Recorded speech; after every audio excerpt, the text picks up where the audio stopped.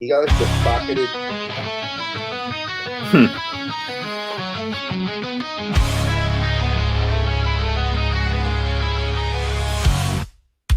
Stepped into days and the shit so wild, where chaos rules and sanity's exiled. Tech toys and gadgets fill the air. Superheroes talk without a care. In this realm of wires and light, late night sessions feel so right. Insanity's dance we all embrace. A smile found on every. That's right, guys. We are back again. Welcome back again to Dave's Dimension, to Dre the Geek Dad, and also we have THANOSCOPTER in this stream. We're streaming this on both Dave's Dimension, Dre the Geek Dad, and the Outer Dimensions podcast. We have the THANOSCOPTER. Nice. If you get in his way, he will snap you away. But guys, welcome to Stream for the Cure 2025. What is this, year number 4 I'm doing the stream now, I think? 5. This is year 4 or 5, something like that. They blur together. What Stream for the Cure is, if in case anyone is tuning in for the very first time ever, well, quite simply, I'm here in Buffalo, New York, and we have a local cancer center known as Roswell Park Comprehensive Cancer Institute. They are the nation's oldest and longest running cancer research and treatment facility here in Buffalo, New York. Roswell Park was actually founded by Dr. Roswell Park himself. And ever since then, they've been doing research and development of new treatments to help any and all forms of cancer, whether you're a child, an adult, a senior. You could be the picture of health. If you were experiencing cancer, this is basically the best place to be. Now, I'm going to show something here.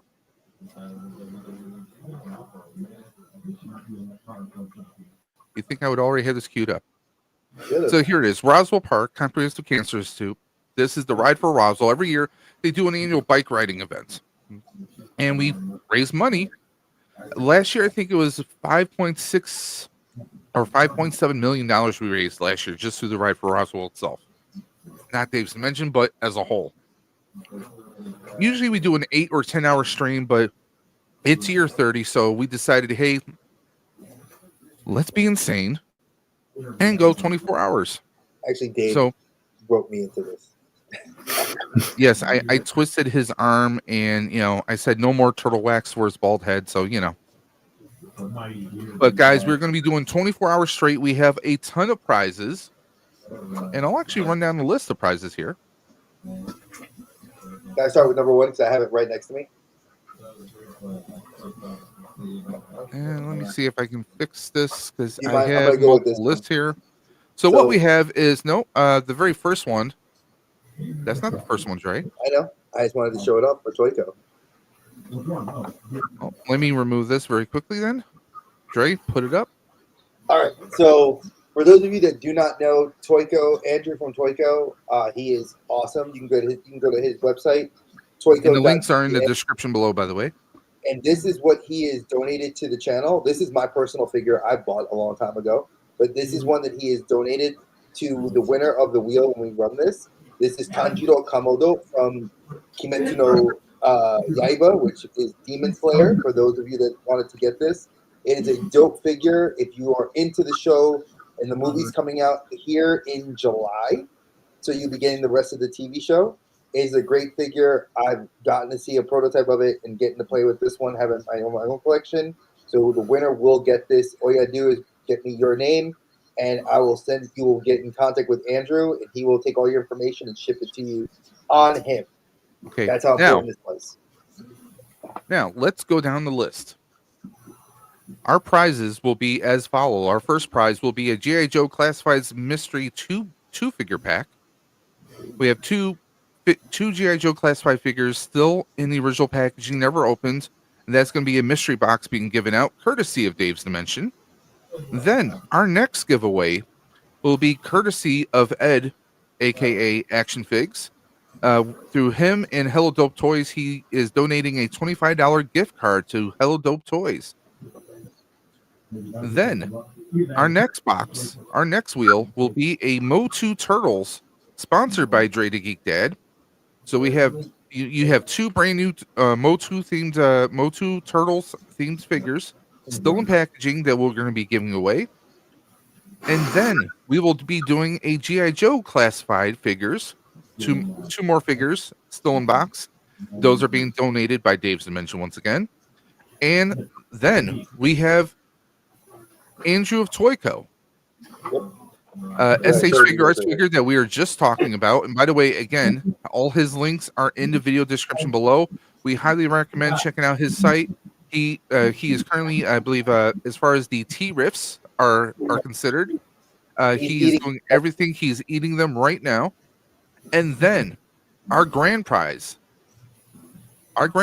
is a hot toy. If you guys are familiar with 1/6 scale figures, we have a Star Wars themed hot toy to give away, still in the shipper, never opened up. So if you guys want a free hot toy, or the chance to be in on one, to be in on any of these wheels, all you have to do is a $10 donation, guys. That's $10 donated directly to the Ride for Roswell. And all you have to do is simply go right here, Ride for Roswell.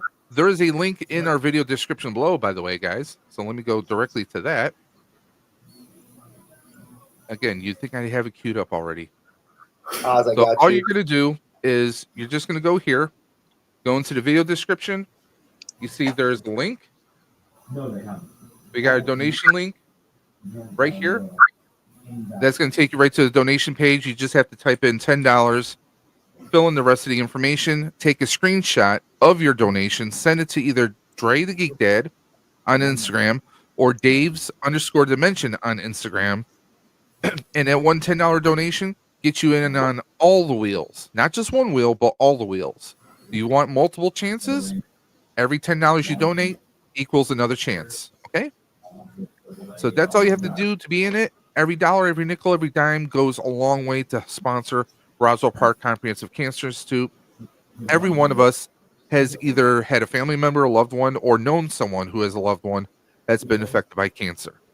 Cancer doesn't care. So it's up to us to step up and care and do everything we can to help support anyone and everyone who's going through this. My wife has lost several people due to cancer. My mother had a form of skin cancer. It wasn't the cause of her passing, but it still affected her life tremendously. My father, the day he passed away, we found out that he was hiding cancer from us. Cancer doesn't care. Sometimes, it just comes across people. My father, he most likely contracted his because he was a Vietnam vet, Agent Orange. There, he used a lot of weapons over there. Sometimes it just happens. Could be smoking, could be just additional cells that are just growing in you that just manifest. You don't choose it; it chooses you, and it happens. But it's not a one-way ticket. You can fight it, and that's what this is all about, guys.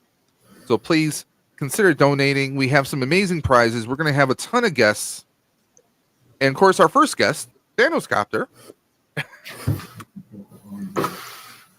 Hey, look, kids, it's THANOSCOPTER. He followed us back. Hello, everybody. Hello, everybody. So let's go ahead and take a look. Don't forget, Dave, there's another guest. You got to mention her. Peanut, say hi. Sergeant Peanut. Here, let's get you in frame. Say hi. Wait. Sergeant Peanut. Those that don't know, Dre's daughter is now a police officer. Yeah, she is. The Easter Bunny brought her a police outfit. Oh, so I guess I gotta send somebody a link now. I got Oz. I gave it to Oz already. You did? Okay. Yeah, I took care of it. I'm on top of it, bro. That's not what she said. Oh, that's what she said because that's how this one came here. Heyo. This is a late night stream. Raffle Angel, thank you for coming through. That would be punchy. Hey, Dre, Dave, Peanut, and other dude I don't know. His name is Thanos. Don't make him mad, or you. Oz got you on the link. There you go. Raffle, thank you, and she says hi. I know you're happy you completed that Build-A-Fig. Oh yeah, I'm glad, and I know Oz is gonna be glad when he gets the Gambit, which is waiting for him.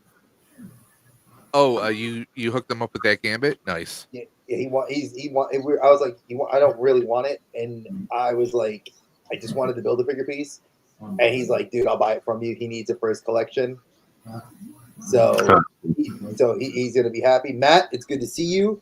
I just messaged you. Thank you so much, Matt. You know, again, like we said, this is gonna be a positive stream, folks. Is that Yes, the collectible fund? yes, it is. That's Matt. Okay. Thank you, Gracias, sir. hermano. I'm gonna thank you from the bottom of my heart. I did that exactly. He needs that for his AOA, the Age of Apocalypse, which is what we were talking about a little bit on the Out of Dimensions podcast. So if you did watch it on the replay and then come in and watch this, you get to know a little bit more. So we do have Thanos, who is a very big fan of the X-Men. I'm actually looking at a couple of X-Men figures here from the newest wave. I actually do have here. Where's that? And by the way, we will be talking toys and much, much more throughout this entire stream. I got Dakin. Nice. I needed to get this one. I'm a huge Wolverine fan, and if you do not have his son, who is actually So the Hellverine, because that's who he is, you needed this figures, folks. So Dre, you didn't comment on that text message I sent you the other day What text message? Bro, you send me so many texts every day. It's hard to tell. of a certain actress that's coming to Fan Expo. Oh, Daphne Keene. Yes, I'm mad at you for that because she is absolutely gorgeous. Should I get an autograph or a Can photo you with get her? me one? I want an autograph for me. Hey, she's how does gorgeous. it feel to want? Feels pretty good, doesn't My it? birthday. Hey, listen. That's after my birthday. I will send you birthday money to get me that freaking autograph. Do not play. Well, I also have to figure out the timing because Thanos probably doesn't know. Fan Expo in Toronto, because I live in Grand Island, which is like not even a 10-minute car ride from here to Niagara Falls, to the actual falls itself. I can hop over the bridge. I'm over in Canada right there. So I'm going to Fan Expo this August because if you couldn't tell, Doc and Marty, they're going to be there. Michael J. Fox and Christopher Lloyd. And me being a massive Back to the Future fan, I kind of have to. I've met Chris Lloyd once for a photo op years ago, but it's both of them. I have an autographed Funko Pop from Michael J. Fox, fully authenticated, but to get a photo with both of them, and before I even started YouTube, I actually did a Back to the Future cosplay. That was a mashup with Ghostbusters. I took a 80% scale Spear Halloween proton pack, rigged it out. There we go. And I rigged it up to look like if Doc Brown and Ray Stans got together and built a proton pack that had time travel capabilities. So I am rebuilding that pack now. I just changed the logo. That's what it looked like in the corner up there. So that's what I had built once upon a time. So I am now, since my 3D printer is basically can print just about almost anything PLA plastic, I am now 3D printing a 1-to-1 scale proton pack. So I'm doing a Mark II version of this. I don't have that pack anymore, so I'm like, I kind of got to represent. So we're rebuilding that from scratch, and I'm going to be doing a Back to the Future cosplay, Ghostbuster cosplay this year. Although, Dre, I'm looking at printing a custom hoverboard. Oh, that'd be fire. So yeah, I'm kind of going crazy. It's going to be insane, but hey, gives me an excuse to just wear jeans and a t-shirt at the con. I don't have to wear a jumpsuit or anything else. Hey, why not? You gotta do you, man. It's gonna be. I think I'm super jealous. Well, Fan Expo, they don't exactly have air conditioning there. Let's just say. What Canadians don't want you guys to be nice and calm, eh? Hey, pretty much. What's that about, eh? Oh no. Hey, Joseph. You gotta get your iced coffee from Timmy Hose though first. It's important. Playing Overwatch. Playing Overwatch. There you go. We Marvel Rivals, right? Because Marvel Rivals is called. That was a concept. That was a concept. That would be dope. Because, imagine that. Well, one idea was like I could do a hoverboard, but then have the ghost trap doors be like right on top of it, as if it's like a Doctor Who kind of a thing. Like the trap is just inside the circuitry of the hoverboard. That was one idea, because putting a trap on top of the hoverboard, that can get a little bulky, So I'm working on a couple different ideas. I could always 3D. There is the drone trap from Frozen Empire. I could print and just hang that on my belt. So I could do something like that, or just take a trap and print like the bottom part of the hoverboard and just put it underneath the trap. Could be a little concept thing. But I was thinking of doing a hoverboard like you see in Back to the Future 2, but just change the color scheme and print out some custom decals just to make it a Ghostbuster themed one. So at least that's where my idea is at. When I did the first pack, I changed the design 6 times before I finished it. So we'll see. Jeez. And you're on the PS5. Joseph, you definitely got to message me on Instagram with your PSN name so we can play Marvel Rivals, because that's what I play. I will be sucked into the Oblivion. My brother has bought Elder Scrolls Oblivion, which was by far one of the best RPGs I ever played from before Skyrim. There was Elder Scrolls Oblivion, which took my life. So I am very much looking forward to that. So if you want to play with me on Marvel Rivals, definitely come up there and hang out with us, and I will let you join up with when we play, which is pretty much every day. 37 entries right now, guys. We have 37 entries, and if you notice, some of these names are doubled because we had a few people drop a couple hundos. We had a 50 dropped, and we had a 20 dropped. So people are dropping multiples. If you want to be entered in on any of these giveaways, even if it's a prize that you're not necessarily psyched for, you can always gift it to someone else. This is a massive toy community. I will say this when it comes to G.I. Joe figures, these are army building figures. Let's just put it that way. It's still going to be a mystery box. It's still a mystery box, but there are some things that are not army built in that mystery box, which I think are pretty cool too. So, do we add Cobb to that wheel too? I do. Oh, yeah, he's on there. I just wanted to make sure because we have Cobb on there. And I just want to address this because I feel like we've said it enough times, folks. This isn't us going into your pockets. We all know times are shitty, and I just from the bottom of my heart and Dave's, we're glad you're here with us, just hanging out with us. Mm-hmm. That means more to me than you could imagine, because that means that we put an extra set of eyes on something, and that means you will mention this to somebody else. And if that other person donates, that's a great way of looking at this. So do not think if you don't donate, it doesn't matter. We want you here. We're glad you're here with us. And that's no bullshit. Right here, this is the actual Roswell Park website, because there's the Ride for Roswell, which is the fundraising effort. But then this is the actual Roswell Park site. As you can see, they have get screened for lung cancer. It's never too early to get screens. These are things you need to do. Any guys out there, we got to get checked for prostate cancer once we hit a certain age. I have to make my appointment, which I'll be doing eventually soon. I'm just waiting for some benefit time to recoup. There's clinical trials that they do.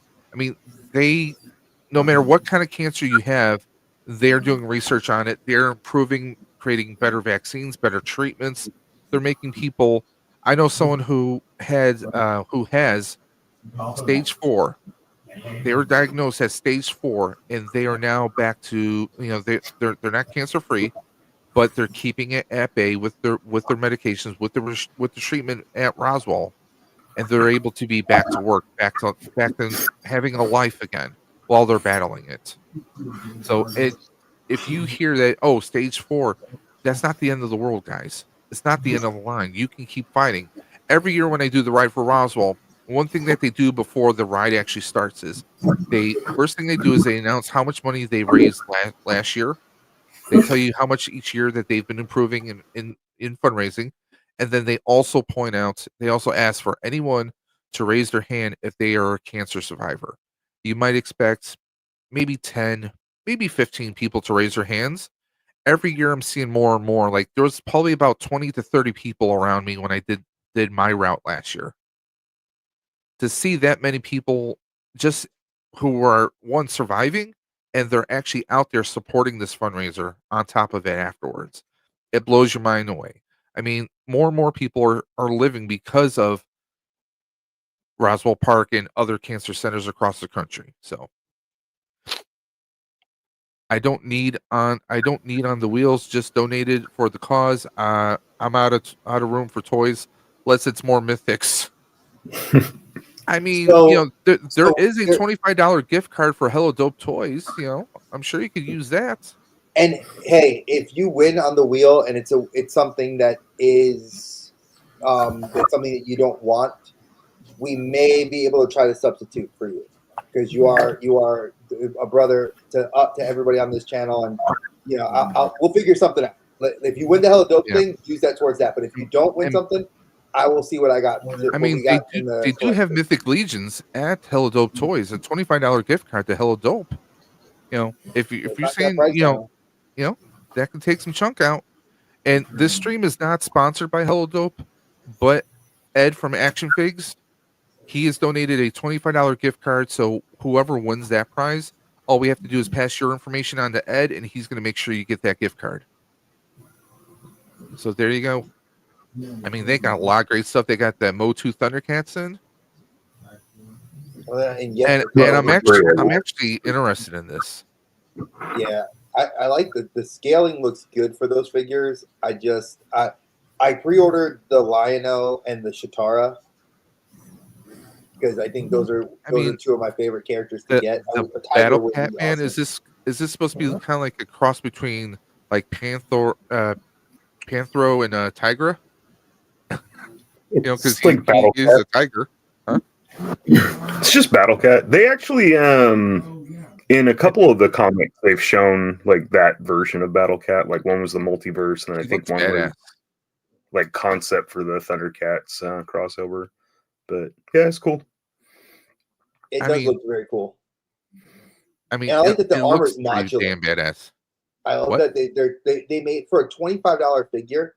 It's modular armor, so like you can use pieces from everybody else's to kind of like. I like that it's kind of going back to something I've heard Brick say it, and I've heard Oz say it. I've heard several people say it within the community that they like that they're kind of going back to that idea of that we played with toys for the fact that sometimes you gave the Ninja Turtles the wrong weapons because it was cool. I think that's cool at this line.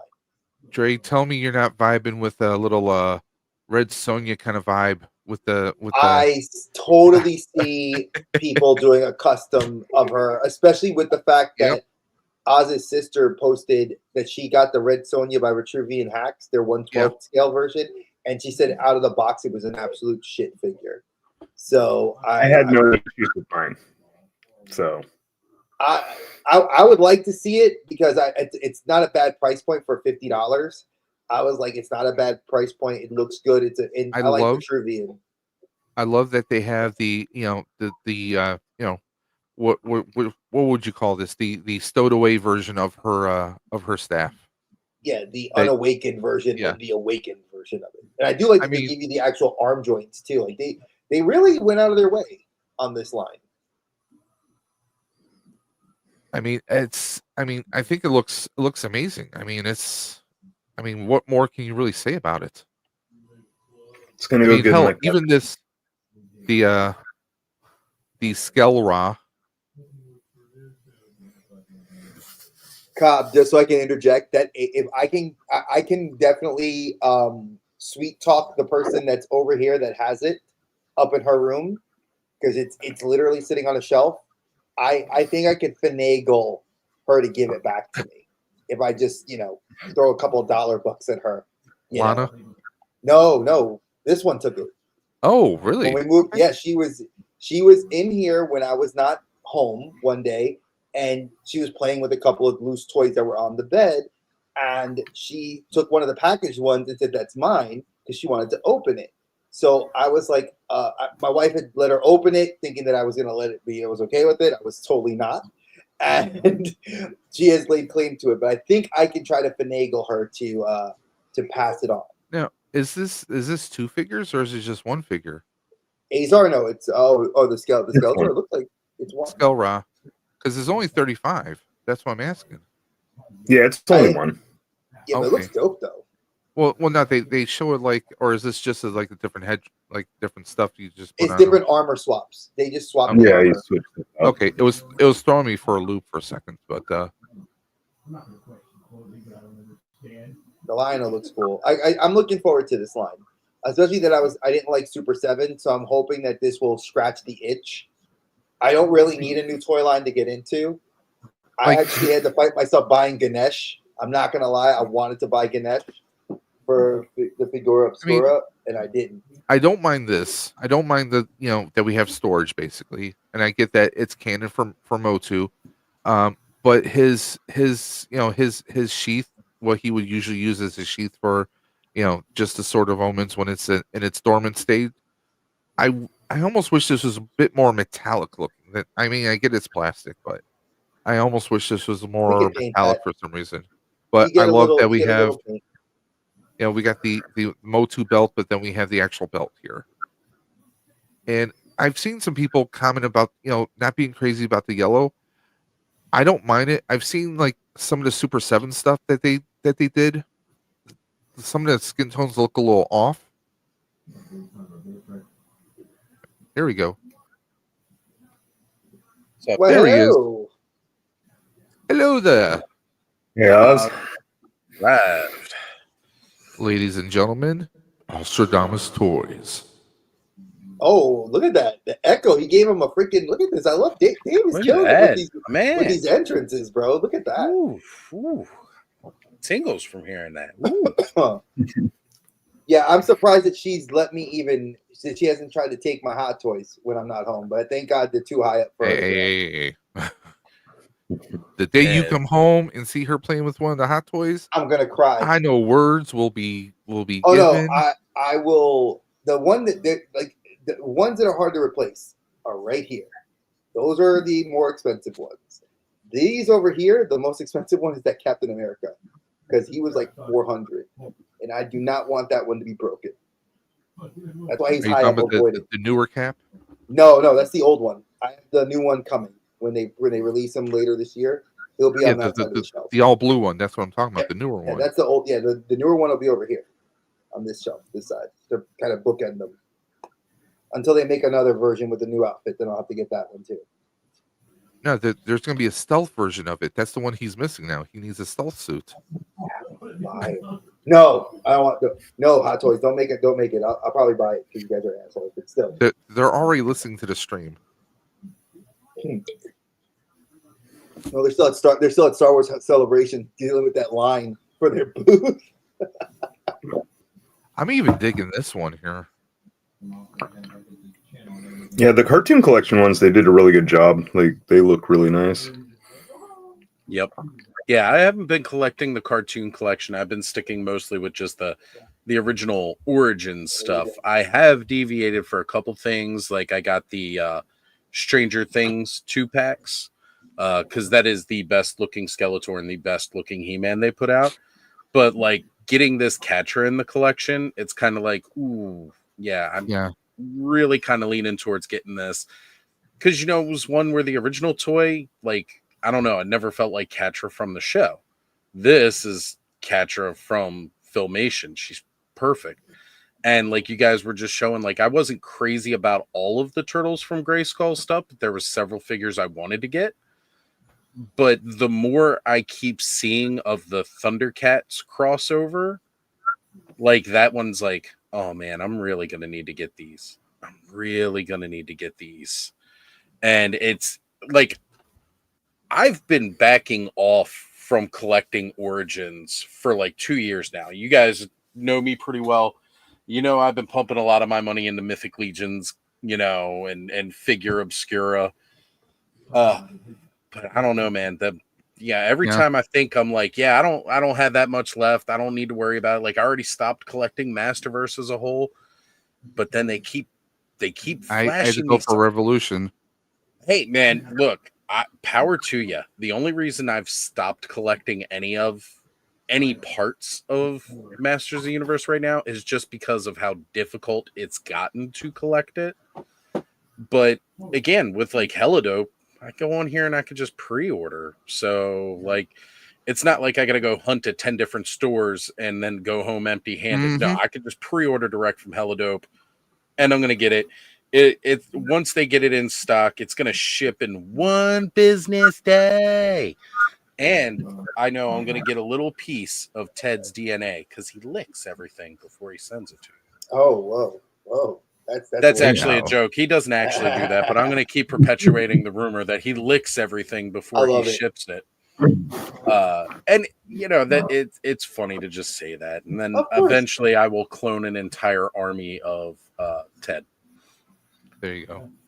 That's Those right, look man. so- See, those are like that's hitting me right where like a lot of toy tubers have been saying. It hits you in the nostalgia. They are nostalgia traps, especially for the people like us that grew up in that generation. That this was the cartoon we came home to watch. You know, I would love to get them, but because I know where my collection lies, it's very superhero and sci-fi centered. You know, Mythic Legions, as much as I love them, that, like I said, I did not get Ganesh, and I had it in the cart, ready to push it, and then this one here was like, "Hey, Papa, I just did poo-poos on the potty," and I was like, "Oh!" So we had to order her kitchen that we promised her, which that took Ganesh right off the table for me. I was like, you know, and she wins because, like you said, I was like, you know, when it comes to them, they win. So Right. Every I, time. I know the Every reference, Cop. I know the movie you're talking about. oh, You God, got to lick it before you ship. that's hilarious. Look at that. But so honestly, I know you guys are going through HELLADOPE because of the gift card, but Mhm. look at that page right there. Look at that right there. You get Tony the Tiger, and I hear he is great. Tony the Tiger, Murder She Wrote, Angela Lansbury, and MOTU, and Mythic, and Valaverse all on the same page. Where else are you going to find those? Not You very could many probably go to places. some big bad toy store, but look, Can't I'm get going to those tell you crates? right now. I was going to say, you can't get those HELLADOPE crates. Your purchase won't be HELLADOPE. And you're not supporting a couple of good guys. Ted, Aaron, and you know, Ed. I Like, mean, these are our who, boys. who wants to shop at Big Bad Tariff? What? Right? Or Right? entertainment tariff. I mean, respectfully, you know, they have a lot of stuff there, but the prices always wind up being a couple bucks above what you would find at retail. So I always look around. And I mean, yeah, these guys, I mean, and anyone who's not familiar with HELLADOPE, check them out. They have amazing stock, they have amazing sales, and they go live just about almost every Sunday night on YouTube. Was Yeah, about I you think get about to 9 o'clock the people. Eastern. Yep. Yeah. You get to know the guys you're buying from. And that's what I like. And to be honest, anytime I've ever had a single issue, which seriously, I haven't had too many, like any. The only issue I had, I pre-ordered a Scarlet Spider last year. He never came in. At this point, about a year later, I finally said, forget about it. And I canceled the pre-order. But what I didn't do was I didn't take my money back. I just put it towards something else that was in stock, picked it up, and then I got it. So, you know, it was the only issue I've had. But they were totally cool about it. Like, I reached out and I said, hey, guys, what can I do with this?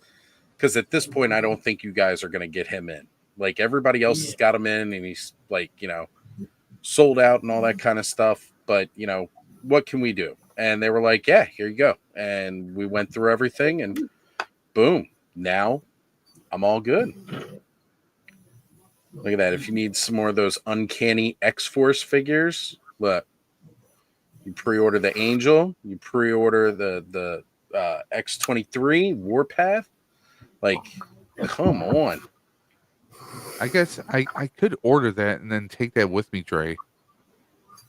Oh, he stepped away. Because the actress who plays Laura in Logan, and she's coming to Fan Expo in Toronto. I heard that. Yeah, you were saying Daphne Keene's going to be there. That would be a good thing to. Well, I mean, it depends if it comes in prior to. Yeah. You know, you going up there. Yeah. 4 Horsemen will be there, by the way, my friend. Yep. And I'm hoping to, as long as my finances hold up, because I have a bonus, I think, in July, and I'm going to try and set that aside because I'm doing the Chris Lloyd and Michael J. Fox photo op, which is going to be that's like really important to you. So. Yeah, it's 4 and change American, so that's like I kind of have to do that because it's Michael J. Fox and Doc Brown's on it. Yeah, I have the Hot Toys right here, so yeah. Who knows how many times I'm obsessed. Yeah. Who knows how many times you're going to be able to do that? How many more times in this lifetime you'll be able to? It's going to be pretty tough.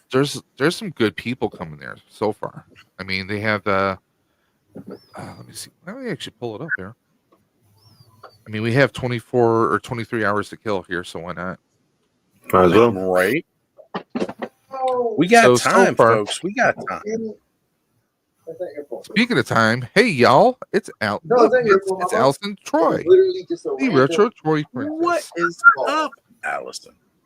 Filming videos and listening so I can be ready for my turn later. I do want to say I did just make my donation because I'm sorry, this is a wonderful charity. Dave, you've been talking it up nonstop.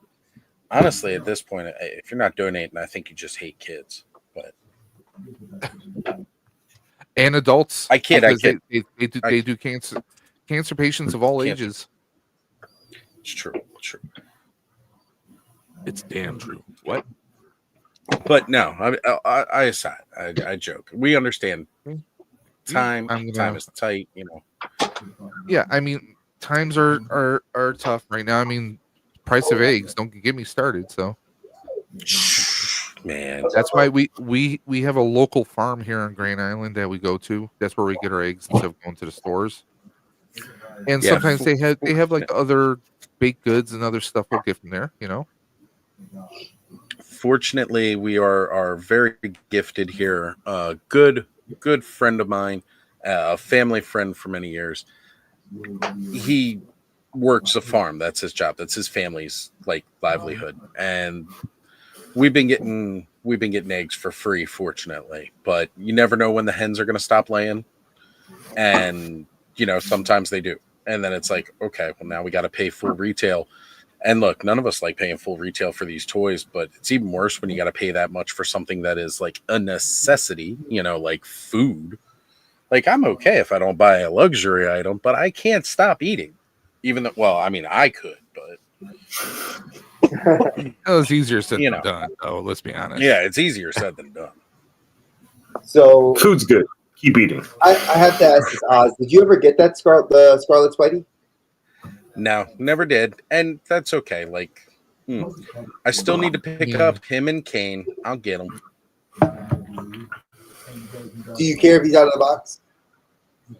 No, I'm gonna open him anyway. Okay, you're gonna, and I'm gonna, just because you're my boy, I'm gonna give him to you because I got the Mayfex coming, so I'll give you my. I'll give you my Marvel Legend. Yeah, you're gonna get mine. I'll take it. I got you. You've been looking out for me and Dave and everybody else in the community. I love you, brother. And you and I. You and I always talk. That's like asking a kid. That's like asking a fat kid, "You want a slice of cake?" Now, I have. I'll send you some of the extra. I have like tons of spider webs and stuff, so I'll send you a bunch of cool extras in there for you. Yeah, no, that'll be great. Yeah, I mean, look, I love I know the Clone Saga gets a lot of heat. Oh, and although I had the whole saga once. Oh yeah. I needed to know who was the clone, who was the original, and they kept flip flopping like every month.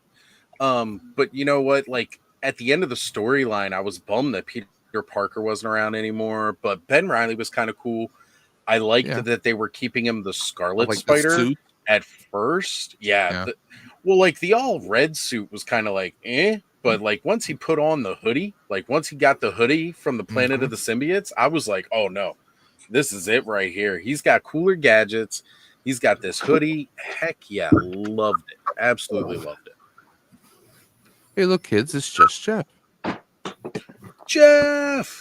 And anyone who's watching this live or on replay, he did the Ghostbusters video game remastered earlier today. Yep. That was a fun stream. I caught a little bit of that. I was still at work, so I couldn't watch too much. I'm glad my boss probably isn't watching this. I'm looking through for him now because I got time. Sweet brother. Yeah, he's got a little bit of time. A little bit of time. We got some time tonight, guys. We're just chilling. Yeah, so let me pull this back up. So Tom Welling from Smallville, which is another one on my list. Nice. Him and Michael Rosenbaum are there. You got Daphne Keene. You got John. I should be the star of Star Wars. Boyega. I'm not too sure if Hey, that man, I think it if would have this been is cool. gonna hold out because of some of the controversy he's been stirring up. Yeah. You got Tyler Hoechlin, which I think is a great Superman Clark Kent balance. Me and Dre were both that opinion. Yeah. Of course, we got He's been OG really good. OG Lana, There we go. Kristen Kristen Crook. Curt. Yep. So I mean, they got because I wish I had the time and the opportunity to, because that Saturday night they do these Smallville nights where it's him, Rosenberg, and Welling get together and they do like a whole like after party show where they answer questions, they hang out with fans, and they do a whole thing. Um, Michael J. Fox, him and Chris Lloyd are doing that Friday. That's something I'm gonna have to pass on because I work, of course. And you got Jodie Whittaker's going to be there too. Yeah, Doctor Who. Who Yeah. again? The 13th Doctor Who. First and time her it was a female. companion. Yeah. Her and her companion. So yeah. So that'll be because see the thing is I'm a big Doctor Who fan. I actually have a book I bought from Amazon a couple years back called How to Be a Time Lord. I have the Eighth Doctor, Paul McGann. I have Nice. I have him. I have Capaldi, the 12th Doctor. I also have Capaldi's master, Missy. Oh Michelle wow. Gomez. Yeah. Okay. My wife was actually she took the book when we went to New York City Comic Con a couple years ago, and she got her to take to autograph that. So now we have Eric Roberts coming here to Nickel City Con in Buffalo, and he was the master for Paul McGann. So I'm going to try and get his autograph so I'll have like the doctors in the front of the book, the masters in the back. There you go. Right. But, you got getting your Time Lords in, which is perfect. But Jodie Whittaker, I think she did a great job for a lot of people, because anyone who's a Doctor Who fan, there's a lot of controversy during her tenure, but that wasn't her fault. You can only do the job you can with what you're given. There was a lot of writing. The showrunners were just it's a topic I won't get into. But she's a great actress. We got spoiled, right? Like we really if you came into Doctor Who, Christopher Eccleston through Tennant and Smith. Yes. You got spoiled hardcore on good writing, good stories, great doctors with great companions that did great speeches, really well great together. Moments. Yeah. Right. You got a lot of really good shit in those years. It's really hard to follow after that. Like Peter Capaldi is an outstanding actor, but I got to say, the story arcs that he did as Doctor felt flat. And honestly, it's kind of what got me out of watching Doctor Who so diehard. Okay. I got excited when Jodie Whittaker came in, but I only caught a couple episodes here and there. I did not watch most of it, but that's not anything against her. Yeah. It was just that I got so put off after Peter Capaldi. I was like, I'm not as into it as I was. I mean, now my wife, actually, Capaldi's her favorite, believe it or not. but that's because everybody's got a favorite. Well, when she started watching Doctor Who, that was the current Doctor at that time. So that's why, there you go. When you start, that Doctor kind of becomes your Doctor for the most part. Right? Yep. And we went to Fan Expo a couple years ago. He was there. And this is like around the time that he was doing the Suicide Squad movie, because his head was shaved. At the time, we thought, is he not well? Is he going through some health issues? Because obviously he's an older gentleman. But it turns out that was right before he he was doing Suicide Squad. We do a photo op. I'm dressed as the 11th Doctor. I got Matt Smith when he was working in the shop. I had a little name tag that says the Doctor on it and everything. My wife was dressed up as Clara. So we do the photo op. He actually takes the sonic screwdriver out of my hand. He's like, "Are you ready to save the universe?" Like he's a fanboy himself of Doctor Who. So it was a great experience. He grew up with it, And well, I had told him, I was as the people there are kind of like rushing you away after the photo. I was like, I just want to thank you, Mr. Capaldi. He said, "Call me Peter." And then I said, "Well, Peter, you're my wife's favorite Doctor. Well, he's like, well, then she's got to come back over here and get a hug. So I'm like, I could call. I'm like, That's Roxanne, right. and she was like, what? And I was like, he come over. He wants to give you a hug. And she's like blown away because it's also our anniversary weekend. So she got the hug from her favorite doctor. So she was just blown away. Hours later, we're in line to get autographs, and he remembered us from the photo op, which is you got to figure hundreds of people are going through doing the photos with him. He signs in my book, laugh, was a laugh hard, run fast, be kind, his kind of like his trademark line. And then on my wife's autograph, he writes this friggin' like it's almost like a paragraph. And because we had mentioned to him that was our anniversary, he remembered. He says, "Yeah, it's your anniversary weekend, right?" So he writes this whole thing. Those are the interactions you live for, Jodie Whittaker, I know she's a great actress because Broadchurch, she was in there with Tennant. That is the UK version, the original version. But she was also in a movie with John Boyega, Right, called Attack on the Block. Mm-hmm. So that, she's definitely, I would definitely still want to get an autograph. Just depends on pricing because I'm already going to be dropping a ton on the Michael J. Fox, Chris Lloyd photo if it does still happen. There's speculation that there's going to be more Back to the Future actors there coming, so I'll see what happens. If Leah Thompson's there, I'm in trouble. I'm in trouble. Yeah, I bet you're gonna be in trouble. There he is. Well, not Leah Thompson was my my crush when I was growing up. I always had a thing for Leah Thompson. No, I don't blame you. Oh no, Daphne Keane. I'm looking forward to it when Dave goes and meets her. Like I already said, that's some birthday money coming your way to get me that autograph. and Dave, remember I told you I bought. So a lot of people don't know I bought the old Han Solo Black Series, which is from not the Force Awakens. Yeah, from the Force Awakens. Or yes. The Last Jedi. Sorry, the Last Jedi. Because where you get to see like they had a Han Solo. So I've been wanting to do a Thunderbolt Ross. So I took the head sculpt. And I have it on the old indie body that was made by Hasbro with the special from the Club Obi-Wan. Temple of Doom. So I gotta get some paint. Take my black paint and paint this jacket black, and I can put him. Are you gonna cut off the rows, the corsage? Yeah, I'm gonna. But look at that though. So now I can actually have them on the shelf together like that. President Ross with the Red Hulk. I have to do that. That was. So look, I needed to do this, Oz. I needed to dig for that Spider-Man for you to get my stuff ready. Oh, do you also have this one? No, I don't have that one. I wasn't as interested in that one though. Got you. Yeah, Superior Spider-Man is. I happen to like the newer one. Dave got me the newer Superior one, right? With the claw. I love with the way they actually got the claws and stuff. Because for those of you that don't know, he's Dr. Octopus inside of the mind of Doc Ock inside of Peter Parker, and it was called Superior Spider-Man. They did a recent rerun of the comic book, which actually was really good. And there's a very badass looking hot toy of them too. Yes, which I am currently waiting for my comic book shop to get in because I had ordered it through them. So hopefully I'll be getting that in the next couple of months whenever that arrives. So. Yeah. The newer one is definitely the better version of that. The next one I need to get after that Scarlet Spider is I need to get the cane.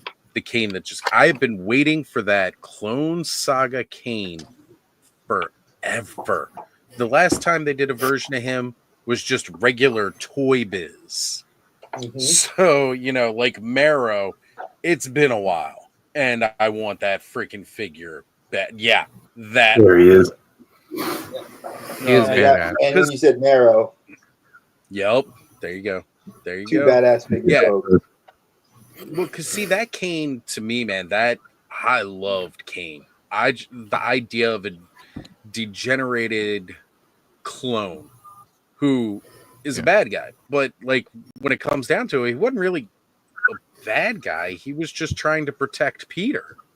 It's like everything he did was to protect Peter. He went about it in a very twisted sense because of his degeneration.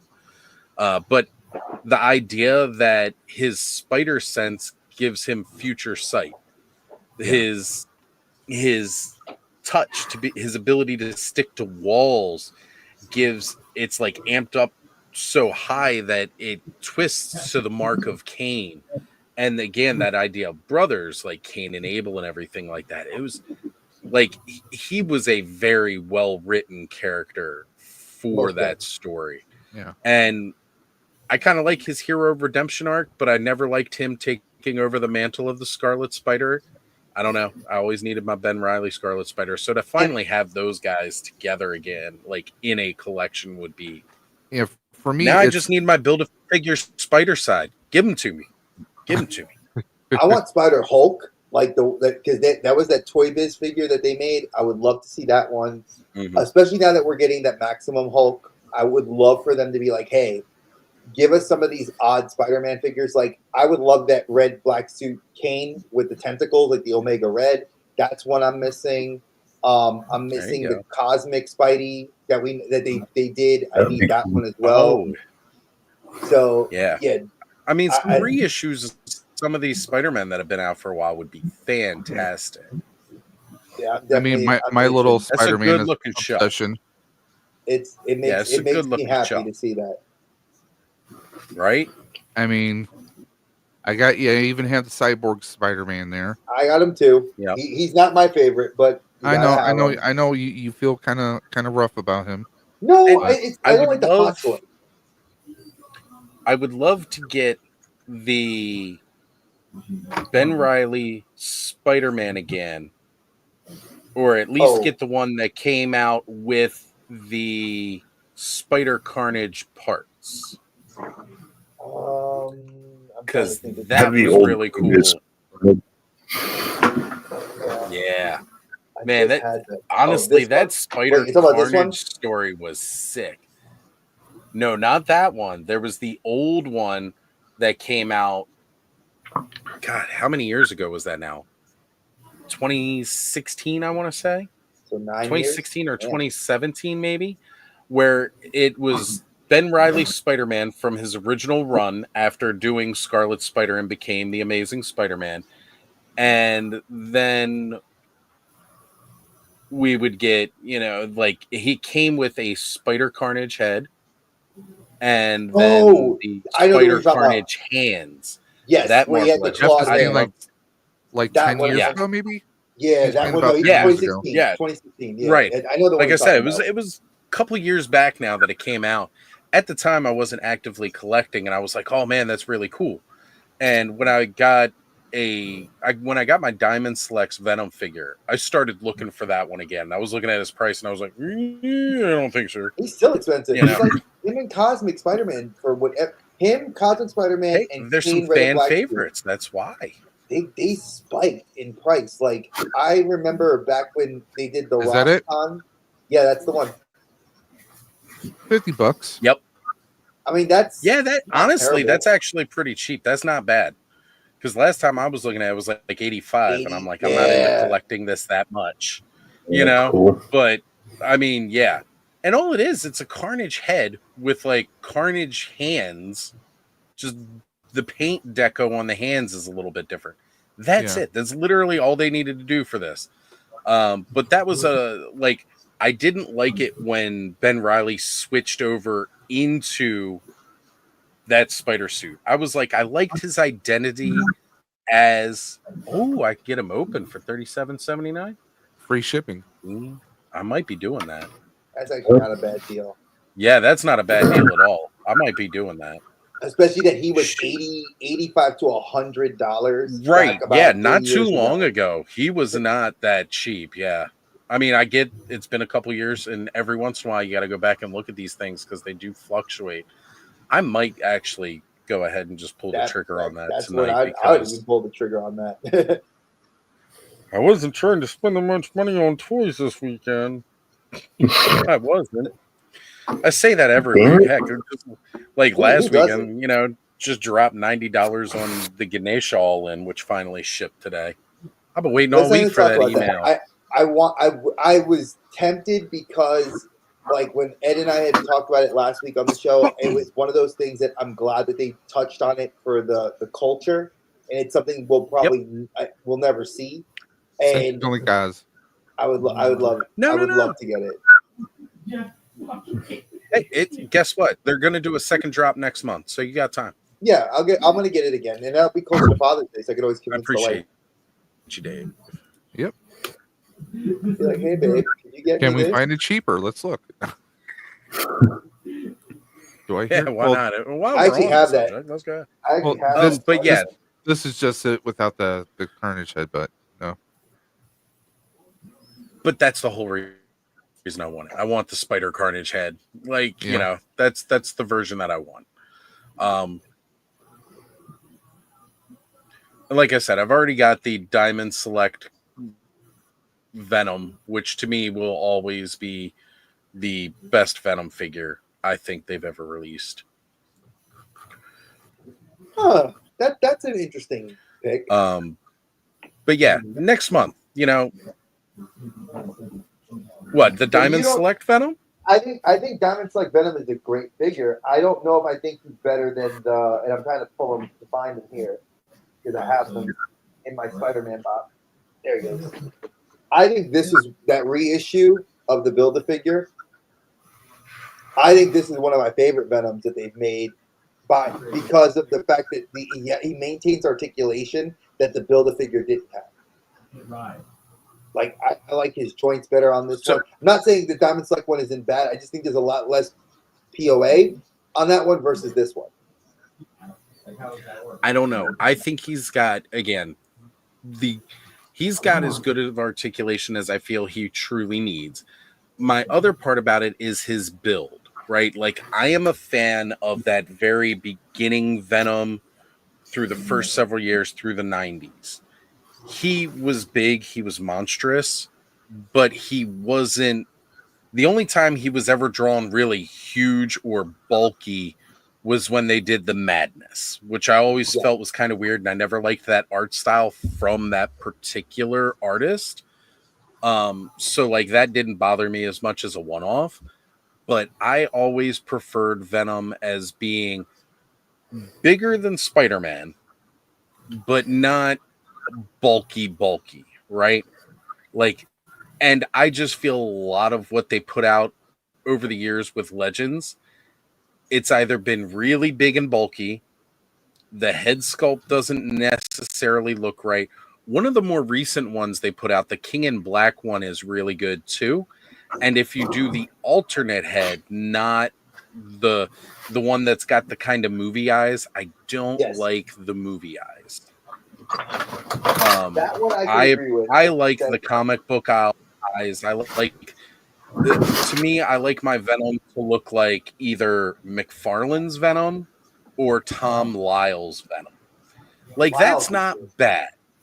That's not bad. That's the King in Black version. Yeah, that one's not too bad, and I can deal with that one. But again, that kind of build for him is what I like. I don't like the over bulky one. With the movie one, I think the only thing that I don't like about the movie one is that I do like the spider. I've always liked the spider on him. I thought it was weird in Ultimates when he didn't have it. Yes. Like, they made him big and bulky. He had individualized toes, and he didn't even have the spider. And I'm like, is there even Venom there then? And then they did I like how they did the Mangaverse one, because the Mangaverse still kept him with the spider, and he was just a freaking evil Shogun. You know, like it was armor on top of the symbiote with like symbiote like parts. I was like, that would be a dope action figure. Again, they're missing out. Like, give me Aranya. Like, I'd love to get Aranya because we never got her. They never gave us a Mangaverse Peter Parker, which I thought would be awesome because we get it. We're getting, what was it? We got Ultimate Iron Man now. We've been given an Ultimate Cap. Right. We've got an Ultimate Thor. I mean, you know, I know Jeff, you know, I know you don't like Spider-Man, but and we're going way off on the tangent for Spider-Man, but they're missing so many that they need to do. Well, Jeff mentioned maybe not do a Spider-Man. They should. Sorry, Dave. No, Dre, just wait until they do maximum versions for all of them, because you know that's going to happen now. I honestly, I don't. Which I'm dreading. Which I don't. I only pre-ordered. I didn't even pre-order Maximum Spider-Man. As much as a Spider-Man fan as I am, I'm literally waiting. Everybody's raving about it. I'm waiting for the price to go down. MEGAJAY was talking about that today. He's waiting for it to go down. I'm waiting for it to go down. I'm a long game person. Yeah, I want if you know, I want for me, I need to have a like the Hulk.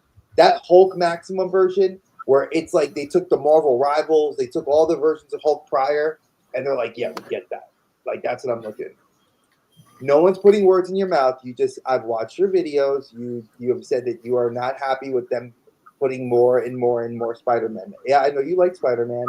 Do not take it personally. No one's saying it's bad. I'm saying it as a person who has like 19 Marvel Legends sitting at his feet right now of Spider-Man. That there's some that I would love them to do, but I could agree that it like the feces of McFarlane. They did with Batman. They're doing with Spider-Man. I'm looking forward to the But they've Uncanny always done it with Spider-Man. That's true. What was that? I'm looking forward to the Uncanny Spider-Man. Yes. Yeah, that'll be cool. Definitely, because it's one we haven't really gotten touched yet.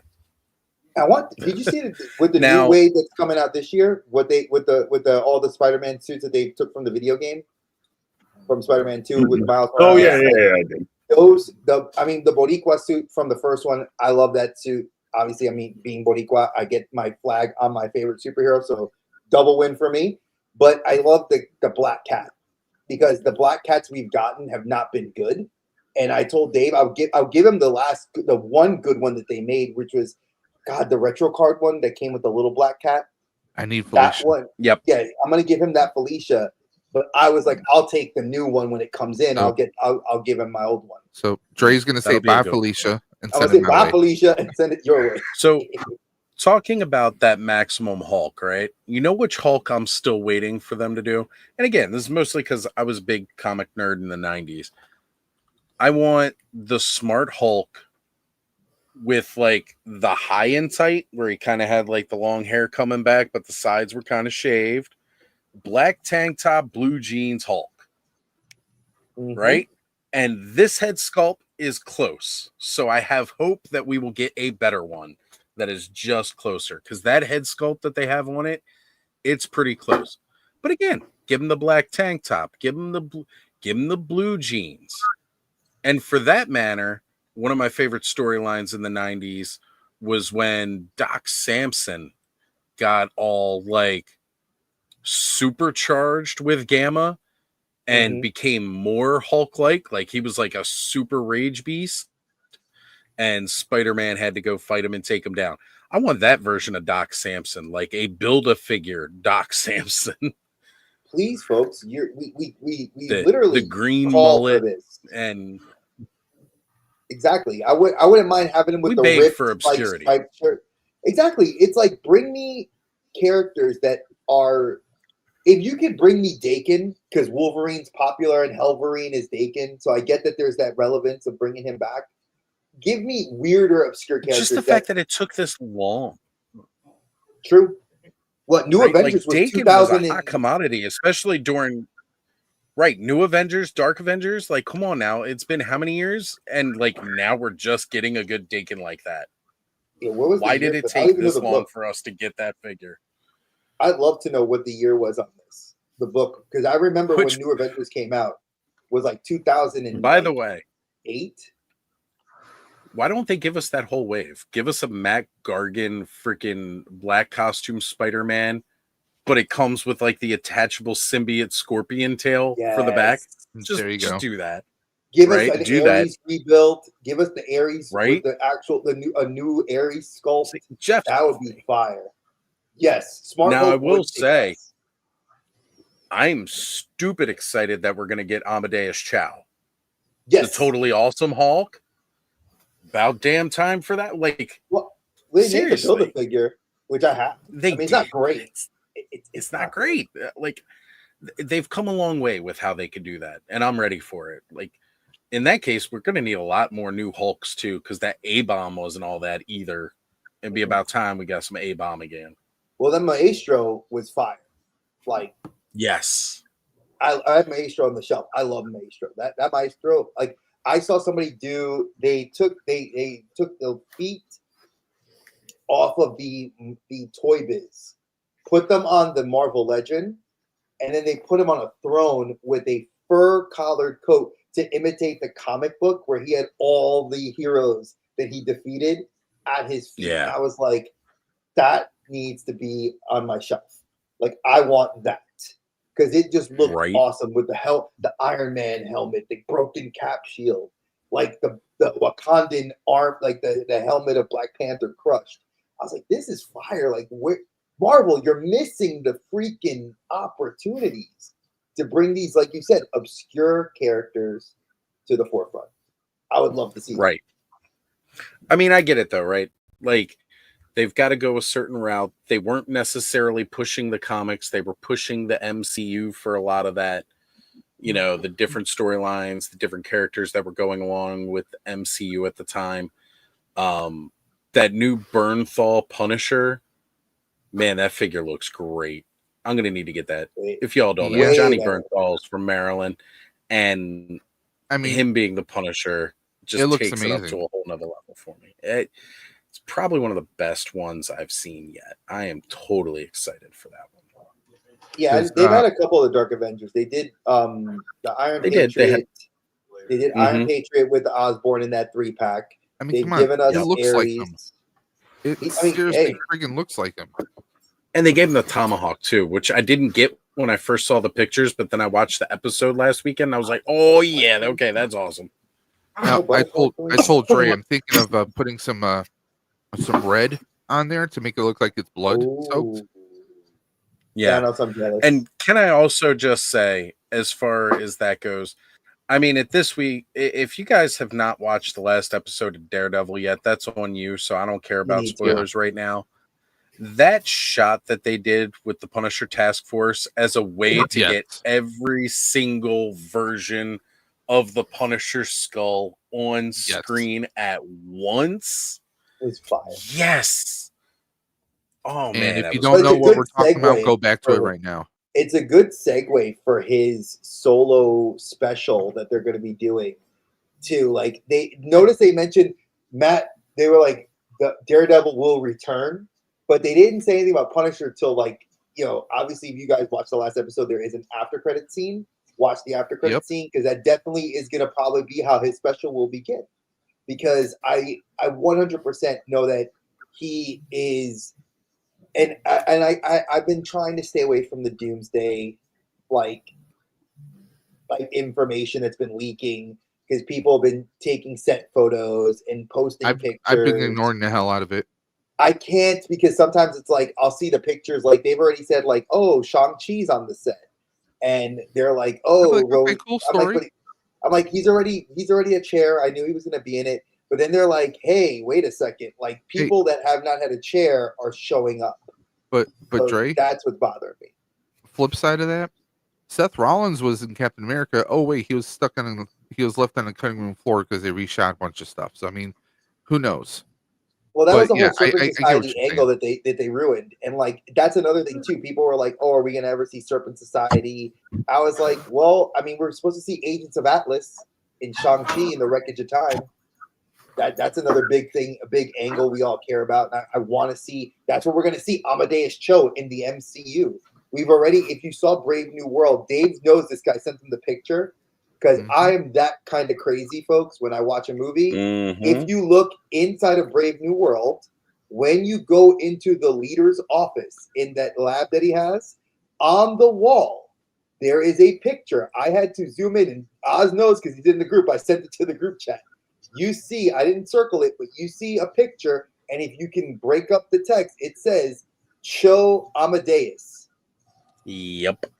So we now know the totally awesome Hulk is in the MCU.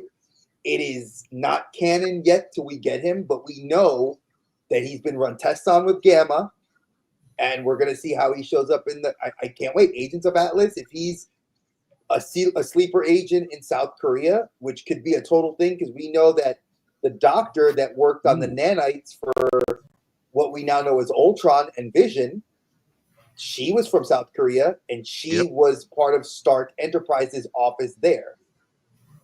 You know what's really cool about that, too, is we might even start seeing, like, a more traditional Big Hero 6 I've heard thoughts about that too. And I So, would love like, that. you know, again, the Big Hero Bring it. 6 that came out, the movie, it's, if you didn't know, it's a comic book movie, but it was not, that wasn't the Big Hero 6 that was the comic. Like, that was No, it was adapted. far from the comic. Mind you, it's an outstanding movie. Definitely go see it if you haven't. If you hadn't seen it, what's wrong with you? Go see that movie now. It's been out for ages. But it is not the comic book version of that team at all. And again, nobody ever like got mad about that, which was crazy. But I think that's because a lot of people never knew about that team. But that's like Sunfire's on that team, and oh man, Silver Samurai's on that team. Like, let's see that happen. I mean, we could get them because in theory, the MCU we've had a Silver Samurai, we've had Sunfire. They've mentioned him in the cartoon. We saw him in Genosha in X-Men 97. And a lot of the thing that they're starting to do that DC never did was integrate their cartoon universe into, and we know that from Into the Spider-Verse that the MCU characters have made appearances there.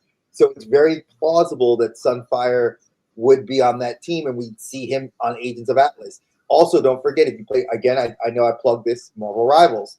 Iron Fist is the Swordmaster. Arrow, Marvel what? You know, Luna Snow. Half the characters that are on that list that you can play in the game are in this comic series. So it'd be great to see. Yeah. This was a really, really awesome team that never really gets the spotlight ever. But it's freaking awesome. It really is. It's one of those things I think that a lot of people, unless they're like us that are in the know or really have that interest in doing the due diligence of research and like, I want to learn about this. And I think that with the access that we have, like I tell my teen daughter this all the time. I'm like, you realize when I was a kid, if something was cool, it was like there was no internet for me. Like I had to go through finding magazines, and then if I was lucky to find a comic book store, the LCS back then was cool. And maybe one of the people that worked the counter was that kind of into that level of stuff that he might know through a zine that he read from another place, you know, that sort of thing. But we don't get that anymore. Like now we had to network in a whole different way to get half the information that we could. You know, like right now you go to Fan Wiki or whatever like that, and you could look up the entire story of some of these characters in like 5 seconds. As a matter of fact, I didn't even know Ben Reilly came back as the Jackal until like 6 years ago or something like that. Wow. Like I didn't realize that happened as a storyline somewhere in there that I had completely missed out on. Crazy, by the way, absolutely crazy. But yeah, like, you know, like we didn't have the internet to access all this stuff. If you picked up like Wizard Magazine, you bought the Topps cards. If they came out with an encyclopedia, which a lot of times they did, you picked up the encyclopedia because there was a lot of characters and stuff like that that might make an appearance in one freaking issue. And like, you never heard of them, but they'll be referenced, you know, and it's like, well, who is that? And we couldn't just go Google it. There was no Google. Our Google was an encyclopedia that Marvel put out. I was like 13 or 14 before I could even ask Jeeves. So, you know, like you really needed to like, we had to dig this information up in different ways. And I used to deep dive even back then, man. I'd be going to the library, looking at the Marvel's encyclopedias, grabbing. I was a big collector of Wizard, which is where I got a lot of my cross, you know, because like you're flipping through the price guide. Hey, that's a really cool comic book cover. What comic is that? All right, now I need to go find that because that looks cool as shit. You know, like stuff like that. That's kind of how like I got so eclectic and got into so many different things. Now, I got a question. Would you guys be interested if they did a couple of the police task force in different Punisher logos? Would you be interested if they did like generics that you could army build? I mean, I collect Mythic Legions. I love army building. Let's do Nope. it. He, I was gonna say that's biased. He loves army building. I wouldn't mind for me because if they did it with the Chitauri Warriors, where like you got like you got Thanos, Or no pun intended. tracksuit. The Tracksuit was tracksuit it guys. Tracksuit Mafia? Yeah. Yeah, but don't make them a store exclusive. Please don't stop. No. Like I don't want a fucking store exclusive. Just make them I'm so tired of store exclusives. like that. I'm glad Dave just found me Professor X, and I was so glad because none of my targets Oh, happened here. good. Sold out They everywhere. had two, so Yeah. I got one for him, one for me. So that's what we did. But you can't find like how Good much deal. times are like how many times are you lucky to find like everything now? Like if you guys don't realize this, and I know the guys here, we all do. If you don't pre-order your stuff, you're not going to see it in store. That X-Men wave is it's online exclusive. And this Punisher, Dre missed out on him. Yep, I was working and I was in a meeting. Thank God Dave but- freaking got me. I grabbed two because I had a feeling that I knew he would want one. So Well, I have the old one. I got the old one from a very good friend of mine here in Charlotte. He sent it to me because he knew I wanted to build the Defenders. Because I didn't have a Jessica Jones, but I had Iron Fist and I had Luke Cage, but I needed a Punisher. And he sent me the other one, and the way he was built, I don't like it. The joints were kind of like janky. The head sculpt looked all bad. This one is technology 10 years later. To me, this one feels like Punisher War Journal. Punisher is how this one feels to me. Yeah. I'm a sucker for a good Punisher figure. The last one that came out with Dick Fingers, whatever the hell that dude's name is. Bushwhacker. That Punisher, Bushwhacker. That's it. Dick Fingers. That's what I said. That Punisher's really cool, but I don't like the head sculpt with the headband. I mean, it's all right, but that is definitely one of the better ones that has come out. This one I love a lot, and I wouldn't mind getting I really, really would not mind getting a trench coat to put on this one. Now, I did see you pull up Jeff's comment there about the killing cops thing. Tracksuit Mafia. And, so in the comics, like he came across a couple of cops that idolized him. Yeah, he totally in the comics. He straight up tore his because the writer of the Punisher was mad that he was seeing cops take this symbol. And today you see this. Cops should not be idolizing a vigilante that kills without due process. And just takes the law into his own hands. I get this feeling of, taking the criminals off the street, but the realization is the cops that he is taking out, he goes and he does his thing to those cops. And the writer in the comics went ahead and even had him tear down some cops in the comic book to tell them, you guys should not idolize me. And yet cops do idolize him. And that's terrible. But see, I think in the same regard, and I say this very honestly, as somebody who's seen kids that are buying action figures, this is Marvel and Hasbro are not marketing these figures. They are considered, and you can see it's action figure, but they're sold as collectibles. And I think that the way they view, am I saying that I want my Peanut over here to be wanting a Tracksuit Mafia figure? No, because do I want her to idolize the Mafia? No. But again, you gotta have guys to beat up. Exactly. You gotta have. I mean, we have that. We've had so many characters that where Captain America, they made the Punisher suit where Punisher wore the Captain America suit because he idolized Captain America, and people were tearing that figure apart because they're like, oh, how could you make a figure of Punisher idolizing the iconic hero? Well, the vigilante Punisher can idolize another vigilante because Cap becomes one. I'm going to add something. Go ahead.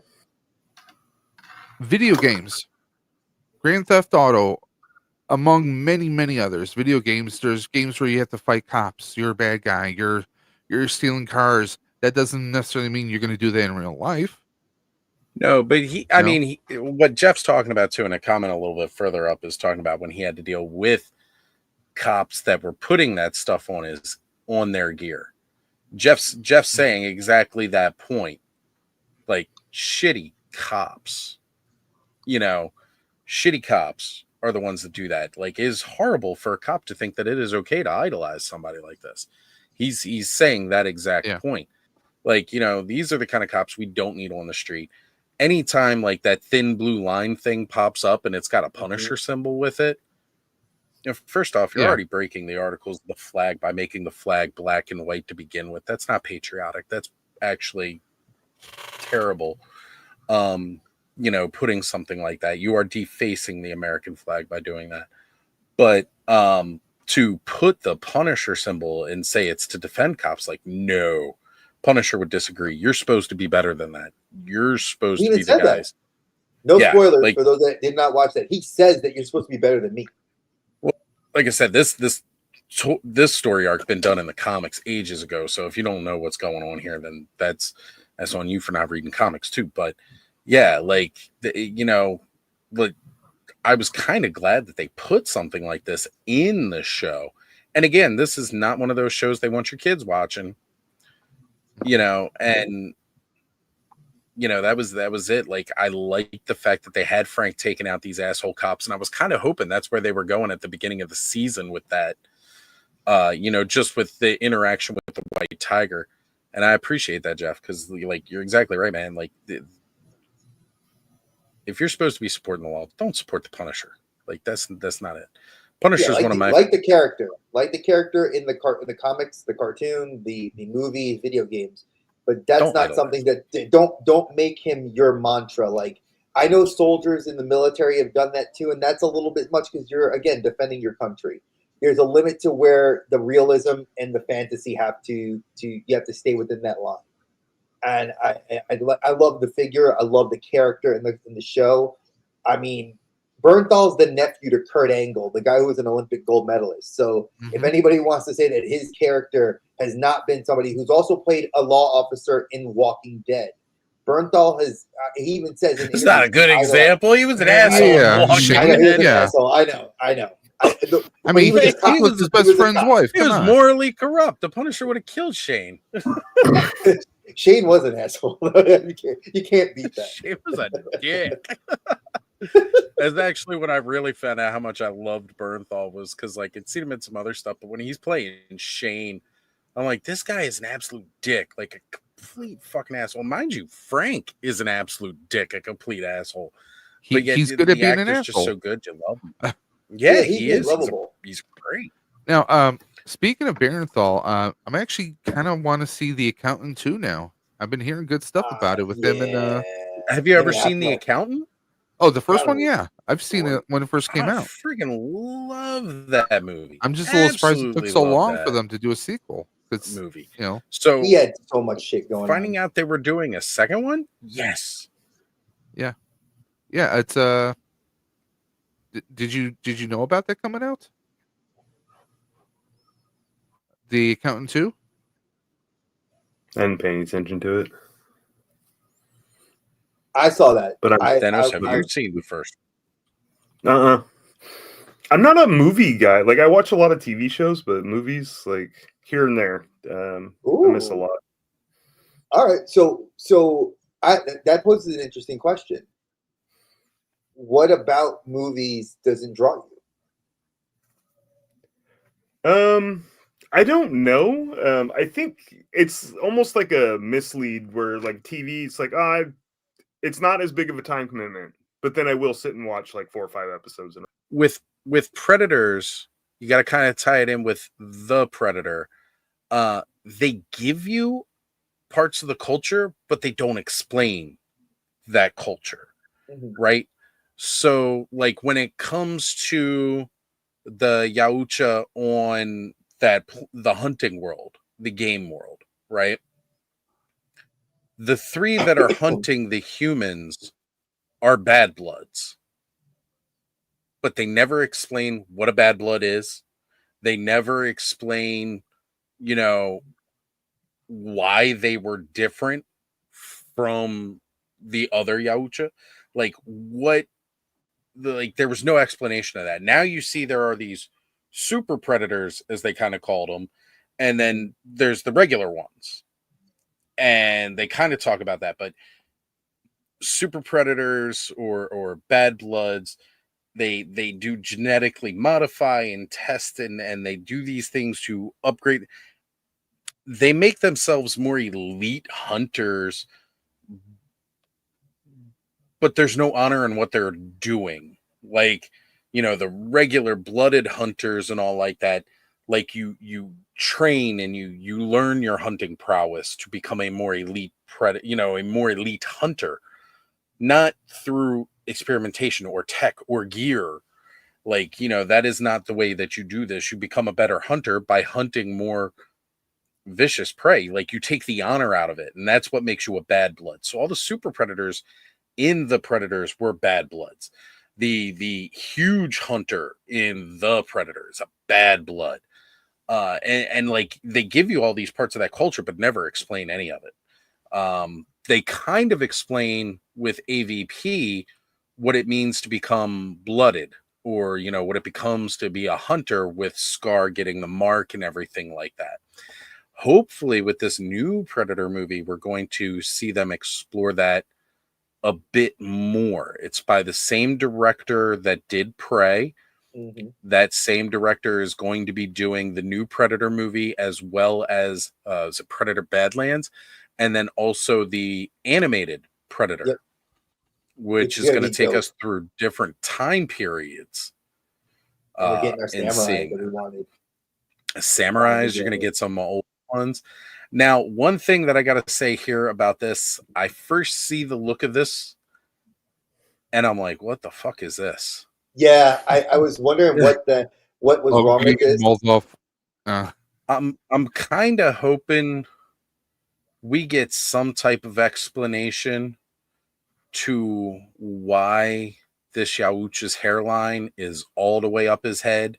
Facts. 'Cause typically the hairline's back and around. Like, okay, like right now I'm sporting the hairline of a Yautja. Like, my hairline comes all the way around to the back of my head and the sides. Like, I'm rocking the Yautja hairline. In this, I don't know. Like, I'm pointing to my screen, like y'all can see what I'm pointing at, but I'm pointing at what what Dave's got up here on screen. Mm-hmm. I don't know what's going on with this hairline. Maybe they're changing how the Yautja are. Maybe when they are younger, their hairline's all up in their business like this, and then as they get older, their dome expands, the hairline recedes. I don't know. Or it could be something even cooler. Maybe, like you do say, that they like to mix. They're genetically altered. The bad bloods are like looking to like genetically modify themselves. What if the regular more human? What DNA? What if they look? That's for what I was thinking out there. I'm thinking that that's maybe something that they might be doing with this film. I mean, I don't know. I do know that they did make a Easter egg saying that this director had the alien skull from Independence Day on the wall, on the trophy room, and that they're saying that that's going to be one of the things that they would if they ever did AVP, it would be an alien of a different race that they'd be hunting. So here's the thing with that. I'm not necessarily sure that was the one from Independence Day, or if it's from War of the Worlds. The aliens in War of the Worlds had that kind of look too, but there was one thing that was more with the War of the Worlds. It comes around like that almost saucer shape, but then as it comes up and around to the back, it kind of curves forward, like up and around like this. Mm-hmm. And that skull that they showed had that arch. Like, as it came around to the back, kind of had that arch over. So it looked a little more War of the Worlds to me than just Independence Day. But either way, it's still cool that, back in Aliens 2, the whole reason we ended up getting AVP was because they put an alien skull on the trophy wall. And then after that, Dark Horse... Actually, did Dark Horse come out with the comics before? Dark Horse or was did. it after? And we lost... Yeah. So, like, it was just that like little nod thing. and I would absolutely love to. I enjoy that they're doing that again. What do you think of that incorporated universe? Because I know Dave and I have mentioned it when we saw Blade Runner 2049.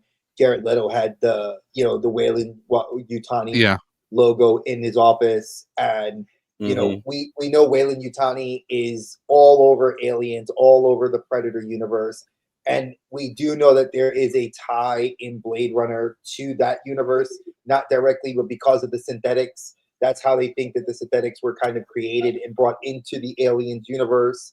I do know that Marvel, when they took the comic books over, we had 2 storylines that were about the synthetics actually revolting against humanity, and then having to deal with aliens coming to their world that they vindicated, and that the synthetics were trying to fight the aliens on their home world.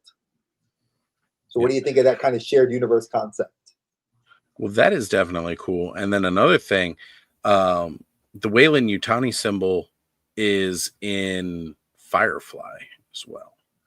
Yep. Yeah, I heard that too, and I saw that on a YouTube video where somebody's like, Weyland Yutani, like the evil corporation that's all over the universe. And I was like, really? And I had heard that, but again, I don't buy into all that. But it's in one scene in the very first episode when Mal gets on the gun. The targeting system is a Weyland Yutani targeting system, and it has the Weyland Yutani logo on it. And now, did Joss Whedon say anything about that? Like, has he, with watching DVD extras or anything about? Yeah, Firefly, he said it was intentional. It was an intentional little Easter egg, and it was made by Fox. So yeah, it was made by Fox, so he had kind of that free use to it. But yeah, there's that was all though. There was never any plans to further that notion, or just to put that little seed in there. But there was never any plans to take that any further. We're never gonna have like Yaucha hopping into Firefly the show, or xenomorphs on a planet that they come across. Hey, like that was. I'm not gonna get Moana 2, where I'm gonna get a Kakamora, the coconut monsters, to join up with the heroes. No, I'm not gonna get that. Where, come on, man, give me a Utaja. Like, I mean, again, if anybody doesn't know this, like, there was a script. I read this many decades ago when I went to New York City Comic Con. They had a script that was the like precursor idea to what Alien vs Predator was, where like humans were, because if you played the video games, there were 2 humans that become hunters. You could they wore the suits. Now they did make comments in Badlands that we do see humans wearing the Predator suits, but it's, I think what you said, from the Predator, where they brought the suit out at the end of the movie. I think that might be more of the play, instead of it being a play on that video game where it was humans that were like soldiers that were like, in Aliens, that like the Space Marines that ended up befriending and earning their spot with the Predators to wear the gear. So I'm hoping that they do something. They tell us a little bit more about that. That's definitely something I would love to. And if you if you guys are into this stuff, in the comments, hit us up, because like this is sci-fi that I absolutely love. Yeah. Like, now, we need more of it. Here now, since I know nothing, because I have to catch up and watch Prey because I'm slow as hell. This alien, this new one we see, it almost made me think: could Weyland be doing genetic testing, or is he a different kind of byproduct of maybe a past visits? His father visited Earth and propagated with a native of. Well, that's what we're saying. A human and a predator could have possibly had. I mean, we did see the Pralien. That was, I think, the joking name for it was the Pralien that somehow made it into canon. Because, like, I'm obviously on the screen there, you can see the atypical predator on the right hand side, and then we get this wholly other, Well, like I said, I don't know how his hairline's all the way up on his head like that. Yeah, unless it was some kind of different genetic offshoot, or are there different predators like from different worlds that evolve differently? I don't know. AVP2, he looks completely different. I mean, skin tone wise and everything from what we've seen. And AVP2, I called him the CSI Predator because he was by far the coolest. My man had like Batman gadgets, and he was like, he wasn't a killer.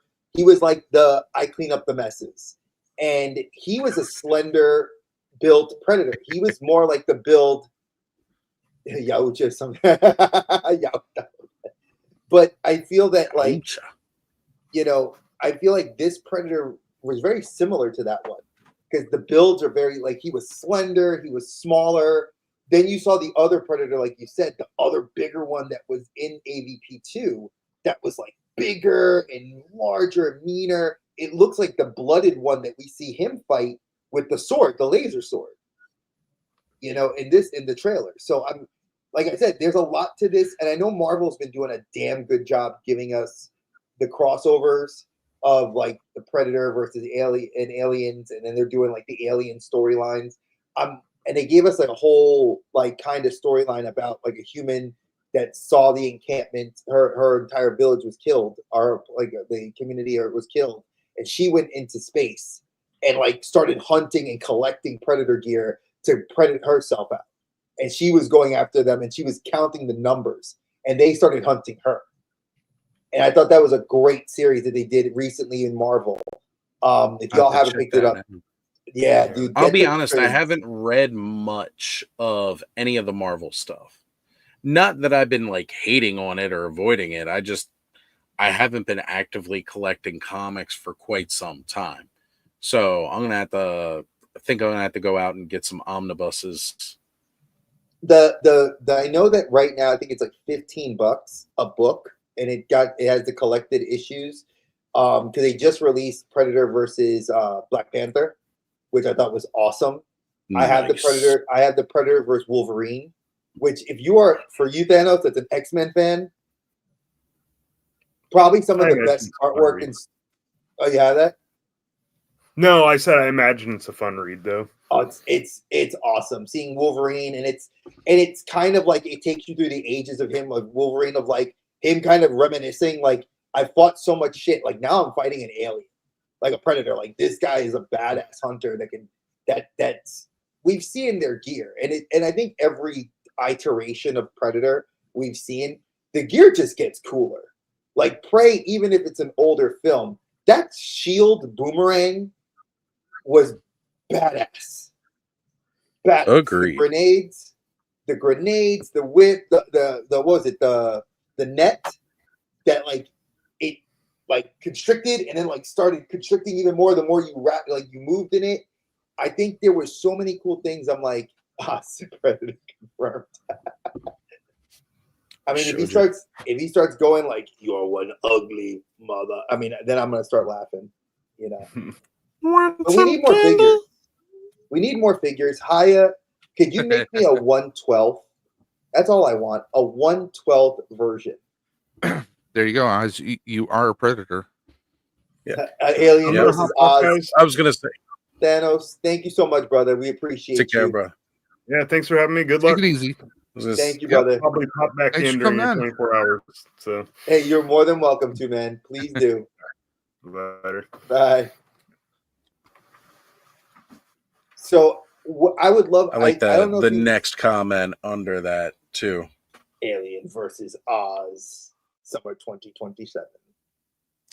It'll be under Disney and Universal. I'd be down. Oz will become a prince. Will you become just a princess? Just got to grow the skull out enough so we can. Are you saying Oz is a Disney princess? I'm saying I'm a fucking bear. I'm a fucking bear. It's like I'm her. But I mean, with like Haya made those little 1/18th scale, which a lot of my friends got me into earlier around. I want to say 20. What was it? 2019, 2020.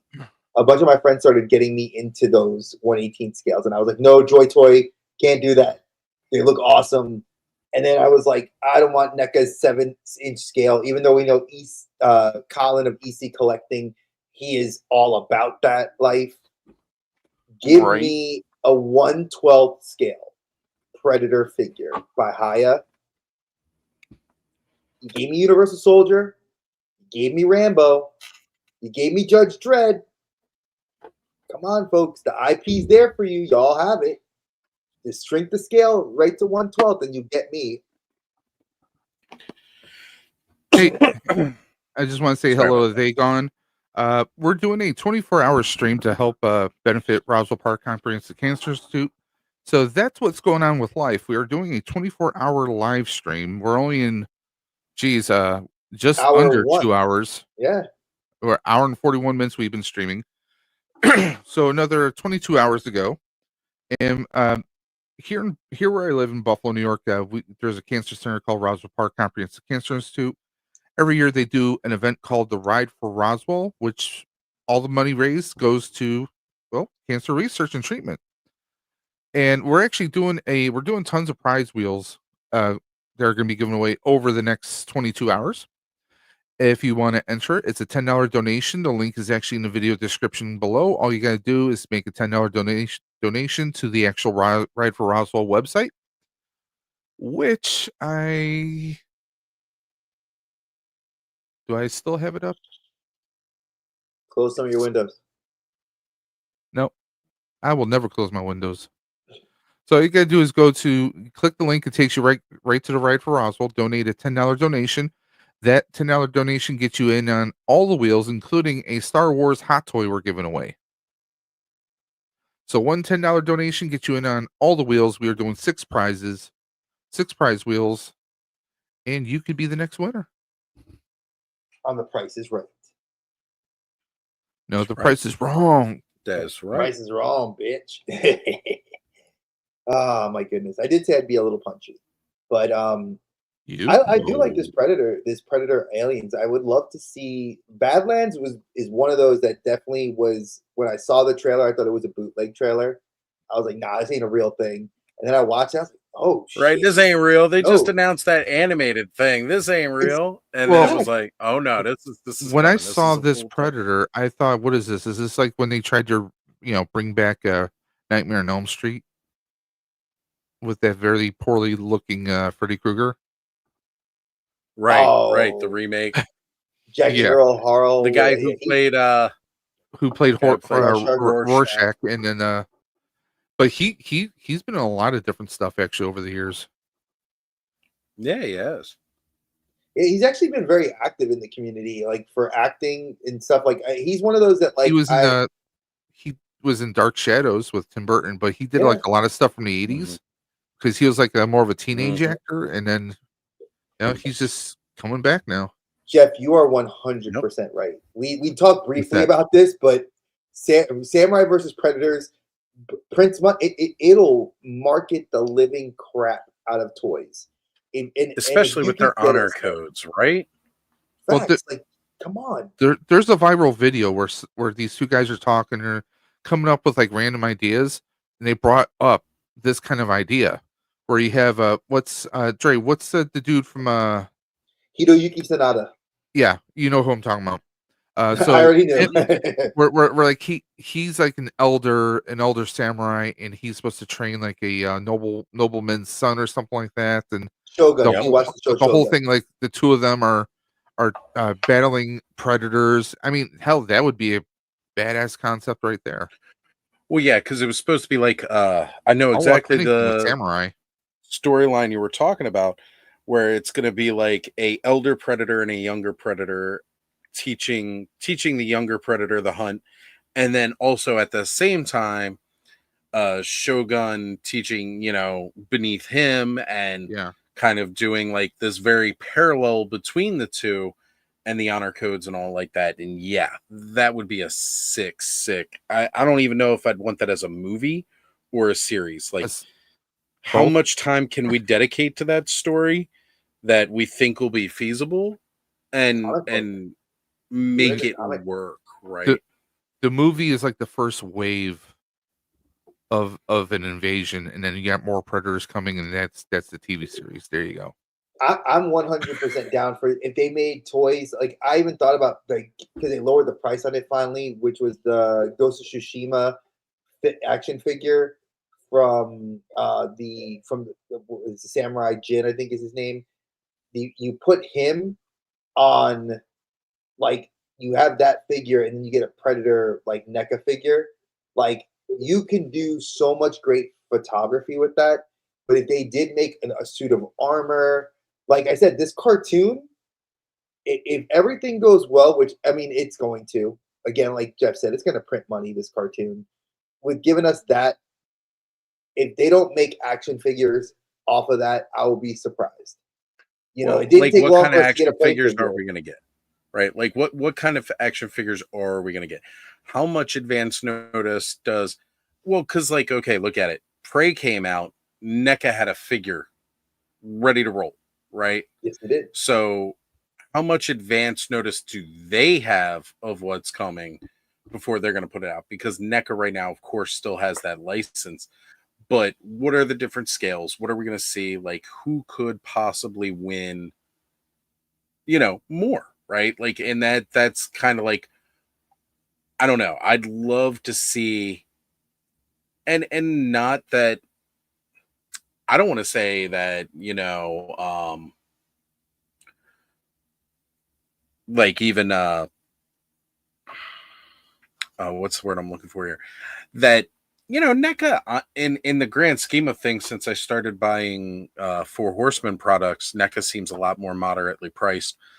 But like, you know, that lower price tag on some things, just like who could make a decent figure at a decent price? Those Leonard ones that came out a couple years back, I know I wasn't the biggest fan of them, but like when they were doing the smaller scale ones, they kind of scaled all right with the original Kenner stuff. So that'd be beast. I mean, Tony's I got think a Tony's point toy here. box is a bit behind in the conversation, though. Yeah, Yeah, but I mean, but go ahead, Dave. well, no, I was going to say like when he mentions about the Predator 2, when Danny Glover goes in the ship, you can see like all the different types of skulls, and obviously you're going to have DNA with that. So I mean, yeah, I mean let's see here, and notice his display. Yeah, I mean it's definitely going to be interesting to see what they unfold. Like I said, I have to catch up. Now, if I understand correctly, someone had said that there's going to be like a Wayland android. Yeah, so the Ellie Fanning character that's on the that's hung up in the vines on the tree, Yeah. her eyes flash like she's uploading something, and it says the Wayland Yutani logos in her eyes. Okay. So like while the next scene that they show Right after here. that, yeah, they show like it's got Wayland Yutani. And that was like a huge Easter egg. Everybody was like, "Oh my God, we're gonna have them!" Like, but we all kind of already knew, and they were trying to figure out why is it a Wayland? The biggest question people are saying, and I've seen this all over TikTok, was why is a Wayland Yutani robot on the planet tied up in vines, assisting this predator? And at some other point, there's humans on this planet. There's a scene where they show a bunch of colonial Marines running out to fight another predator. So I don't know if it's the same one. There's a lot of the trailer did enough to be a great teaser to not let you know the story, but leave enough breadcrumbs for you to kind of theorize where this because obviously the main character is this predator and his training. But what does Wayland Yutani have to do with that? What do the Colonial Marines have to do? Is this tied to predators, to the Predator, to AVP? You know, what time frame is this in? Because if this is the synthetics that are like this, I don't know what time frame that is. It fit into Alien Romulus? You know, because where some of those synthetics were starting to malfunction, and you know, who knows? I'm actually extremely interested. And was it my merch company has a year? That's true. They usually get a year because I know Hot Toys already had the Prey figure before NECA had released theirs. Right. Yeah. So yeah, Hot Toys are like Sideshow already knew. Like they had the Prey figure, and he was already up for pre-order. Like I think a month after the movie came out, they were like, "Boom, here you go." And then NECA a month after them, they put out their figure for pre-order, and then they made the bloodied version that was a Target haulathon last year or Collecticon last year, which I finally saw one on the shelf. Finally, a year later, yeah. A year later, I finally. Well, that's the way it works, right? Like they put them all out, then the shelves empty. They find out, oh crap, we still had a couple of these sitting in the back, and they bring them out a year later. I've seen that with every haulathon exclusive or whatever over the last several years. They they put all the stuff out and then it gets snatched up real quick, which is why I'm glad I don't collect a lot of NECA. And then it's like a year later, 8 months down the road, like bam, all of a sudden all this Haulathon exclusive stuff makes it back out to the shelf. Thank you, Dino. Everybody's already, spent a crap ton of money at a scalper to get it.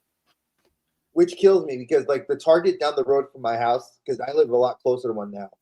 It's like 7 minutes down the road. That Target is undergoing a refurbishment of the whole store. They're like modernizing it, cleaning it up. So like I went there and they actually had the Haulathon. So I got to see the Sesame Street NECA stuff, which I was tempted to buy. My wife and I were very tempted to we saw the prices. And then we said no. We were like, no. Then we saw I saw other like Marvel Legends that were like super old. Like we're talking Thor Love and Thunder old. Valkyrie was on the shelf. I was like, who the hell was hiding that figure in the back? And they put that up. Like that was crazy. Oh, part of it's also just down to distribution. I know the Targets around me, and I've heard it from several other people. So like Masters of the Universe, they haven't put out like one of their standard carded deluxe figures in like 2 years. And all of a sudden, Target out of nowhere got the very last deluxe wave they put out, which was Dragon Blaster, Skeletor, and Snakeface.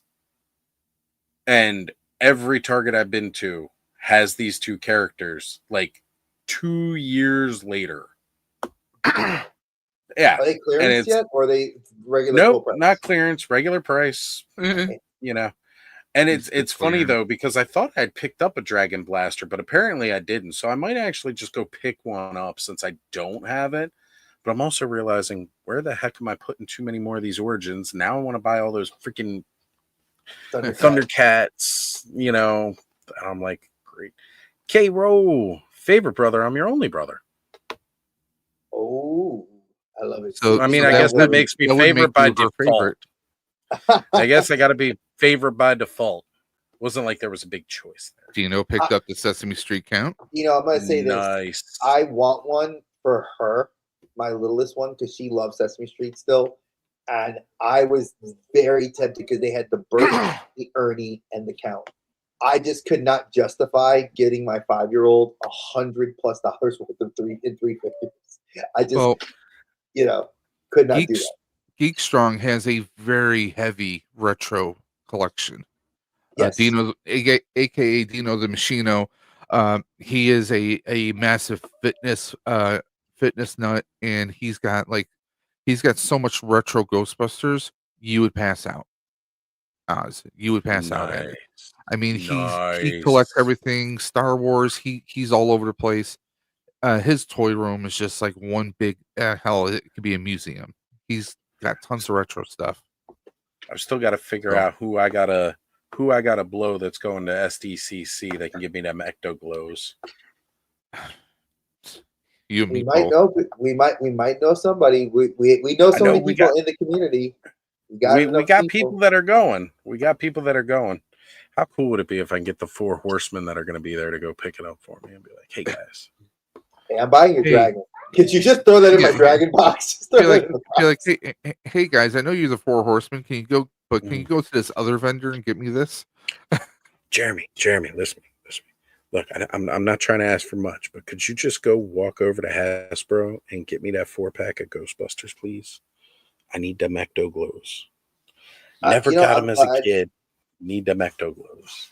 Yep. I'm glad that I'm glad that SDCC has never had a Spider-Man figure recently over the last 10 years that I've actively been collecting, because I think I would lose my mind, because I've seen how much aftermarket. What was it? We had who was the SDCC release? Serpentor. And yeah, Serpentor, Dr. Mindbender, like last couple of years.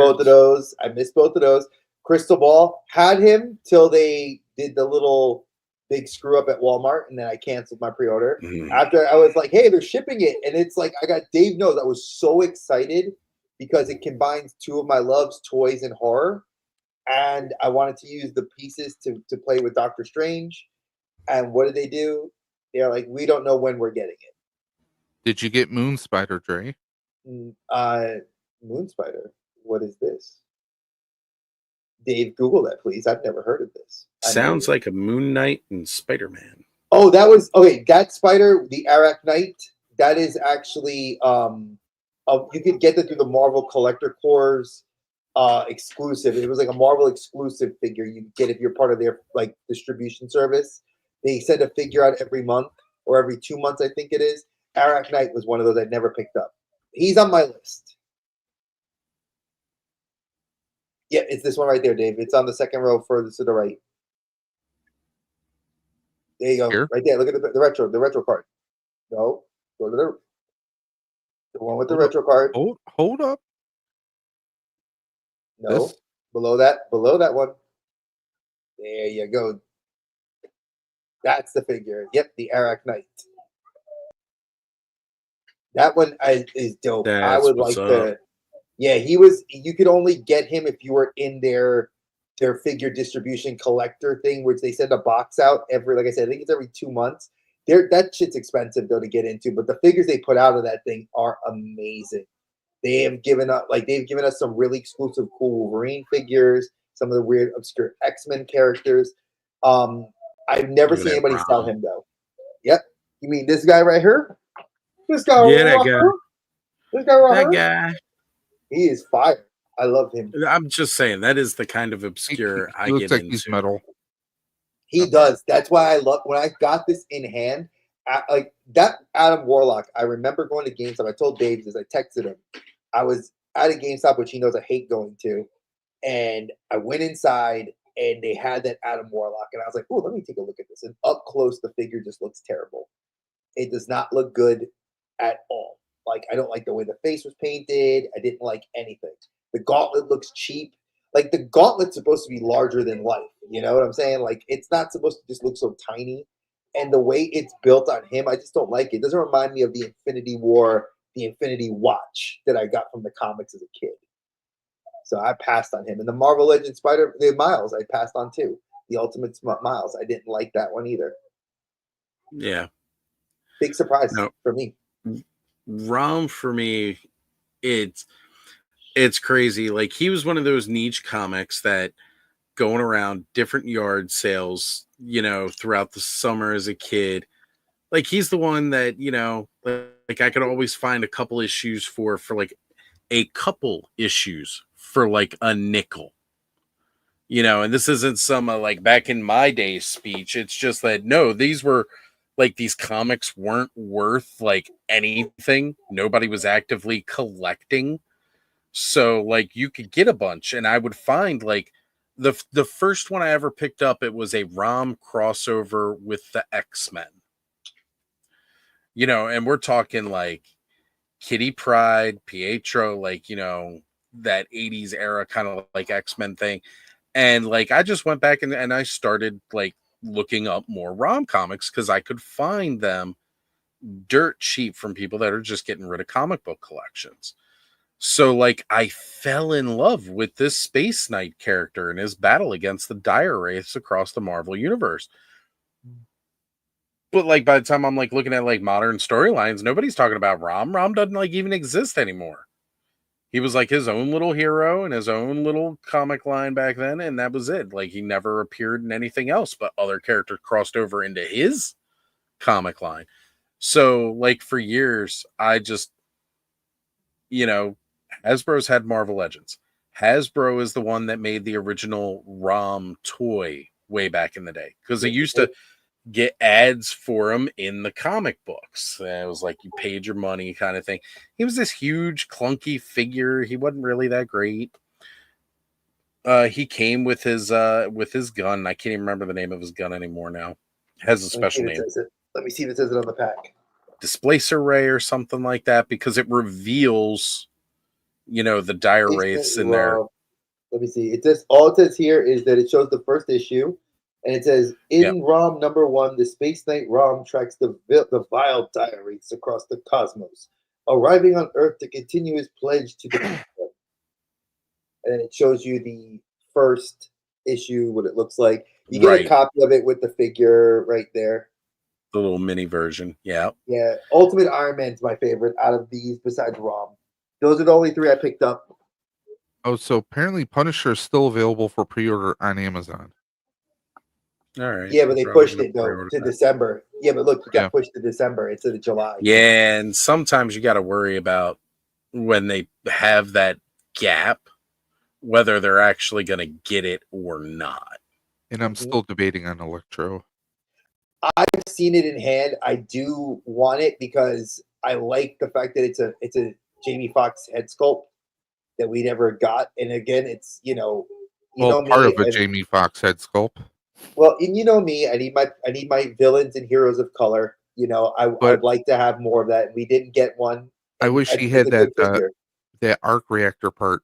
He doesn't have that on him. Somebody 3D printed a mini version, and there's a couple of people that have altered it and have done that for their own figures. So yeah, I wonder why they didn't include that on there. It should have been on there. It should have been, but I wonder if it was because it was a Fox property before that when it got put over and it's still a Fox property. Well, not Fox, but Sony. You know what? Sony, you're right. Sony. That maybe Sony kind of said you can't put that on there because that's your property and it's our license. So that's why people are 3D printing it. I wonder if that's I think it was just them being lazy. It could be that too. But or they're just going to sell us a maximum version later, and that's the only change. Yeah, they'll raise this price. And they're going to upcharge us $20. Look at Banshee though. That's the most comic book accurate Banshee I've seen, next to the one that they put in that 3-pack. Yeah. Gotta love that cowlick. Look at that cowlick. Right there, folks. Yo, why does his eyes look like he got a lazy eye? A lazy eye, bro. That's just a paint sculpt. That's like this. It's like this Prince Adam cartoon that I got here, man. Like he is straight up cross-eyed on this. Damn, bro. I'm digging that price on that Fang figure. Yeah. Look, a lot of people are probably going to bash me about talking about Fang. The only reason I want that figure is so I can pop his head off, and then I can go buy one of those classic Wolverine figures and pop that Wolverine's head on. Because, yeah, after they fought the Brood, Wolverine's costume was trashed, and he killed this Joker of the, Shire Empire, and he took his garb, and he was wearing his costume. And it's funny because the whole reason that he made him do that in the comics was because it was going to be a pain in the ass for the next artist to draw. Literally, that's it. I do need this guy though. Who? The movie Wolverine? Yeah. I got the SH Figs coming. Because I took the Marvel Legends Wolverine that came out a while back, and when they did the re-release of Logan in his civilian clothes, I just took the extra head and put it on there. That's what I did. Nice. Can we get a Daphne Keene updated version of X-23, please? I Give need it this time. in my life. Yeah, well, wearing that outfit. outfit, she's not X-23, she's Wolverine. Yeah, but you know what though? With Battle World and Secret Wars coming up, this Wolverine costume of Laura could be a very cool, they reissue it, because I did pre-order the Warpath and X-23 X-Force figures, because I have X-Force Deadpool, I have X-Force Wolverine Mafex. So, and I have I have Nightcrawler, X-Force. So I would like to have that whole team. They just need to make a Scott Summers, and I'd be happy with that. Like an X-Force Scott Summers with the monocle, not the full. Can we get a Wolverine with just the middle finger hand? I mean, I'm surprised they probably fan made that to be very funny. Like they probably did. That Build-A-Figure is dope right here. See, I like that bit. And whoa, hello. Dang, it's the same damn head sculpt. Look at that. I was just about to say, you know what? I'm realizing here very, very easily that all they did was they just did a different paint job on this Banshee. Well, no, because the outfit itself is slightly different in tooling, right? Yeah, He's not wearing that big X buckle on yeah, the there's no X buckle. There's no buckle at all. It's on just the they comic. repainted. Yeah, like if you go to the So it's slightly different, but man, is it really close to being the same freaking thing all over. Yeah. Which, by the way, is not bad. That's Hasbro, Latin for repaint. Hey, who says that? Well, you know what though? Look, that's how these companies make their money. Repaint or reissue. I look at Nightcrawler. The animated Nightcrawler is the same body that the X-Force Nightcrawler is. And look, we got Ghost Rider finally stabilized at $49.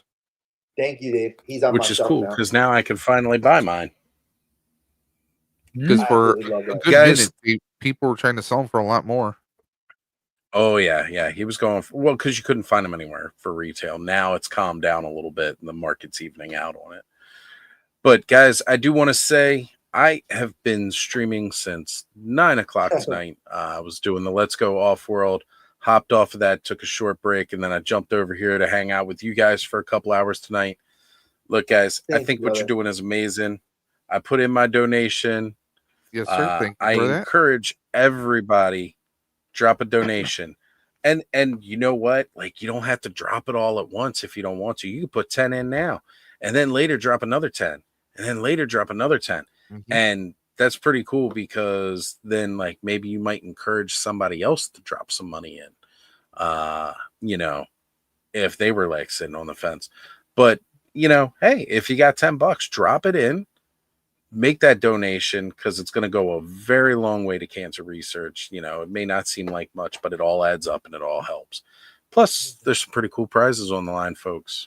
Yep, including Yeah, a that's Hot cool. Toys Star Wars figure. So if anyone who's a Star Wars collector, Look, that alone, you put in $10. That's one entry for this hot toy. You put in $40. That's four entries for this hot toy. And where else could you possibly get a hot toy for $40? still sealed in the shipper. Yeah, brand new. Brand new. Where are you going to get that? Here, tonight. That's where you're going to get it. Throughout the next 24 hours. That's where you're going to get it. You got to make that donation. And that is a chance to get a hot toy. That is a chance to get some Mythic Legions, which they kind of cost around that much. But you know what? Hey, this is for a good cause. That's why there's that $25 HELLADOPE gift card. $25 HELLADOPE gift card. Yeah, you donate $10, you can get a $25 HELLADOPE gift card to go over and spend with our boys here, which as you can see, they got all the latest lines up for pre-order. Heck, you can even get you some HELLADOPE merch. There you go. Look at that. Look at that. You know you need a HELLADOPE Christmas ornament from last year. How about this badass Black Knight mug? That's There you go. Aaron's mug. Aaron's mug. Oh, I like it. Look, man, honestly, I encourage everybody to support HELLADOPE as much as you can. These are great guys in and around the community. You're not spending your money with some faceless entity. These guys are out there. You know, they put themselves out every Sunday night. You can see them live on their channel. You know, or they're great guys. collectors. That's right. And you know, again, by supporting their store, you're helping our guys out, and that's great. And you're getting the same toys for basically the same price you get them anywhere else. Matter of fact, you can actually get them cheaper through HELLADOPE Toys. You become a channel member, they give out codes for free shipping. You use code APWT, a punk with toys, at checkout, saves you 10% on everything you buy at HELLADOPE Toys. Not only will it save you 10%, but Lawrence has to pay that 10% differential at the end of the month. So if you don't like a punk with toys, use his code a lot at HELLADOPE Toys. So he's got to pay that difference back. The code APWT saves you 10% at HELLADOPE Toys. Oh man, I'm realizing here. Yeah, you probably shouldn't, but the Undead Builder and Belulith are sold out. Easily two of the hottest figures in this line. However, I will say, Necronominus, you can't go wrong with anybody in this wave. This is probably the most amazing wave I've ever seen. That Sir Elijah figure, incredible. Incredible. One of the best figures ever. Those look good. Yes. Yeah. He's just like, I'm not into Templars, but I picked him up because everybody was talking about how good he was. And I was like, all right, I got to check this out. So I picked him up and I liked him. Now I definitely want to pick up a couple more. Just because, again, I kind of army build it. Maxilius the Harvester. What can I say about this figure? If you are a fan of the Grim Reaper, here you go. The bone armor. You can have them decked, right? Like you can have them decked out like Maxilius, or you could pop the Maxilius head off, put a regular skeleton head on him, and now he's your Grim Reaper. You pop out the bone armor. You just have the regular bones. Or you strip him down completely, and you just have their Skeleton Legion Builder 2, which was one of the top sellers last year. Oh, as a matter of fact, I see my boys over at Latin Legions. Latin Legions. Woo. Those guys know how to party. We had a lot of fun doing the 24-hour Baethier stream a couple weeks back. Yeah, the Undead Builder Pack is seriously one of the best options. You're literally just missing like a hip piece from having two complete figures. Unfortunately, it's sold out of HELLADOPE Toys. But yeah, like you're literally just hip pieces away from having two complete figures with this guy. I mean, all these accessories. Not bad. Yeah. But the Legion builders are always their builder packs, like the Orc builder was amazing. And I love that you get the female or the male bodies in that one. Well, yeah, those were the Aether Deluxe Legion builders, and yeah, pretty much the same thing. You were a hip joint away from having two complete figures with those, and it's the same thing here. You're literally hip joints away from having two complete figures, and yeah, this right here, hands down, one of my favorites of all time, just because of how much stuff you get from it. I actually got mine sitting in my pile of loot. I already have one that I ordered from the store Horseman. I got my other one sitting in my pile of loot from that big bad toy store because at the time I was pre-ordering from them when this wave was up for pre-order. So I got to get that shipped out soon. But yeah, guys, I said I was going to go, and I've been here a couple minutes longer than I should. Go. I got to get to bed. Rest. We love you, I will get some rest. And we will see you guys I too. Do that in about another 22, 23 hours. Right? Well, I will probably jump back on with you guys at some point in time over the next several hours. But yeah, I'm going to catch some rest right now. Awesome, brother. I look forward to you, man. Thank you. And we have... Take care, everybody. In the chat. We'll see you guys later. Peace out, brother. Take care. Thanks for stopping through, Oz. Hello. What's up? ¿Qué lo que? You doing good, brother? Yes. And you know, we were just I was just commenting on that Undead Builder, and this little something I put together today. That was fire. That is a very cool. There you go. That is very freaking cool. That looks awesome. I don't think the Retro Goblin isn't hitting either, Jeff. That's just my personal opinion. Man, I don't think you have enough mythics. I do love your Nightcrawler, though.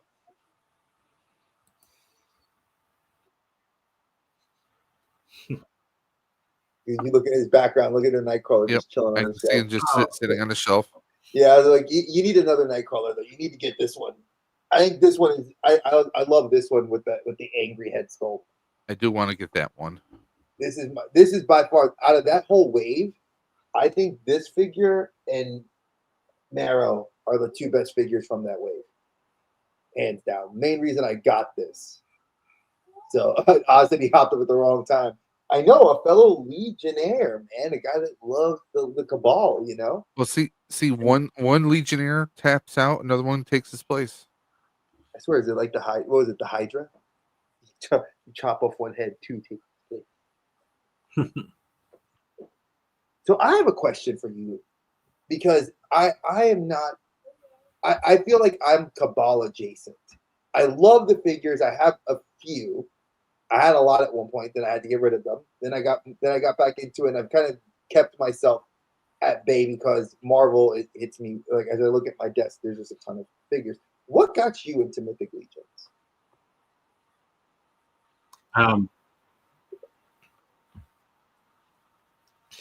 So I think I'm on a bit of a delay. Am I on a delay?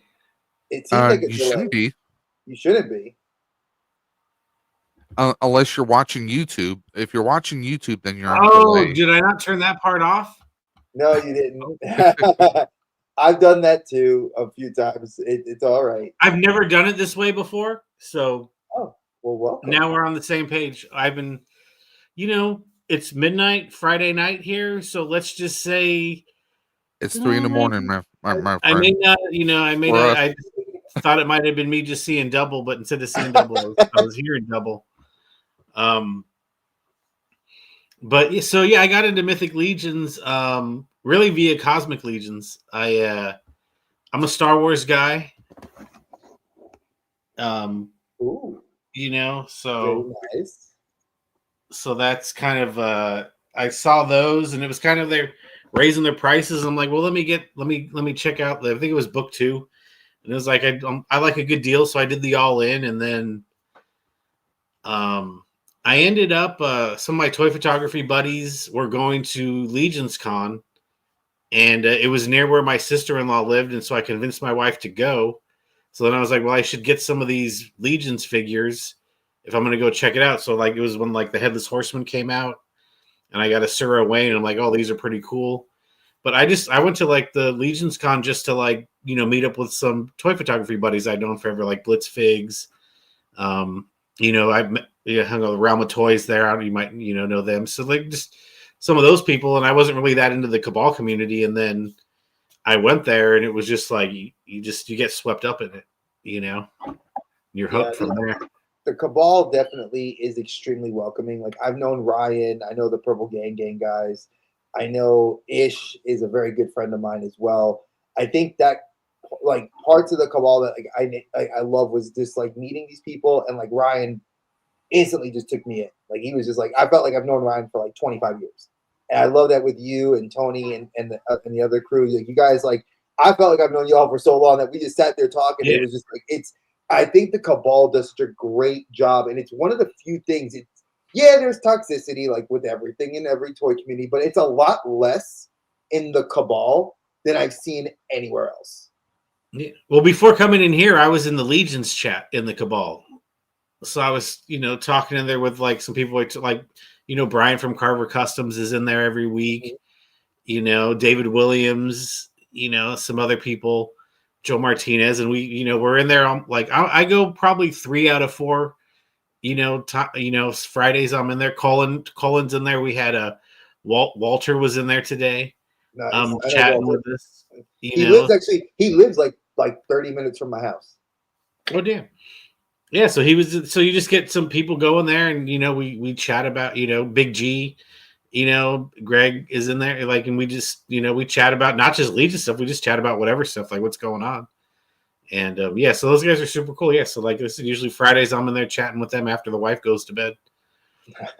Yeah, it's funny. So my wife ended up taking a nap around the same time I took a nap to be up for the stream, but our toddler took a nap with her. Naps. So now my toddler is wide awake with me, and my wife is knocked out. So, and our teen is at a sleepover. So it's like, I've been I was like, you'll fall asleep eventually. And she's like, no, Papa, I'm good. And I'm like, shit. She's wide awake. But that she's on her laptop chilling, watching her little shows. She's wired and ready. Yeah, she loves it. She said, oh, Dave, I gotta tell you, when I stepped off camera, she said to me, is that Uncle Dave? I love him. She just wanted you to know she loves you. That's her uncle, man. She loves him.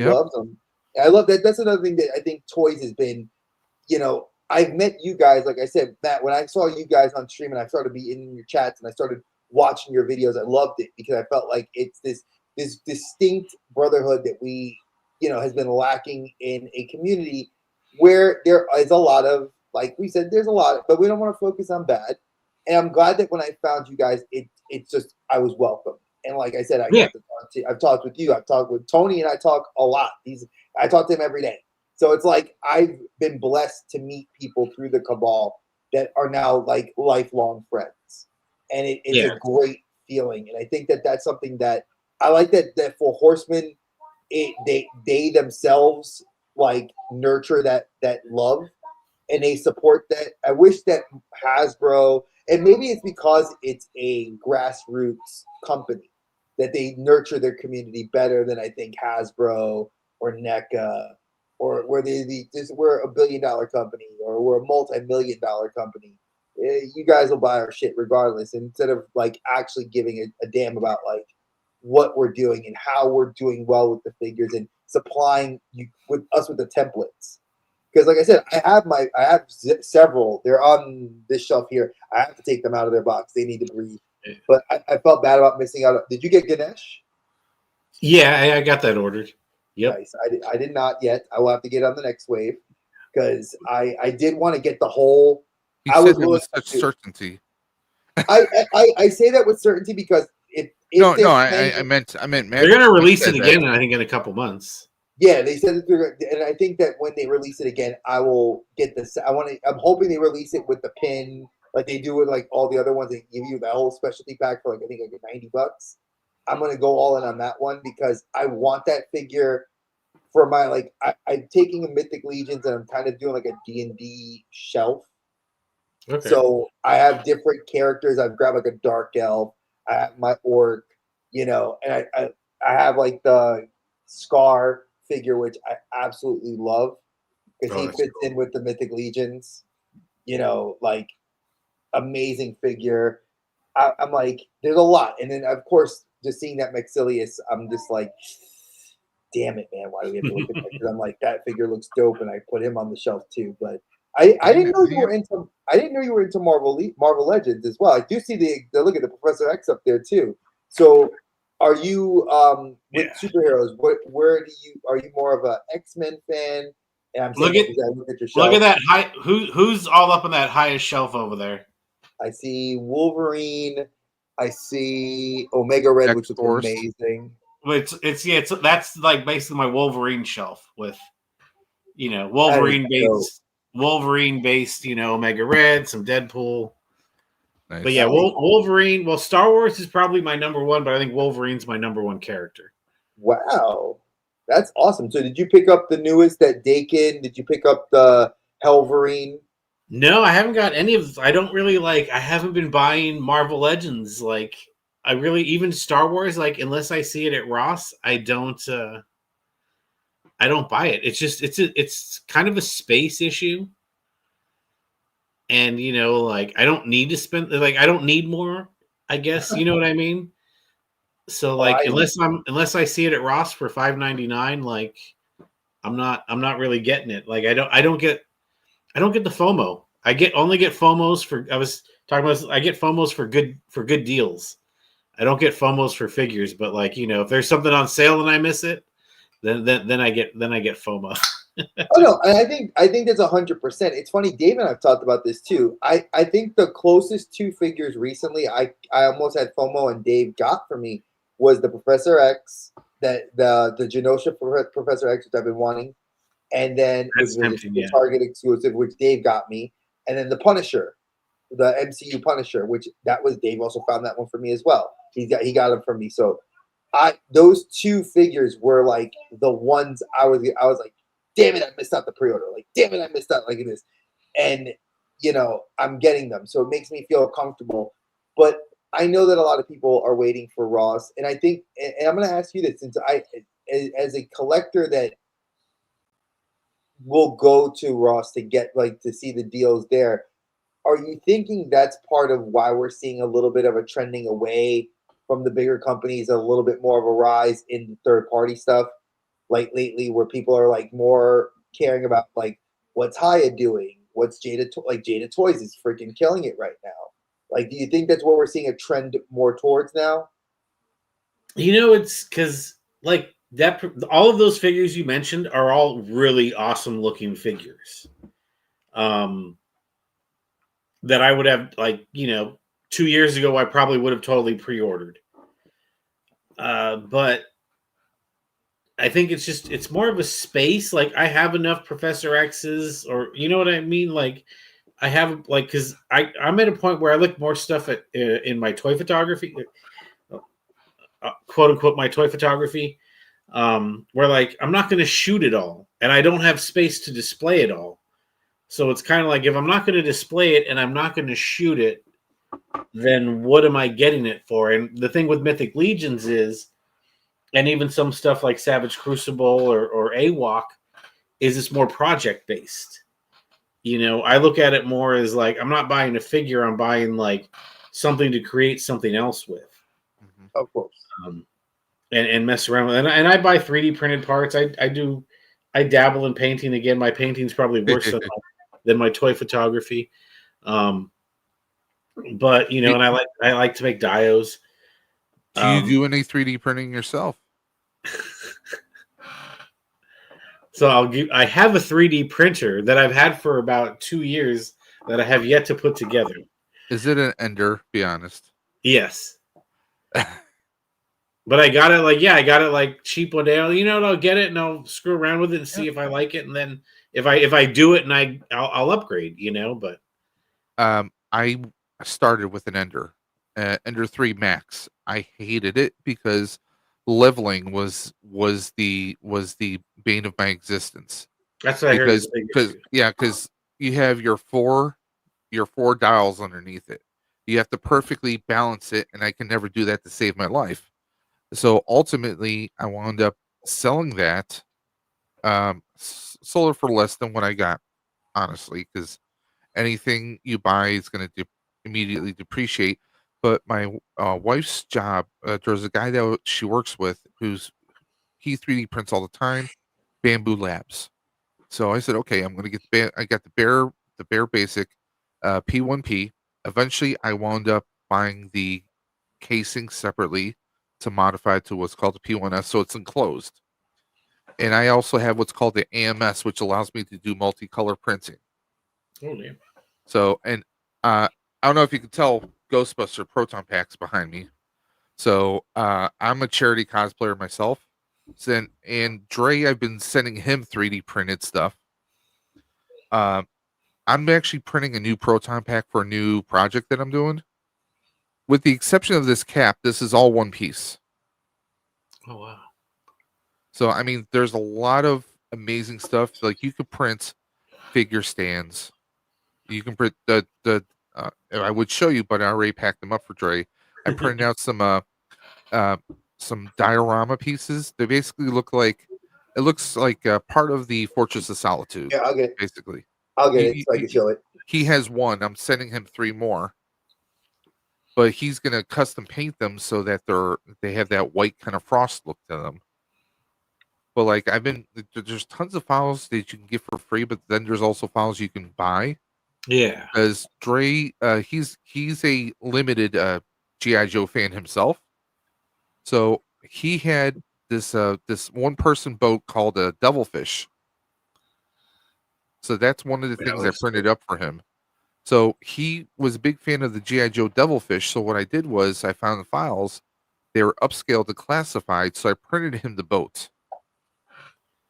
That was a learning process because sometimes the stuff doesn't fit all on one bed. So you have to kind of slice it in the program. And then, bond the 2 pieces here. He's grabbing it right now. Oh, damn.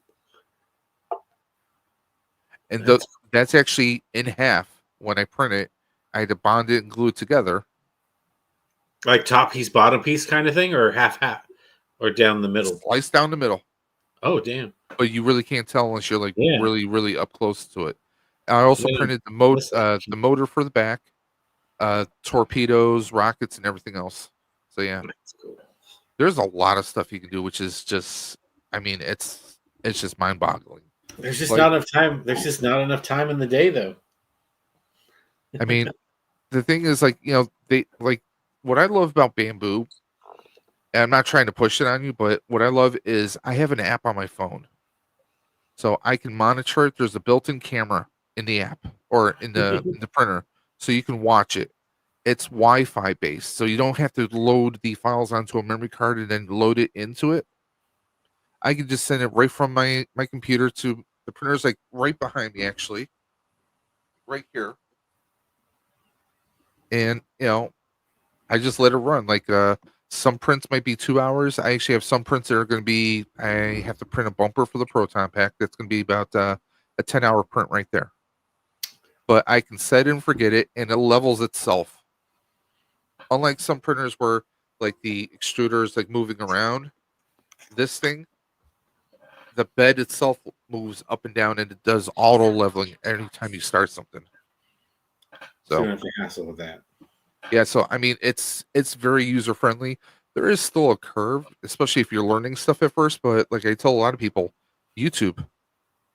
You find YouTube videos, you find the answers for it. There's like Facebook groups. But like, I mean, I'm printing out like transistor parts for the Proton Pack. I mean, stuff like this. It looks like it could be a legitimate transistor, but just plastic. So it can be addicting. I've done a Dr. Doom mask before. I've dabbling with a bunch of other stuff, but right now I'm working on building a Back to the Future themed Proton Pack. Back to the Future themed Proton Pack? Let me show you. Like powered by a flux capacitor or what? Like, how does that work? Dre, now, Matt, you can see the logo on the screen that says "Ride for Roswell," right? Yes. Okay, that's going to go away for a second. Oh. Several years ago, I built that out of an 80% scale Spirit Halloween Proton Pack, painted it silver. That flux capacitor is a Yahtzee flux capacitor, so when you move around, it lights up automatically. So that was perfect for like walking around. It's going to be lighting itself up. I got a bunch of what they call L wire, like the blue lights that you see wrapped around the hoses. I had little battery packs for that. I took a flat version of it, put it on the bumper. I put a little screen mesh over it with a little oxygen hose that I glued onto it, painted it silver so it looks like the front bumper of the DeLorean when it lights up. And I had a car lighter adapter, Mr. Fusion, that I put right on the front of it. And because it was so small and I was really heavy, I was close to 500 pounds at the time. Right now I'm around 380 myself. I had lost some weight, but what I did was to add a little bit of size to it, I put this tube on the side, on the one side of it where you see the light. Yeah. That's a clear tube with PVC elbows connected to it. I painted them, and then I put LED lights inside and filled it up with hair gel. Yeah. That was the temporal slime filter. So it was like a neon light. That's cool. Because it was the 35th anniversary of Ghostbusters, so it was 6 years ago. And I was going to a Comic-Con that Christopher Lloyd was going to be at with a DeLorean for taking photos. So I was going to do the photo op with him. So I figured, hey, I love Ghostbusters. I love Back to the Future.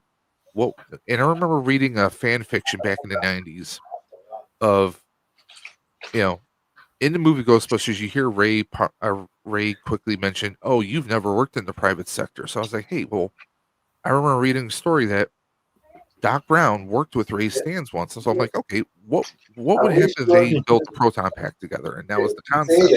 That's cool. So I sold that to fund the first HasLab Proton Pack that they did.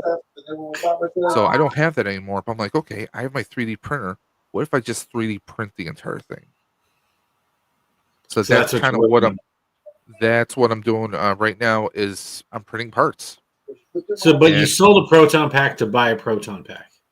Yeah, because the thing was, it was an 80% scale, and I have 1-to-1 scale Proton Packs here now. Okay. So, and I really wasn't doing a lot with it. And I'll be honest, after I sold it, like maybe 6 or 7 months later, I started kind of like kicking myself a little bit.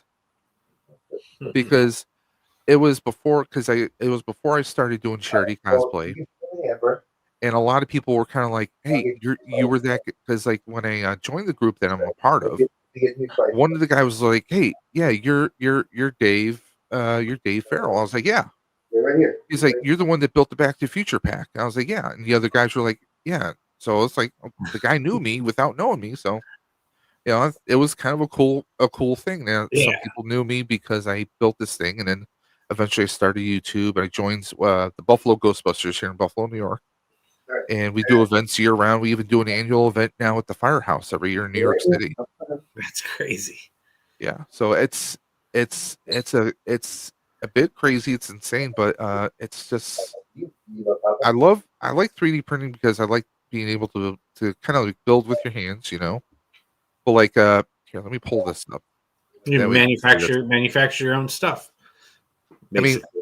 these are the parts I've been printing. So I'm almost done building basically the physical parts of the proton pack, and then I just have to print like the little greebles, like the elbow parts, and then get the wiring. I do have to do some sanding on here, so I can paint it.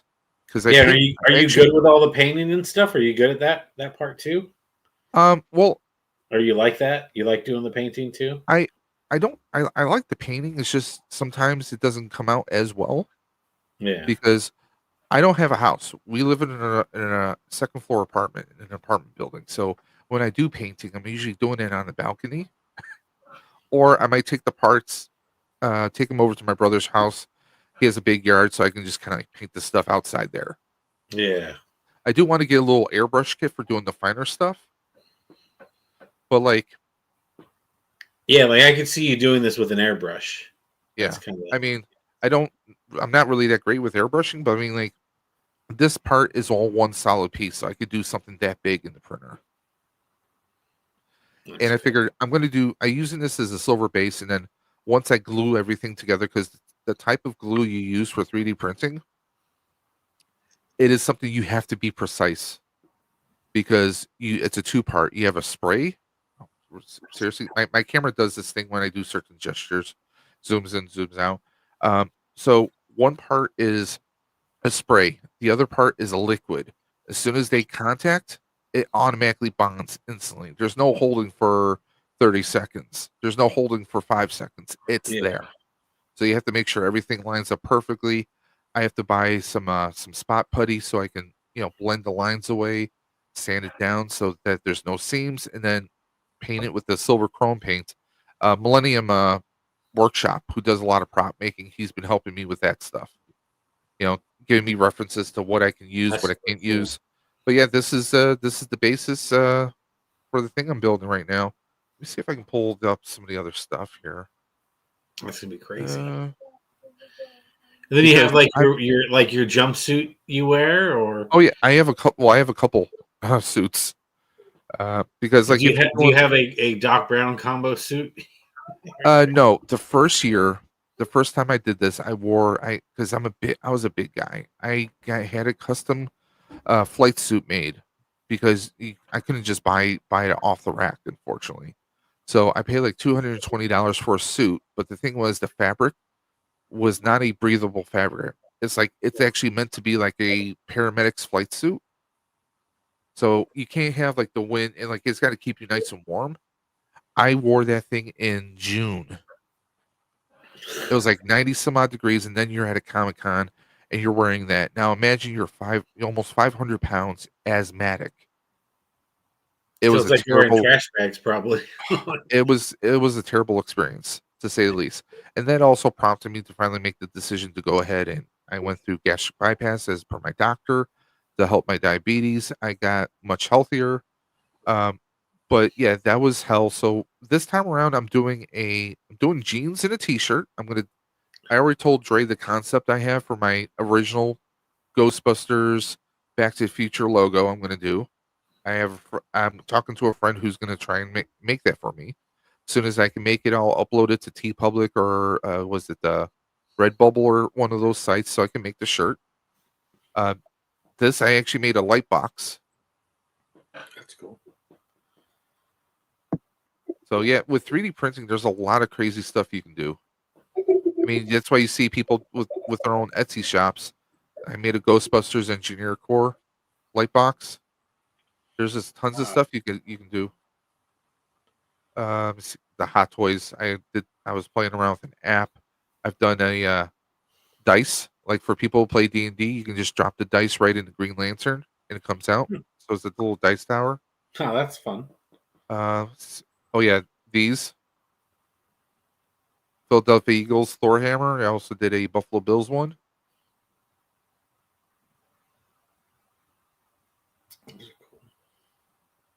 Yeah, he is a little interested in the 3D printing, just a little. Yeah. Yeah, and how many things did I 3D print for you? I made you your little custom sign for your lair. Oh wait. You mean this one that's over here that I'm gonna put up tomorrow? So I'm actually gonna try to take a second to actually do this, but it is. Ba-ba. Dead lair. That's because when we moved into the new house, my wife knew I was taking one of the rooms, and boom, keep that layer. You gotta have your army of mini puffs. Which he sent his niece over here, a bunch of them, and my wife wanted to try to take one, and she said, "No, those are mine." I have to print some more for this June, so I'll print some to send to you. Meredith will dig it because she's a Ghostbuster low key fan. So yeah. So this is the app I use, where literally it shows you the status. You can pause it, you can stop it. Does everything. Like I could literally, if I'm not home, and I know my printer is turned on and I have the right filament plugged in, I could just send a file and I'll start printing it.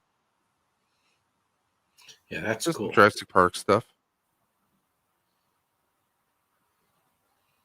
It's addicting, but it's a fun hobby though. And I mean, some people turn them into a business. Yeah, there you go. There's Dre's boat when I completed it. Yep, I have to put he actually got me the labels to put on it too because, like, you heard him say the story. My mom bought this. My mom bought me the devilfish when I was a little kid, and I used to play with it in the bathtub, and it was that god awful, ugly orange gray color. But I had wetsuit, and I used to play with it and put it in there. And him 3D printing that for me was awesome. I know he's actually going to be working on it for us as well. What's it was called? Slaughter's Marauders tank. The one that I have the files came for with that came with the Sergeant Slaughter figure. I'll be hopefully getting one of those as well, and I'll be putting that up here. I love it. That's cool. Heavily modifying. There's just so much stuff you can do. You can customize dios, 3D print. It's all fun stuff. It's addicting. See here, I'm trying to see if I can find some other but stuff. That's kind of like I said. Like nowadays, I buy less, more like what's going to go on the shelf, and more like what's going to give me like something to do. Like so, like my Mythic Legions, and I keep most of them. Probably do half and half. Like keep them as they come, and the other half I just break into parts. And there's some of my Ghostbuster gear right there. Suit, belt, gloves. That's awesome. Spear Halloween PKE. Of course, now I have 2 in the box. You ready to go? We be fast and they be slow. Slow, exactly. Got my cat. She's all suited up. Oh, look at that. Yeah, I think that's one thing I was saying with that Thundercats MOTU wave that's coming. I think it's cool that they're getting us back to that. The love of us having a figure that you can it's modular, that I can mix the pieces up, and they did that on a lot of those MOTU Origin figures have that pop and swap kind of vibe to it. Not so much I feel the Masterverse, but again, I don't collect Masterverse anymore, so I feel like it's you see it a lot more with. I feel judgment. Well, no, there's no judgment. I don't collect them anymore. I did when I can't. There's just no when it comes to who had to catch the axe. They were a quick one to catch the axe. Now this is the difference between 80% on the left and 1-to-1 scale on the right. Oh yeah. So you can see. You can see the size difference. Oh yes. And by the way, the one on the right is much, much heavier because it is not 3D print. That is all resin. The one on the left's all resin? Yes. Oh, I mean, there's about maybe 15% of it is 3D print, but the rest of it is resin. No, I get it. Damn. Yeah. He don't play. So it's got some heft to it. Just a wee bit of heft. I'm trying to find some better pictures of the Flux pack. Gotta go back so many years. Hey, Instagram, just make a filter so we can scan through our, like, you know. They should. I'm surprised they don't. Because that would make sense. That would. Yep. Yeah, I got to blast my wife. I was looking down when you said that, and I was like, I know, Dave, that sounded really bad after the word left your mouth. Didn't it say earlier to keep it clean here? Like I know, Dave. Kind of. Hey, I didn't say finger blast. Jesus. So you can cuss. Like, cussing is not a bad thing. We were saying that there's some people that were interested that I was interested in reaching out to, but I know their content is a little bit more risque. And I like giving you guys a platform, Dave, and I love that about what we do. We give a platform to other YouTubers to talk about themselves. But here's a better picture of the first version of it. The bar on the side kind of fell off, so I replaced it and put the light one I put you in there. I told you about.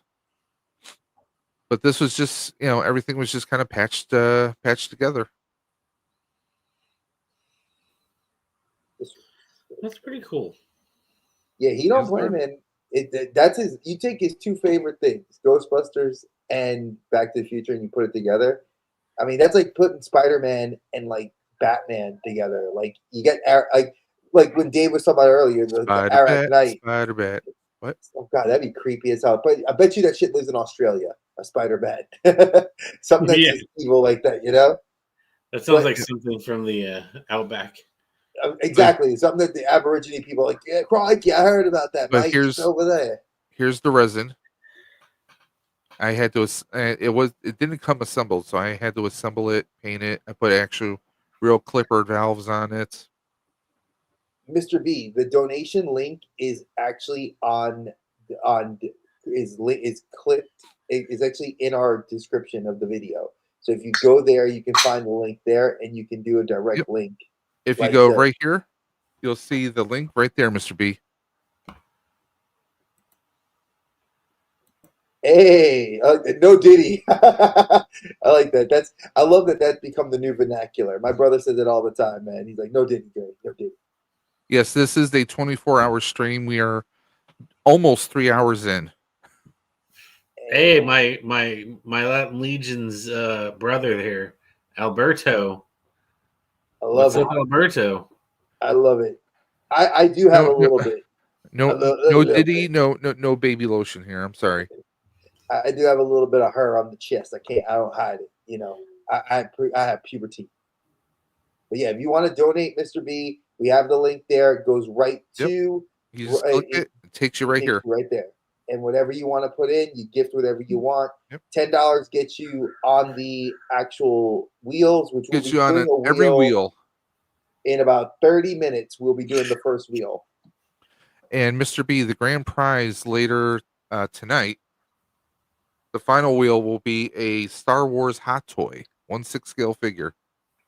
Brand new, in the shipper, never been taken out. So you'll be. So do you guys have to be present for these, or what are the? If I may ask, the what?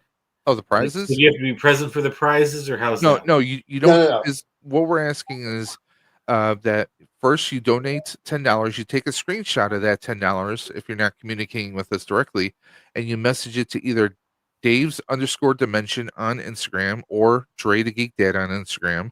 Send us the screenshot of your donation and send us your screen name and your real first and last name. So if you win, we'll contact you. So you don't have to be present. And yeah, shipping's on us. Yep. Shipping is on Dave and myself. It's coming out of our pockets. It's within the United States, yes. Yeah, as long as it's within the CONUS, the U.S. folks. I'm sorry to any of our international people that we do have. If you happen to win something, I mean, like, say if it's someone who's right. Let's say there's someone in Toronto that wins. Well, I can meet up with them because I'm right here in Buffalo, New York. Well, Grand Island is like Niagara Falls is just 10 minutes from me. We go over there. We can meet up. Now, as far as you getting it back over the border, that's on you. Exactly. Yeah, but whoever, if you donate the $10, we have you on the wheel. Like Dave said, you reach out to one of us. I will state this. I will put you in contact with Andrew of TOYCO. So if you do happen to win the SH Figuarts Demon Slayer figure, that's something that you will have to. I will give you his contact information. If you can't reach out to him through Facebook or IG, you will have to give me your information, and I will pass it on to him. That way, he will be able to ship you out your figure if you Now, will. the prizes we are giving away, we have a couple mystery boxes. One of them is a G.I. Joe Classifieds. You get 2 figures in that. That's sponsored by me. We are giving away a $25 gift card to HELLADOPE Toys, courtesy of Ed, aka Action Figs. We have a MOTU Turtles box that we're giving away. That's 2 figures, sponsored by Dre. We have another G.I. Joe Classified 2-figure mystery box that I'm giving away. We have an SH Figuarts, courtesy of Andrew of TOYCO, and we have all of his links in the video description below. And we do suggest you reach out to that amazing website, find some awesome buys, because currently he is eating tariffs. So he's selling figs, and he's still making sure that you don't have to worry about those tariffs. So those of you that don't know, this figure is like $125 on Big Bad Toys. Andrew is eating the tariff cost and selling this for $85. Shipped, folks. You're not losing out. Very awesome. Dude. This is the sealed Hot Toy box. It's still sealed, never opened. And I just want to say $10 gets you into all the prize wheels. Yes. So if you're really looking at it, $10, that's not really a donation. That's more of a raffle. So I would encourage you to, in the interest of good karma, that that's for the prizes. But then if you're in it for the you can donate more than $10. Well, we've had a few people who've donated 50. We've had a few people donate 100. Nice. So I mean, you'll see on the wheel that we have a lot of names that are repeated. Oh. So if you donate in $10 increments, you can get more spots. Is that? Yes. Sir. So yes, sir. we had a couple people donate $10 or $100 a piece. So that's 10 entries right there. And that's very valuable information to give out to the public. Yes, sir. And I did tell my coworkers about this. So I know several of you are watching. I appreciate you. If you do choose to go through Dave's link, and you guys do follow me on Instagram, Mr. B, follow me, I do have it. Thank you very much. So reach out to me if you do donate. It will get you on the wheel. If I don't get it, make sure to reach out to Dave. Again, the link goes right to them. Like I told everybody expressively at work, it does. No money comes through our hands. It goes right directly to Ride for Roswell. Because Ride for Roswell Park Comprehensive Cancer Institute, they're the oldest cancer facility here in the United States. They started in 1898, actually. And by a doctor by the name of Roswell Park. And I did tell Dave this. This is how serious I take this, especially like I mentioned it last week, Matt. My family's going through a bit of an issue with cancer right now. We're at a bit. We're kind of we've lost many family members, but this one is a person that's still is now dealing possibly with this. So we're trying to this means more to me this year than ever. Mm-hmm. And I will say that I went so far as my job does. Everybody knows I work for Progressive Insurance. They have where we can opt to put a donation for the company to donate to. And Roswell's Institute, actually for Oncology, which is what their official name is, they are listed under the groups that we can nominate. So I know several of my coworkers did the same thing I did. So we were able to nominate it. So hopefully if it gets selected, it can be one of the many groups that benefit from getting a nice sizable donation from our company. So I felt like they needed to get that press and out there. So it's important. So even if you don't do it, and like I said, and I said this before, I'm gonna say this again. I'll keep saying it. I'm not digging in your pockets. Dave's not digging in your pockets. The fact that Matt is spending his time with us means more to me than your money. Mr. B, you are all set. So if you guys know that you want to donate, you're free to do that. We appreciate you. Thanks, So this is Alberto. for- Yeah, Alberto, gracias, man. I love it. Thank you. cancer is a cause that Mr. B is close to his heart. Won't go into it, but we've all had someone that we've lost or known someone who's been affected by cancer in one shape or another. Dre knows this. My father, when he passed away, we found out he was hiding cancer from us. He was a Vietnam vet. That's most likely where he got it from Agent Orange. My mother, she did not die from cancer, but she was a lifelong skin cancer patient. And it affected her in such a way physically that she never wanted photos taken of her face because every couple of years she would have blending of skin from her cheek to her nose. It wasn't anything life threatening, but she would go for laser treatments through Roswell. But it affected her psychologically in such a way she never wanted photos. So when she passed away, we had to struggle to find photos. I mean, that's something kind of sad. Most people have tons of photos of their parents. Some not so much. My wife has a lot of people in her family lost to cancer. So it's something that, is near and dear. My wife's been doing, I think this is her 9th or 10th year riding in the Ride for Roswell. I started as like her bike mechanic and then I joined her. This is my 5th year now. The past 2 years I've done the international route because you ride from downtown Buffalo across the border, the Peace Bridge into Canada. And then we ride along Canada, come back across the Rainbow Bridge by Niagara Falls, and then back to the University of Buffalo campus. So that's been a 44-mile bike ride. This year I'm doing a 35-mile, which is more of a rural country route. But yeah, it's a great thing. And one of the big powerful things that I take away is right in the beginning, right before you begin your ride, they announce how much money they've raised, but then they also ask for anyone who is a cancer survivor to put your hand up. You might think maybe you might see 5 or 10 people. It's been like 20 or 30 people all around you, which is mind blowing because then you get to see this is what you've been working towards.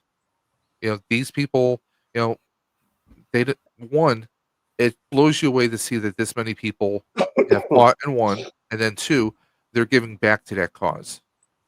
So that's part of what keeps me going is that. And I kind of wish that my father would have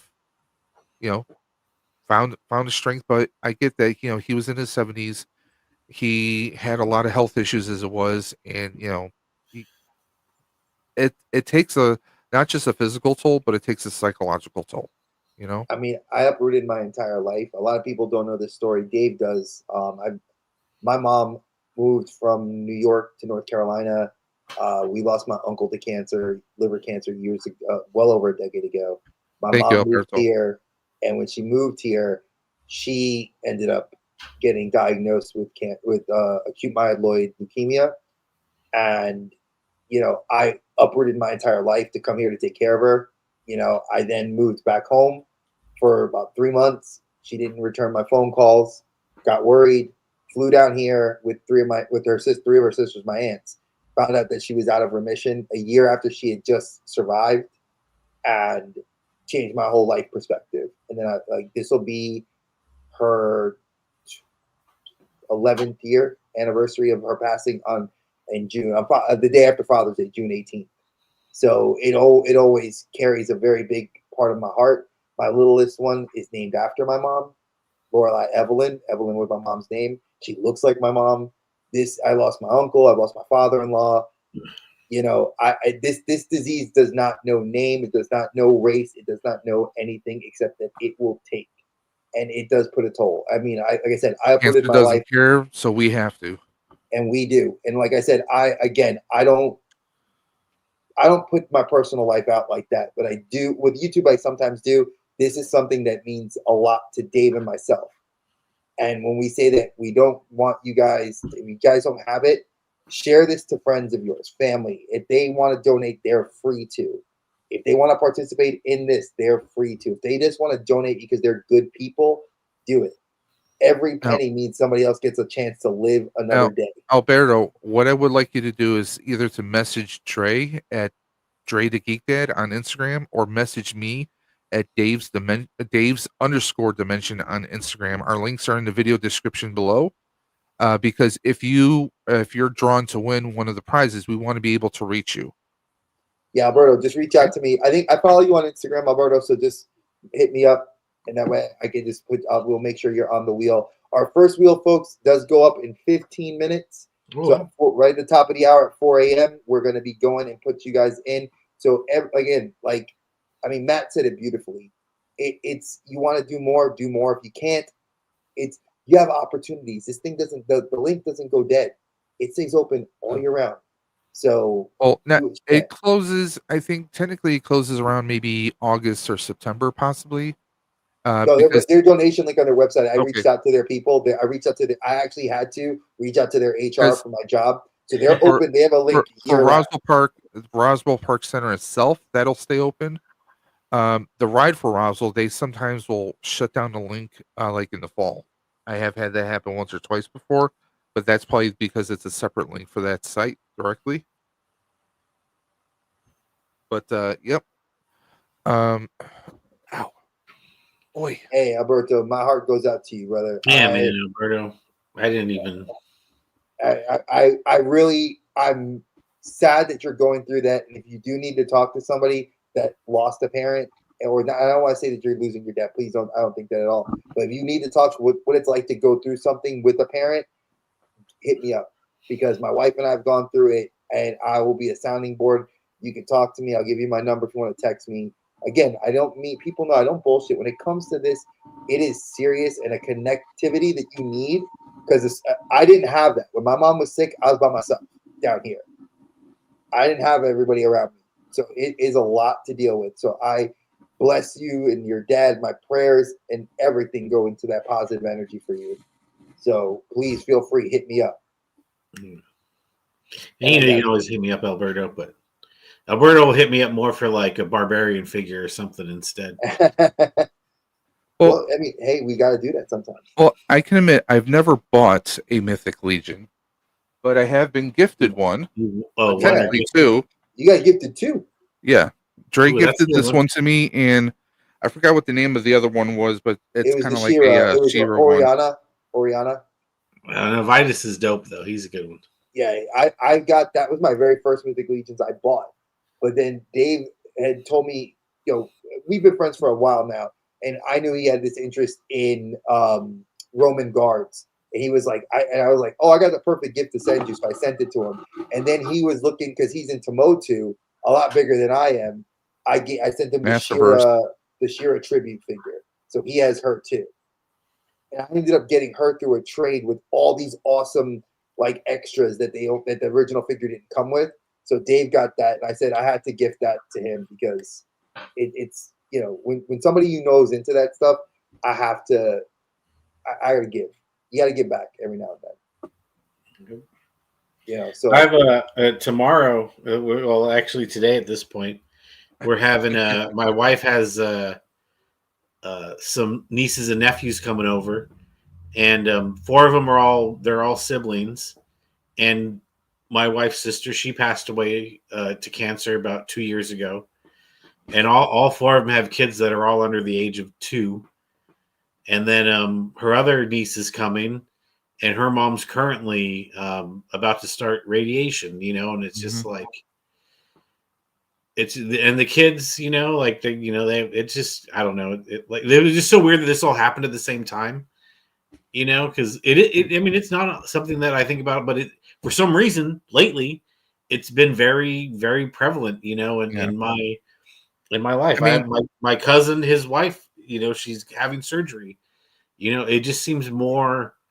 You can't not be affected by it. You can't not. You can't not be affected. I have a family member who's the same age as me. She's going through this right now. She has stage 4, but they have her to the point on the medication that they have her on, the treatment they have her on. She's back at work. She's back to having a life. She's on a regiment, but they're holding it at bay the last time I spoke with her. So, I mean, that's the thing. For some people, they hear that dreaded C word, and they think that it's not a one-way ticket. I mean, there are situations that obviously the treatments can take a toll on a person's body. They can, the thoughts of it, the stress of it can really rack your mind. And let's be honest, some of us have had jobs or situations in our lives where the stress alone can weigh us down. Stress alone can just break us down, and you don't have the faith, or you don't have you know the mental stability, or you just think that it's hopeless. It's not necessarily hopeless. You can fight back, and that's why I love Roswell, because I mean, since 1898, which is kind of mind-boggling that people have been fighting cancer since then. Since the end of the 1800s, 1898, people have been fighting it, and it blows away that one of the oldest cancer centers is here in Buffalo, and they've helped so many people. Just people in my own life. I mean, that it's I have known people who they get cancer, they fight it, but then it lingers around. That's why like all of us here. I don't know how old you are, Matt, but me and Dre are 47. You get to a certain age, you got to 46. get No. you I'm got to get 46. that old. I'm holding that till July 18th, my birthday. Don't call me 47 yet. I ain't getting that close to 50 yet. Okay. So we're all 78s here then. Okay. Yes, baby. Yeah. Yes. I'm December. Okay. Oh. October right here. July. So, but the thing is we're at a certain age where we gotta go for that prostate check. I gotta make my. So I'm not a fan of it, but you wait, kind of. so can I make y'all laugh right now? Let's lighten this up a little bit. So As long as you don't make me cough. I've made. So my mother-in-law I made her laugh, and my wife the other day. I said, hey Ma. I call my mother-in-law Ma. I said, hey Ma, guess what? I'm going on June 6th to go get the doctor to see, so they can finally check my own, see if I'm full of shit. And she busted out laughing. My wife thought it was hilarious. And because, we as men, we don't want them to go take the dipstick, but I'm getting my colonoscopy because they need to find out and check my oil. So, I'd rather, hey, it's before Father's Day, it's before Rory's birthday, which is perfect. So give me the good news, bad, give me whatever I need to know, good, whatever. And I want to be positive mindset. So I'm not looking forward to it, but yeah, it's not fun. So do what you got to do, folks. For women, you got to get your mammograms. My wife just had, I think, hers earlier this year. And if you're a man, get what you got to get done. Yeah, they you got to check the prostate. They got to do your colonoscopy. Yeah, they got to grab they got to grab the quinoles, the huevos, as we say in Spanish. Rather find out what you got, because you'd rather have the time knowing you got time going down the road than not knowing that expiration date's a lot closer than you think. And there, I mean, that just goes not just with cancer, but with everything. Today at my job, it was the deadline for the annual sign up for like medical insurance and stuff. I have insurance through my wife through her job, but what I did was I actually upped my life insurance. Because you get like the basic life insurance, of course, but you got to think like, well, what if something happens? So you put in for a little. My wife has all of this. My wife has all of this if something happens. Oh yeah, I told the wife. I mean, I said, go to Dave. God forbid something happens to me. I said, you go to Dave, box all this stuff up. Dave will tell you how to sell it, or he'll sell it for you and give you all the money for the kids and you. Alberto's my proxy. Alberto gets the Razor Crest, and he'll make sure everything else gets you some money. Well, I mean, I don't know what Dave would want. I have all this. But you can't see some of it because of my monitor, but yeah. Yeah, you got his neck of turtle shelf. Look at that. I got some of my Joe vehicles right there. How is steel flying past Joe vehicles? I love that. I've never known that. That is freaking awesome. Just steel, just like this. Just like I'm Legos. Yeah, Alberto's happy to know he gets my Razor Crest. Didn't you know John Henry Irons, he developed weapons, right? So he's protecting G.I. Joe. Come on, think about it. Damn, Dave, you're reaching. I love that you got to do that. You got to go deep into the lore to find a reason, but I love it. He's one of my favorite figures. What can I say? Yeah, that Mafex is fire. I love that one. When I got him for dirt cheap off Amazon, and that's the long game I play. If a Mafex comes out I'm pissed at myself that I did not get my Daredevil Mafex when he came out, because that MFR is you got listen What you ah, mean? You mean this one over don't here? don't man this. You mean this guy? This handsome hunk right here with his fine self, like doing a pose for whatever reason. I'm I don't just know like, why I had him on the shelf this I way. just love that He's a he's poser. doing straight up gangster, like just like yo, I'm Daredevil. What's up? He's about to start a break dance or something. I'm Like saying. I don't know. Oh, I mean, God. I got the Back to the Future remote. I agree Got with you, bro. Look at that, Matt. Just so you know, look at the love. Look at the love. Alrighty, but I know you'd still like that Razor Crest. Yeah, and he's gonna blow it up, right?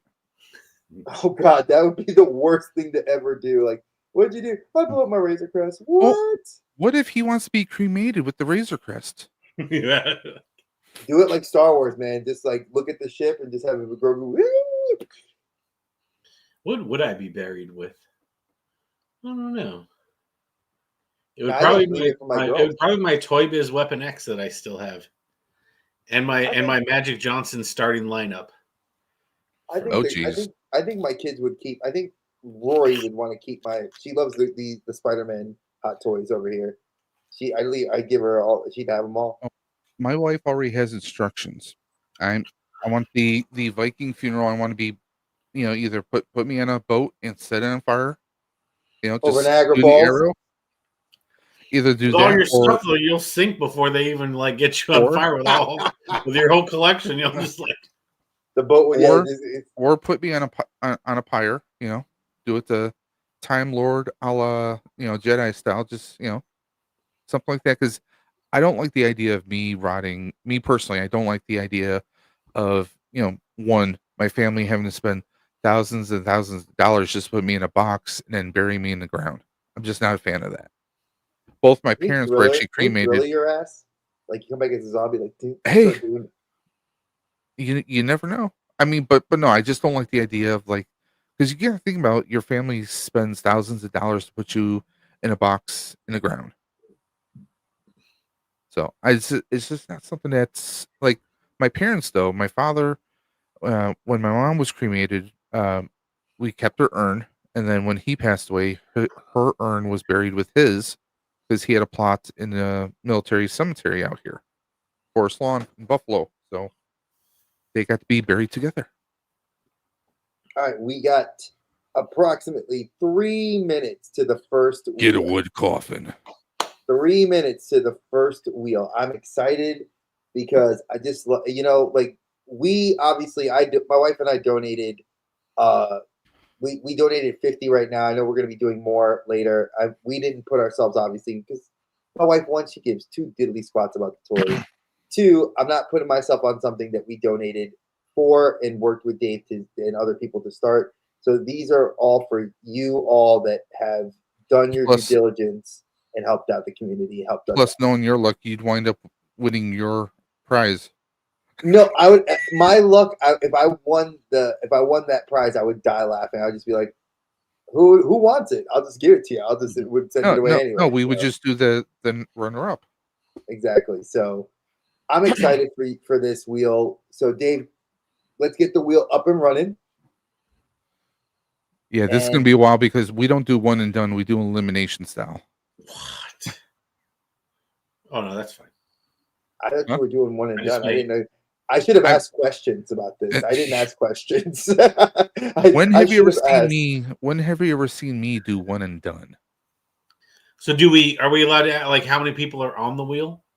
Yeah. So I think we have like 12 or 16, right? Maybe more now because we had more people donate. So we definitely have a lot more. Because we do have extras. We have repeat names because of people that donated more than once. So right now we have 52. Oh. We have 52 names or 52 chances. Let me just check this real quick. So I have enough time to run out and come back. That's what I was trying to get to. Okay, 10 seconds to spin. Do it to 5. So 10 seconds to spin, 52 people. He reduced it to 5 seconds now. Yeah. Well, I mean, we got to do the spin 51 times, so. That's true. Okay. I can't do that math. It's too tiring. I know. I don't do math. I don't math. That's my wife's job. You can't math the math? I failed math too many times. That's why I taught social studies. Just remember, I'm that one teacher that whenever said watch a math class, I would always tell them I'm not, because the kids ain't gonna learn nothing from me, except pull out a calculator or go to the internet, watch a YouTube video. Here we go. I'm just gonna do one more thing before we start. I'm gonna copy and paste all this just to be safe. I'll be back in 4 spins. Go ahead, brother. We will be here.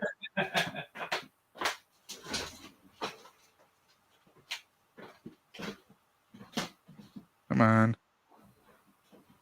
There we go. Just want to back Dave, up. my wife was still awake about an hour ago. I was like, honey, you need to go to sleep.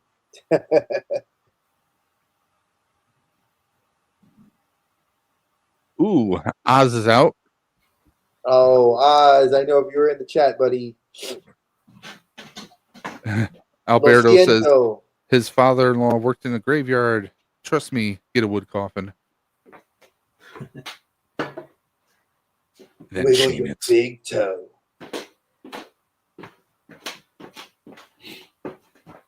So I can tell you while we do some spinning. Damn. Yeah, go ahead, man. What's up? So I met Alberto at Legions Con 2022. Oh, nice. I was in line, and he asked me. He basically cut the line and asked me to buy him a Arether horse 2-pack. And I thought to myself, well, I wasn't going to buy that anyway, so I guess I'll buy it for this scalper. But then it turned out he's just inbox Al. He just likes to buy them and just keep them in their boxes and never let them breathe. Hold on. See, that one did not remove. I used to be an inbox collector till a very long time ago. I filmed some videos with a friend of mine. Fix that. And when I did this video, he remembers I used to live with roommates before I got married, and I had all my stuff. The only things unboxed were my statues. Like I used to collect a lot of Kotobukiya and DC, the DC essential statues. Those were my big thing. And he's like, Dre, you have all these freaking action figures. Let them fucking breathe. And when he said that to me, he says, oh, you're just suffocating them. And I got mad. I got like offended when I got off the stream. It just kept playing in my head. I was like, no, I don't do that. My figures will breathe, damn it. And lo and behold, man, now I get to play with them. And it's just fun because now that when I met Lana, my wife's daughter, wow. You know. That's 3 in a row Archers got removed. I keep seeing that same name over and over again. And if you notice on the list, we really don't have the names doubled here. Yeah, they are scattered. Crazy. So we're going to shuffle up and deal. I think having a toddler has made me enjoy this even more, open boxing my stuff, because she wants to like look at it and see it, and she just likes to want to learn about it. So I think that's what makes it even more fun being out of box. But hey, inbox collecting, I respect you too, because you know it retains its value. I mean, eventually, if you ever did want to take it out, you have a brand new figure to take out. The only thing that sucks is some of these toys I've been hearing people get burned, where they crack them out the box, and sometimes they break because they were in a box for so long. So gotta be careful. Al had a moment where we were egging him on. Oh, I'm out on one. We were egging him on, to open something, and then like he'd open it up, and then he'd like the fucking arm broke. And we're like, our joke was like, well, because you don't know how to open your toys. But it might have been like you said, it's because he had them. You know, they were closed for too long. I don't know. Yeah, I've seen that happen though, where people were like, I had a Marvel Legend that was in the box so long that the paint actually was damaged on the back of the figure because it was in that little plastic shell, and I guess the heat had warped it, a little bit, and it's like I felt I had to go throw it out and buy a new one. And I looked at it was still Rolando. relatively new-ish, so I could still get it. But you know, because it was like I waited like 2 years to open it, and then it was like, you know, I was like, oh shit, Mr. B. And I'll tell Al, I'll be like, oh, I've got pink skulls. I'm like, how do you know they're pink? You haven't opened them. Maybe they're blue skulls. You don't know. You gotta crack that box open, pull them out. You know what? I'm glad I did that with the Jessica. Oh God, what was her name? The Jessica Cruz. Mr. B. The Jessica Cruz Green Lantern DC bombshell figure that they made, the statue. Oh, I remember those. That was the most beautiful one. It was a Latina. We needed representation. I had Vixen. I had them all. And when the Jessica Cruz opened out of box, for some reason, the company that produced them, all the hands were brittle. So when you pull, I used to freaking wear gloves to take these statues out. I pulled her out. Your museum gloves on? Dude, facts. I did, and her arm broke off right out of the box, and then the lantern fell on my floor and shattered. I was so upset. $180. I was like, so I went to Entertainment Earth. I was like, look, I took pictures.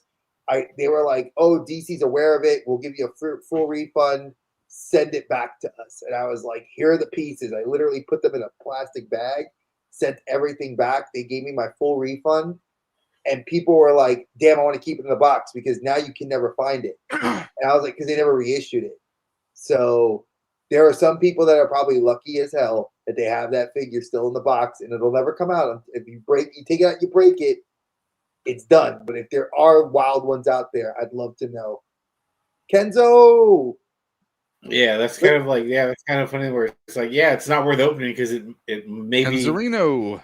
broken. It'll be broken. So, like, to me, you know, and I sold before she was born because she's a pandemic baby. Archer's out. out. My wife said to me, we got to get rid of something like to make room. And I so sold great. all my statues. Yes, sir. So Kenzo, who's the real Insomniac now? I mean, if you're an Insomniac and you're not on here, then why aren't you here? You can come on here if you want.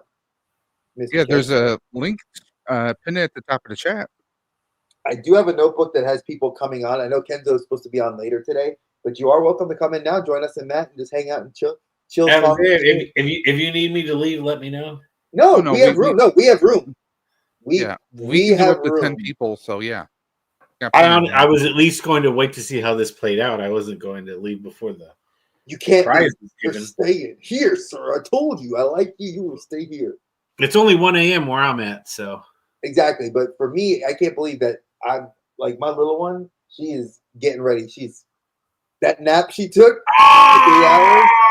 Oh damn.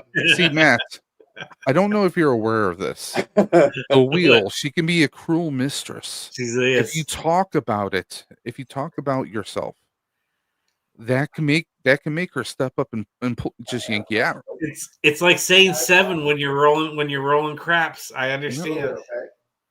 So exactly. I mean, you can't mention, if you mention the wheel at all, it will take you out. Tis a harsh mistress indeed, David. The wheel is a cruel mistress.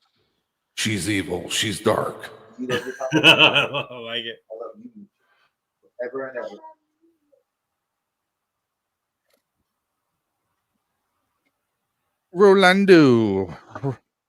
Rolando Flores, the multiversal moderator, is out. You got eliminated, Al. So yeah, you got eliminated, Alberto. Yes. We were here for it.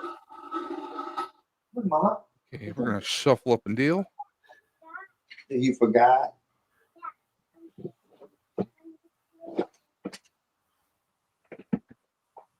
I don't know where that notebook is now.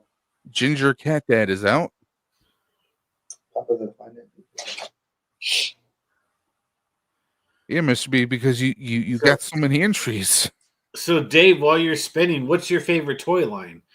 I mean, obviously you love your Ghostbusters and your 3D printing, but in terms of like toy lines, I mean, I love Bread and Marvel butter, because as they say. I love Marvel because I'm a big Spider-Man fan. Love Spider-Man, love Captain America, love Wolverine, love the X-Men. So Marvel, G.I. Joe classified series I love. I do have quite a bit of McFarlane, but that is currently bagged away right now. Like McFarlane DC, McFarlane Spawns. DC Multiverse. So I go with a multiverse those shelf. I do love the NECA movie turtles. I have quite a bit of those. Okay. Dave, you gotta add Alberto to the wheel. We forgot to. No, he got eliminated. No, he was on there. Oh, he did? Yeah, you were on the wheel, bro. You get Alberto, on you got eliminated. I was there. I saw it. I can vouch. there. Yo, Matt, I love Matt. He's like, no, man, you got eliminated. It was done so. Yeah, we have Alberto. No, I called it out when it happened though, because I was like, Alberto. Oh, my bad. I stepped away. That's my bad. Yeah, no, Yeah, we do have your name here. Let's go. Alberto, he's Mexican. He's just always trying to get that, Now, extra as far as deal in, Ghostbusters, I do have the reissue Kenner, the Kenner reissue Ghostbusters. I do have the Plasma series figures. I have the HasLab Proton Pack, the HasLab Tuna Box. So I am heavy into Ghostbusters. Do you have a firehouse? I have a Firehouse diorama. So that was made by Duffman's Dioramas. So I do have a facade of the firehouse. But you don't have a proper, like, real Ghostbusters firehouse? No.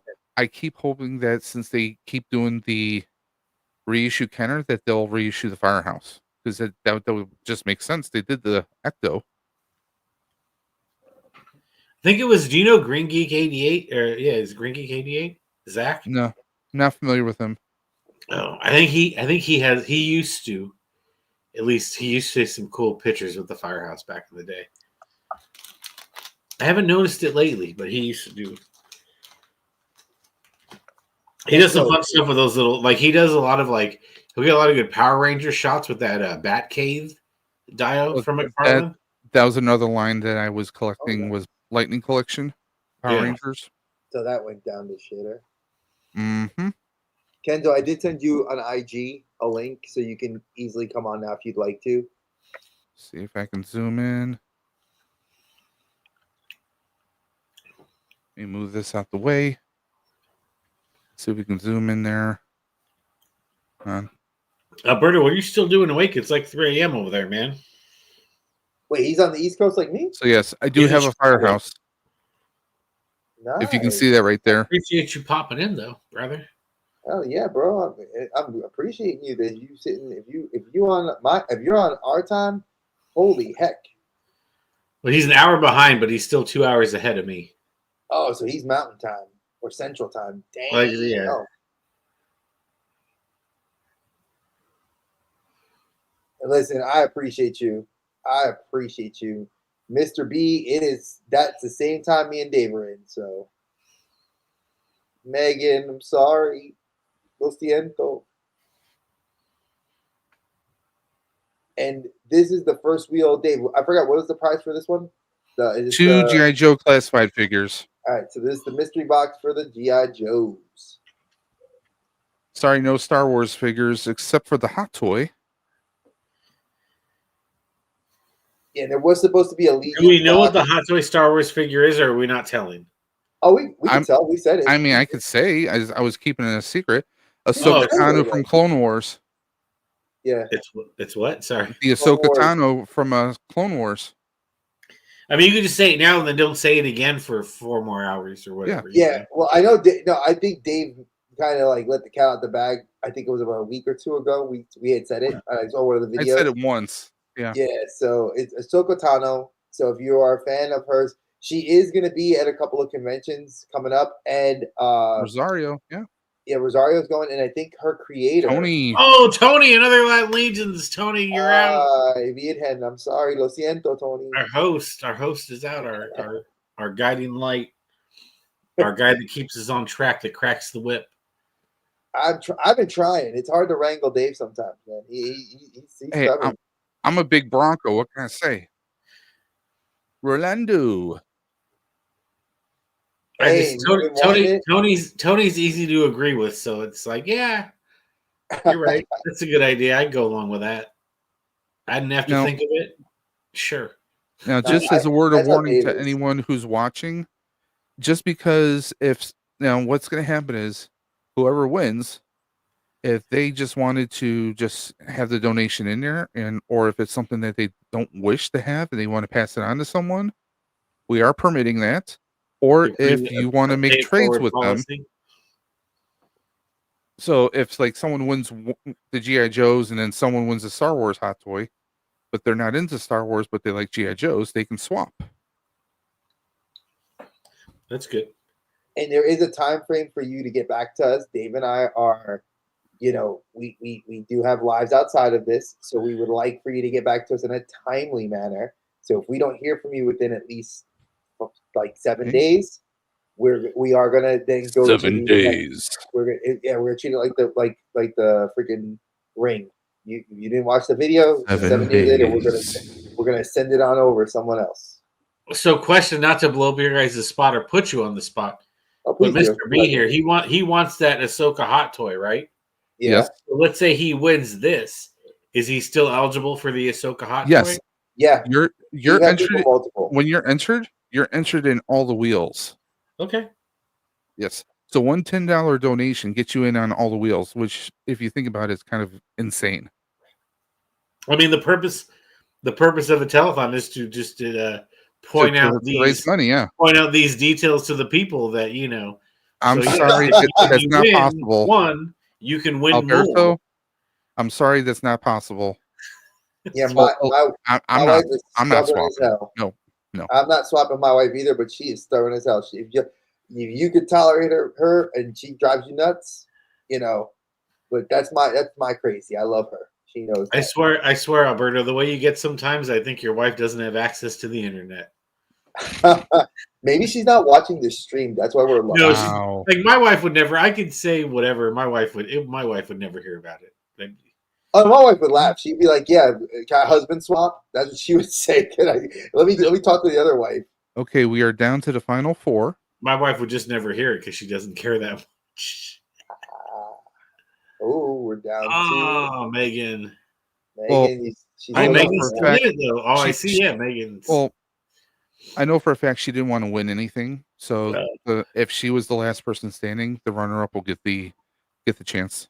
Oh. Yeah, so really, we're on 2 people here. Yeah. So basically, if Megan wins, we're gonna, run her up. All right. Millennium is out, so it's gonna wind up being Ginger Cat Dad here, even though he's eliminated. You still win, Ginger Cat Dad. Congratulations. Because Megan is actually a family member, so she just shout wanted out to to donate Megan. to the cause. So big shout out to you, Megan. Thank you so much for being so for blessing somebody else with that may want this. Now, Ginger Cat Dad, please get to Dave. Let him know your information so we can get. I have him on IG. So all right, perfect. So friends, you have him on IG. Let him know. Big shout out. Now, like I said, every 4 hours, folks. I don't want to make fun of this name, but I just feel like Ginger Cat Dad. I picture the cat that's playing Ginger Cat Dad. Contrary to the name, I'm sure he's a cat dad with soul. Ginger Cat Dad. Okay, so he's Ginger Cat Dad. Ginger Cat Dad. I like that. With jazz hands. Jazz hands. I love the name. It's catchy. I will sing it to myself all day long. Oh, I love it. I picture the cat playing the keyboard. I'm Ginger Cat Dad. So awesome job. First wheel is done, folks. That is the GI Joe box that we will Ginger Cat Dad, like we said, we will be sending GI Joe box 1 of 2. We have 2, so we have 5 wheels left. So at 8 a.m., folks, we will be doing the next wheel. So tune in at 8. If you're not in now, in another 1 hour and 11 minutes, we will have an invasion from the toy princess herself. Yes, Allison's going to be coming on, and we're going to be coloring, folks. I'm actually excited. Haven't colored in a minute. She does a very chill channel where she does coloring streams are, and we're going to be doing Back to the Future. You know, I have a coloring book right nearby me. You can if you want to join in, with us, man. You guys want to see it? Yeah, which one? Is it appropriate for family It's the Mythic entertainment? Legions one, isn't it? Well, no, because I'm a Cosmic Legions person. Oh, you got the Cosmic Legions coloring book. Nice. I think she's talked about that on her streams too. Thank you, Alberto. Listen, like Thank you, Alberto. Hey, you good have a night, Al. great one, man. Thanks for stopping in, man. I And appreciate if it, you bro. win on any of the other wheels, we will reach out. Yeah, I already got you on IG. If you do win, I will let you know. If I happen Ray to, will stalk you. Don't worry. I mean, well, I'm not that bad, am I? Well, Am I? See you Sunday. See you Sunday for the show, Al. Hopefully. But yes, I got the Cosmic Legions. And if I finish that page, I have other coloring books. Nice. So I'm prepared. I'm prepared. you're prepared to did? I'm prepared. All right, I will be right back. Yeah, go right ahead, brother. So Hold Dave on. made an Hold on. interesting joke. Okay, there you are. Okay, good. I'm All right. resetting the wheel for the next one. Okay.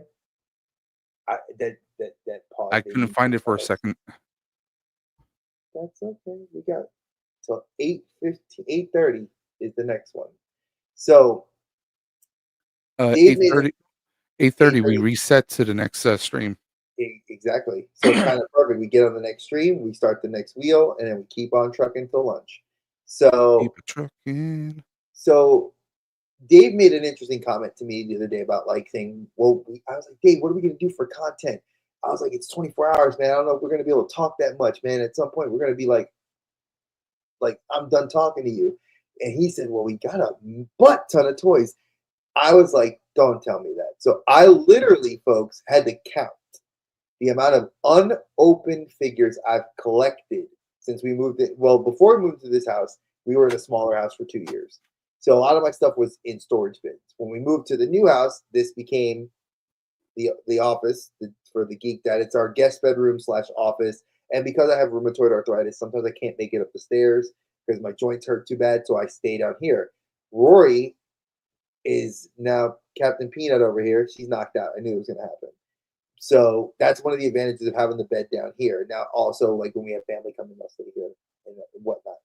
So I now have 130 figures to open up at some point. And I will probably crack open a few tomorrow or later this morning, going into the Saturday afternoon, because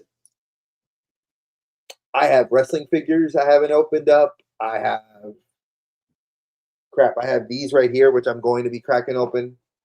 The new Marvel Legends that came out, the Ultimate, Iron Man, Dakin, and Rom.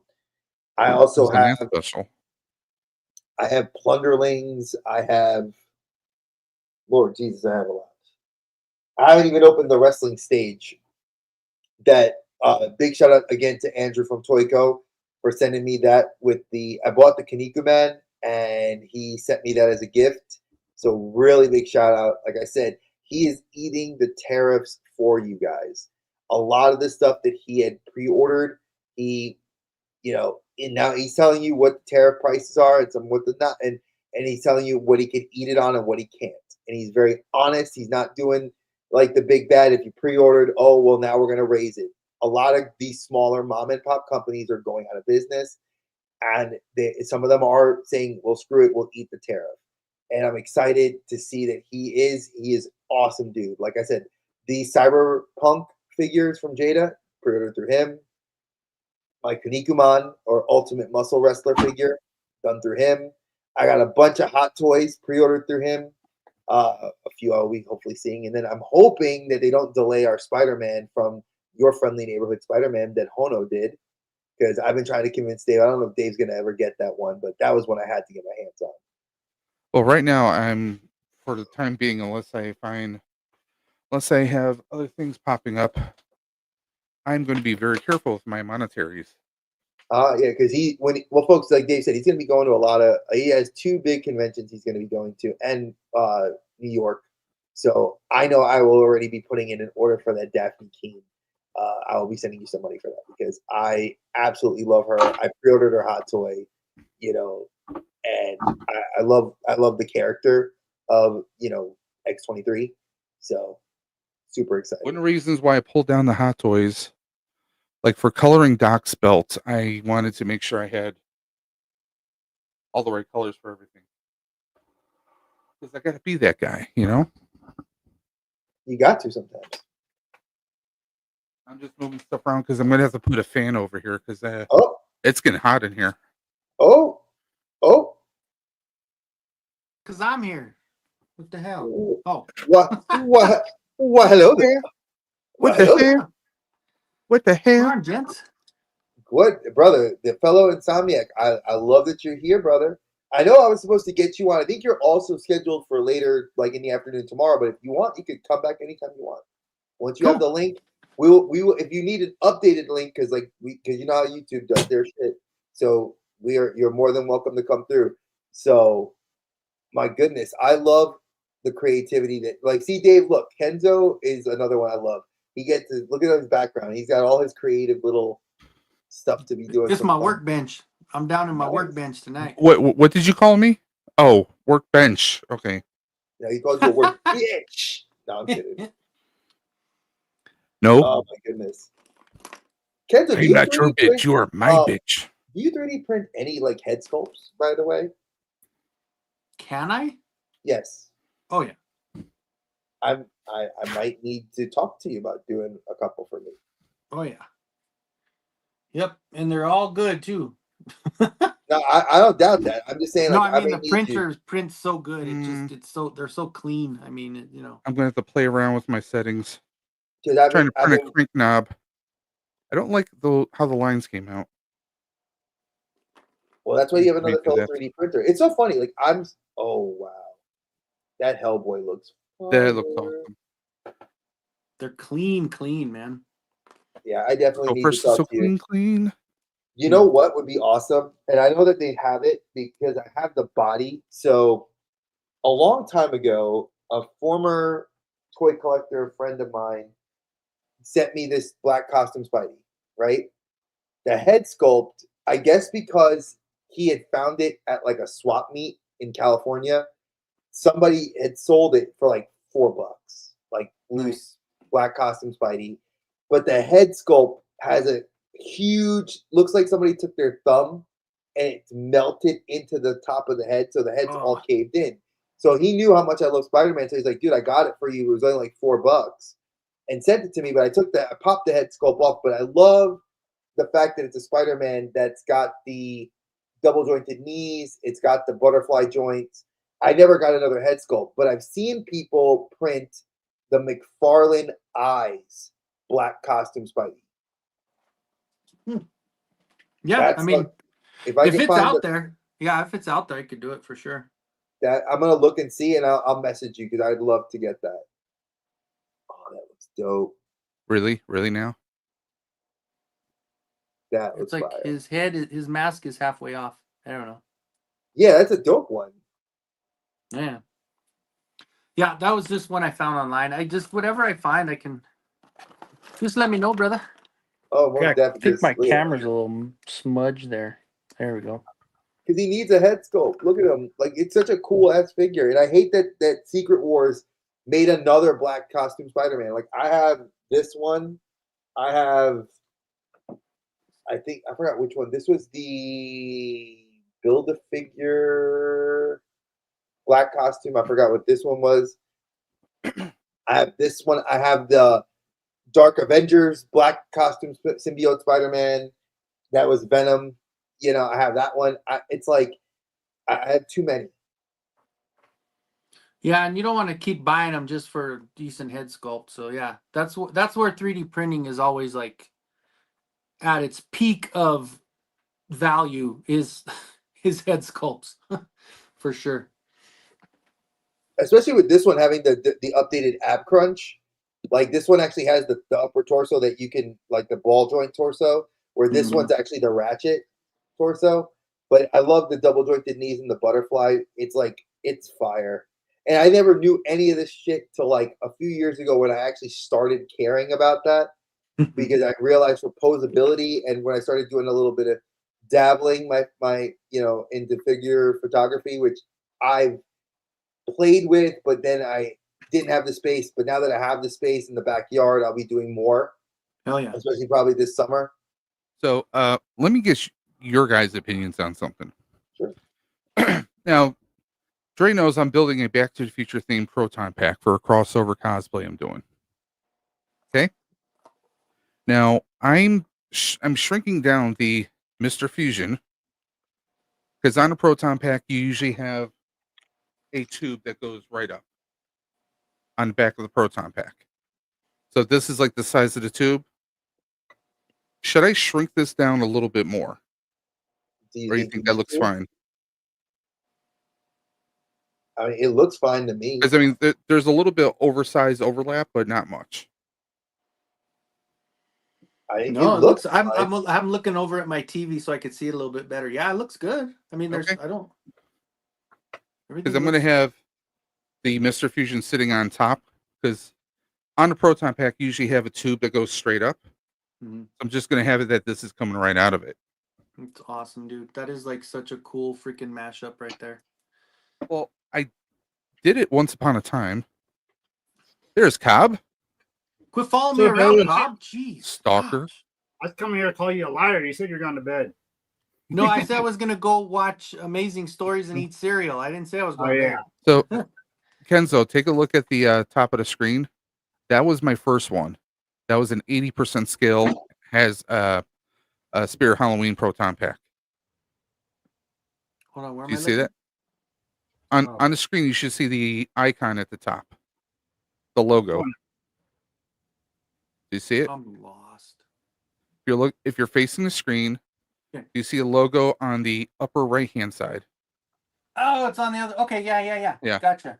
Ooh. So that was my first attempt. So the flux capacitor. Love it. 6 years later, I'm building a 1-to-1 scale via my Bamboo Labs. What's up, Cobb? Dude, not much. Back to the Future is my favorite movie of all time. All time. Wow. All time. Dre, should I show him what I have on the desk right now? I mean, show him. I mean, he's this favorite movie. That's like freaking. You got to show it off. Time. Nice. Arnie McFly hot toy. Nice. And I also have the Doc Brown. 1.21 gigawatts. The only thing he's missing is a freaking DeLorean. Blitzway, you guys suck that you had to put that in right now. Well, the Hot Toys one too was on sale on Pop Culture. Yeah. But I mean, the fact that it's still an awesome hot toy. I mean, it's a vehicle hot toy at that too. Like they do. I saw the tumbler. I cannot imagine the people that bought the Bat Tumbler that spent the $1,300. Oh, and Kenzo, the con I'm going to in August, both Michael J. Fox and Chris Lloyd are going to be there. Nice. That's cool. So I am going for the double photo op with them. Daphne King. And I plan to have the cosplay done by that time so I can wear that at the con. Dude, they're gonna flip out when they see it too, man. It's gonna be. I so hope cool. so. Dave, click on Daphne Keene so I can find out how much her thing is. Her photo op, not her photo op. But whoa! Her photo op. Okay. Yeah, I mean her autograph 95. Okay, so I need. No, yeah, but watch. It's autograph is 120. That's no, it's 95. It's if I want the premium. Oh, 95. Okay. Now, mind you, I think that's Canadian. So I'll send you $100. You just tell me what it is. If it's plus a shipping bit more, and River. Whatever you need, bro. I just want to get. She's gorgeous. Like I love her. She did awesome. Plus a finder's fee and all that. She had to bust the door open to get in here. Where my little one is. Yes, they're talking about you. Peanut would have loved to see a kitty cat. She finally the nap kicked out. That she tapped out.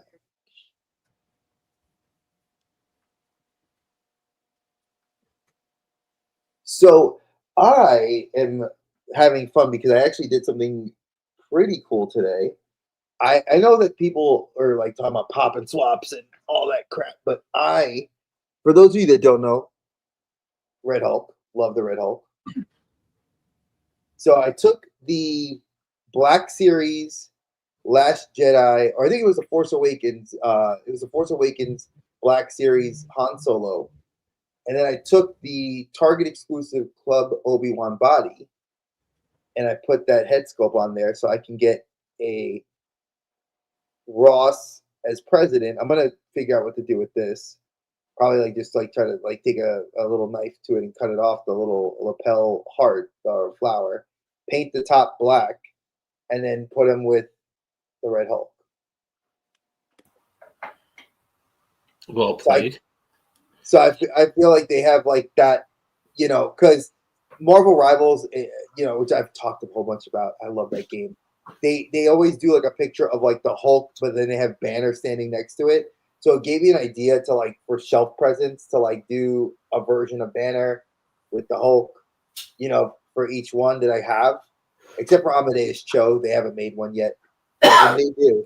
When they do, I do have that the Build-A-Figure for him, which like Oz said, it's not the best one, but I did either you, Kenzo or Cobb, did you guys get Ganesh? God bless you. Did what? You didn't get the Figura Obscura Ganesh, the large. Oh no. Mm-mm. The rotund. No, I one. haven't been much for the figure obscuras outside of my fantasy swords and sorcery type stuff. Nice. I think it looks. I personally would like to get it. Like I said, I missed out on this one, so I'm gonna wait for. I think they said they're gonna do it before the summer, and I'll try to cop one then. Well, I plus like- a lot of I like- times with I those like it figure for parts. obscuras, they end up putting them up again and again and again. So they'll probably have more later, even if you miss out that. Because even the ones lately, when they came out with the Christmas pass, they had all the other ones available. So it's kind of That's true. And you're right, Maybe. Matt. The parts are always a good thing too, because again, like look who we got. Like Kenzo's doing his little. He's doing his being his creative. Cobb does it too. I've seen you do that with like. Damn, that He-Man looks. That's the Ooh, which one is this? Barbarian builder? the Barbarian Builder. Got him, He-Man Oh, is out. that a mythic? Yeah, Yeah. I Ooh, went ahead and He-Manned him up with the He-Man armor, bracers, and stuff. That's cool, man. Dave. I may have to get you that one if I find it. Yeah, right now he's just at the cons, but I think after like a year of them being out and about at you some can of the probably cons, use and the axe from here, so, right? uh, Maybe use the axe yeah. from here. no, actually, his weapons are in his hands are the ones that came with them. He's a okay. barbarian figure, and he came with that barbarian sword and axe. And the I just got a second of that one that you got because I used his parts for other people. and the like the crest that he wears. Where'd you get that from? Is that from It's from Masterworks? it's from that Viking He-Man, the one that has this head. But I Oh, okay. swapped this I'll around have to keep too. an eye out for him then, maybe. Yeah. I like Matt just showed you with a base figure, Dave. What the Yeah, base so one looks this- like. Yeah, I the saw main- that. Okay. Yeah. Yep. Is that What's that one called? It's a Barbarian Builder. Legendary Barbarian. Yeah. It comes with 3 different hair pieces, like a brown one, more of a Conan, and then blonde, like He-Man kind of, and then a reddish one. That's beautiful. You touching up the paint on that? no. I printed it. I'm doing this for. I'm gonna put it on Fisto. That was great, dude. Yeah. Yeah, Since it makes some come up here. crazy good stuff. And is this one that's already out, or is it going to be coming out? No, it's 3D With printed. Barbarian? That barbarian. The barbarian. Right now he's just a con exclusive. Like when the 4 horsemen are going around to different. Okay, so Cons? if I see him, because they're coming, according to Oz, they're coming up to Toronto Fan Expo in August, so I can play. Yeah, actually, I Across had the fence. Terrence, a friend of ours, Terrence, picked me up one because I don't get out to cons that much. Jesus, you But get a lot of yeah, stuff in he there must though. have- Jeez. I knew I Oh yeah, he has that head. He comes with too. That bearded one.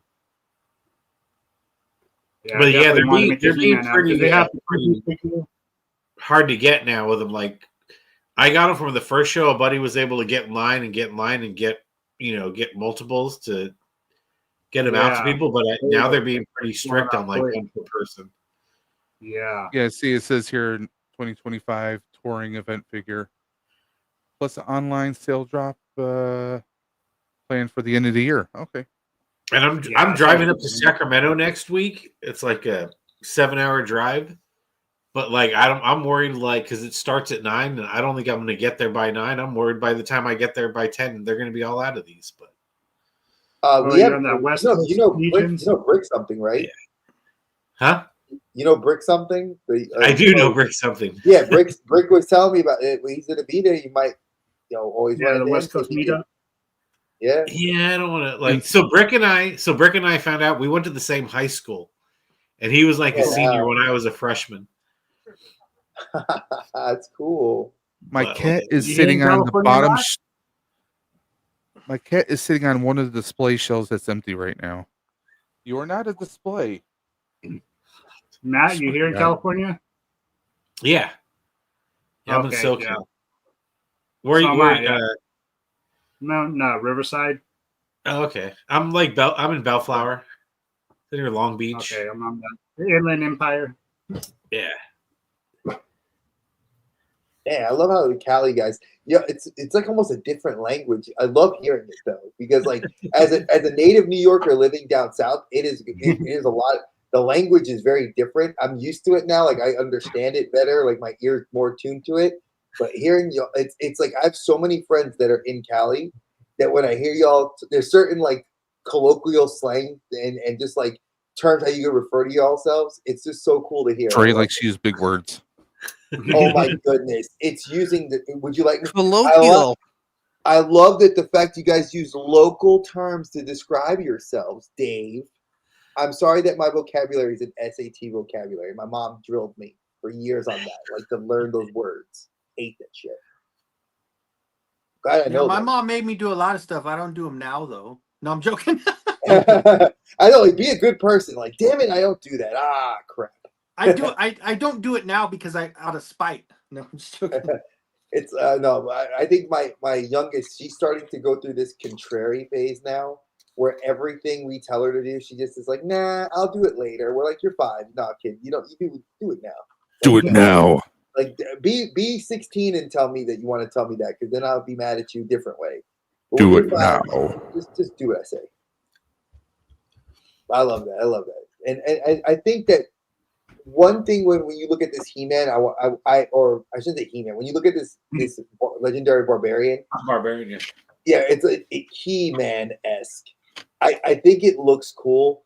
I almost like it better than the Frazetta one that they made. That's not Mythic Legions, obviously. I'm not a Frazetta person. This is one of my favorite things. Like I'm going to get 3 of these at minimum, and they're all going to rock. They're going to be the triplets. They're going to all have the heads. They're all going to be in shots together, and then I'll probably get 2 or 3 more just to poach for popping and swapping parts, because this thing comes with some. I'm picking up a second one at least. I love again. It's interesting to hear that. Like I never think anymore, and maybe because that's like I understand the community for Mythics. I just never think about it like in the I want to get 3 of this because I could do this, and this with it. It's so interesting to hear a lot, and it's cool to see what you guys come up with. I bought another one of these because I wanted to use this one for this.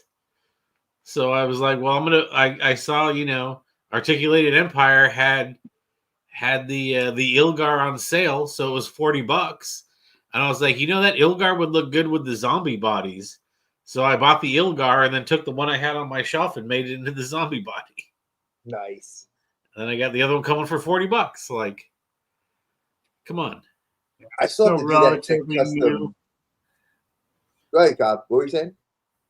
I said I'm still just kind of relatively new with Mythics. I started just like the He-Man tributes and started with those, but man, I've got myself quite a few little extra ones here and there now. And it's funny. I'm not good. I like the painting. The painting's fun. I have my own custom crew behind me. These are all painted.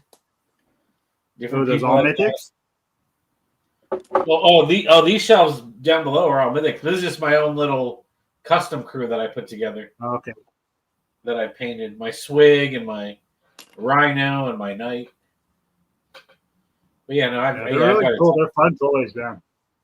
Yeah, no, I got a ton of mythics. I mean, I have them separated by faction. And yeah, I have people that I know that collect mythics, and they were like, I only do vampires and the undead. They'll do undead army buildings, and I've seen their like shelves, and I'm just like, holy heck! Like it's amazing to see it. But then I think of the people that do the same with the Marvel, though, the guys that bought like 20 multiple men just so they can have it look like he did on the comic book cover. I'm like, I cannot do that. That looks freaking dope. That looks like Aquaman. This is just a pop and swap. Like this is like a twist tie that I painted green to put on the edge of his spear. That looks badass. I painted the shield green and just kind of made that random little design on there. Like, yeah, this is. And this was I did paint the armor, but I just kind of washed it. I just kind of washed it in the green. Oh, let's see, that's from that Gladiator, huh? Yeah. Yeah, I just picked him up. So I was like, wait a minute, he looks really familiar because I just got him. But this is the head from the Legions Con exclusive. And yeah, I mean, I just like messing around with this shit. You know, like that. This is like. I love Wolverine. I love Luke Skywalker, but like I don't need all of them. Like I more so look at the stuff that's like gives me something else to do, you know? Also, I was happy about getting this Barbarian too, because I do the MOTU tributes, but then like the first two that came out, that He-Man Skeletor, there's no way I'm gonna get those. They're like $300 each now. Yeah. And actually, I like this better than the Atamon, the He-Man one. I do think it's more. Yeah, more He-Man-ish. Well, it's cool they do. They could do that though, and that we have that. Like we see that they've been doing that with a lot of figures lately. Like you get better bodies because the technology changes. You know, when you can get a better build for better joint manipulation and articulation. So the original version, FIGUARTS does it.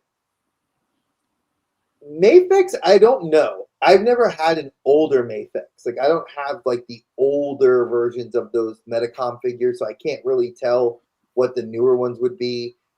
You know, but when you look at price points and you look at what you're wanting to do, I think like Cobb. One of the things I love that you do on your channel, like look at that. Yeah, Frank, he's still in his box. Have not even removed it yet. Such a dope. Yeah, that's awesome. Figure. Yeah, I have him. I love his box. Here, let me bring it out. I'll break out the box. Getting a little personal now. Since I'm big, I'll show off a little custom pop and swap paint job there head I did. Ooh. So I painted that head, and then I had gotten this body in a fodder sale, and I was like, you know what? And then I'll throw on that. Is that a custom design on the shield, or is that how it came? No, that's from the lizard guy from Legions Con this year. Yeah, but yes, I thought it would work. That one too. So I just made a little I don't know, random guy. That's kind of what I like about the whole. That's what's fun about it, you know. So for those of you that Dave, could you move me from the movie down? Can I show the box that it came in? That's if you got this was the original launch. Still in the plastic. Still in the plastic, never taking it out. Then I have, which I thought was cool because people love the deities right here. Check it out. Mm-hmm. Poseidon. Oh, I'm waiting on my first one coming soon. Oh wait, no, never mind. Thought that was an AWOC. Yeah. Then I got. This was one that we just Terrence picked up for me last year. My Thrace. Ooh, Thrace is a good one. Yeah, I love the look mm-hmm. for Dark Elf. Then I got, like I said, I have I have a few that are still needing to be liberated from their plastic prison. But I will say, if you're like honestly, if you're not going to play with them or take pictures of them, leave them in the box because they will go up in value. No matter like even the cheapest ones eventually. Zenday, I've gotten at least 3 Zendays. Zenday's a solid figure. Those leather goods, Swig. Yeah, I got 3 Swigs. The Swig was sure popular. Oh, that's like that was last year. That was a lot of that was a lot of everyone's favorite figure of the year. Yeah, I got that green one. Yep. Crack. No, I don't know names. I'm like the one that's supposed to be Whiplash. The cosmic guy. Yeah, I have him over there. Yeah. My cosmics are over there, but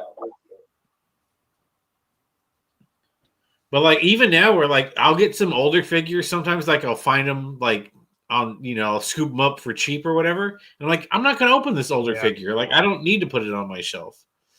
I'm going to keep it closed. This is my first Maestro Union figure. This is the Yang from the Yin and Yang twin brothers that they made. And I love Maestro Union. I pre-ordered the the Usagi or Jimbo, the rabbit samurai one that they made. I pre-ordered him, and I've seen so many people take great pictures of the Panda brothers. For anybody that's a fan of World of Warcraft, they did these are like the Pandaren that you can play, and they look so dope with the top knot and the drunken fist. He comes with the little bottle. Great figure. This is one. The Poseidon. I forgot what was the company that made this figure. So I have a quick question for you guys. This is a little bit off topic. Now, the Back to the Future pack that I'm doing, the all silver one, right here. Trey, I need the Back to the Future Proton pack. So the bumper that I'm doing, here's the thing. I'm kind of torn, and I'll explain what I mean. Now, right behind me, there's 2 proton packs. There's one with the newer bumper, which you can see is one bar going across and then one coming down the bottom. It's affectionately known as the thong in the Ghostbuster community. And then there's the regular bumper that just goes right across. I'm torn as to which one I want to do. I kind of want to do the tri bumper, the thong, but with it being silver, I'm thinking of going with kind of a bronze brass kind of a look to add some contrast. Or should I just go with black? What would you guys think? This reminds me of Kit. Remember like original Kit, his little laser beam was just one solid laser beam. Yeah.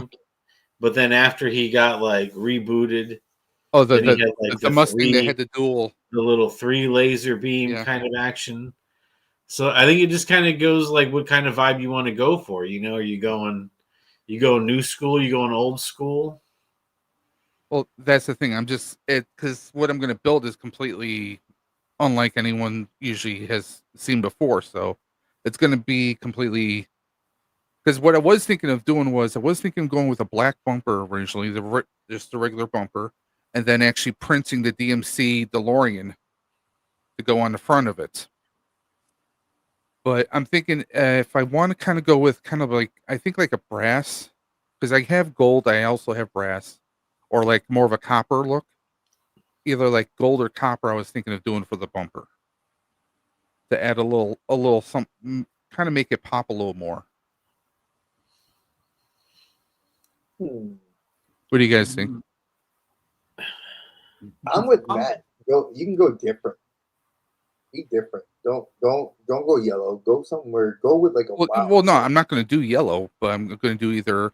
I was thinking gold or the copper color I have. Yeah, I mean, it's your piece, but like I said, go with the more like color like as long as it blends. It'd be like a color like this. Yeah. I was I thinking think the that would just copper. pop more. Copper. Yeah, I was just gonna say. I think it'd pop a little. It's gonna reflect the That's light. over. Yeah. I'd say copper. Yeah. No, because I what you're getting at is like the black kind of just looks. You could say the black looks generic. You know, whereas the copper where you do like gives a little more of a custom feel. Yeah, I'm a fan. All I know is I ain't afraid of no ghosts. Well, Dre isn't because I converted his youngest into a Ghostbuster. Kenzo, what was your choice? No, I was just saying anything with an accent. I mean, to add to it, you gotta have something to offset. I wouldn't. Yeah. Yeah, I like the extra color for sure. What do you think? You're think gold cosplaying. You're or walking copper? in the crowd like you want to, you want to stand out. Well, the one you put up there looked good. The one you put Yeah, up that there, was is that the copper one. Yeah. Yeah. Yeah, I'm with Kenzo. I'm with everybody else. I like that. It stands out. Because I'm already doing that kind of copper look with a few parts already to add a little bit of contrast. I have the metallic blue, and then the copper on top, kind of add a little something different to it. Already on several parts. Yeah, I think it would look cool, man. I would go with that. It's so creative, so fun. Yeah, because I didn't even like blue too. I like blue with like the brown copper. Yeah. Because I'm not going to do blue on the bumper because what I did on the original Spirit was I had a blue LED light going across it on the one side, and I'm probably going to do something similar to it this time around. So,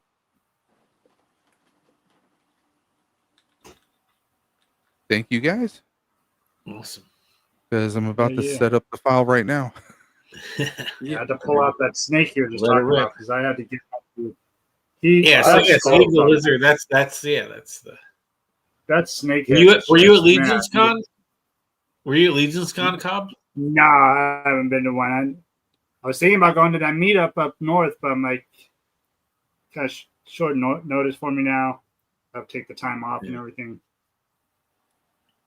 Yeah, I wasn't like my mom fucking my wife was it's like a 6 hour drive, like at best.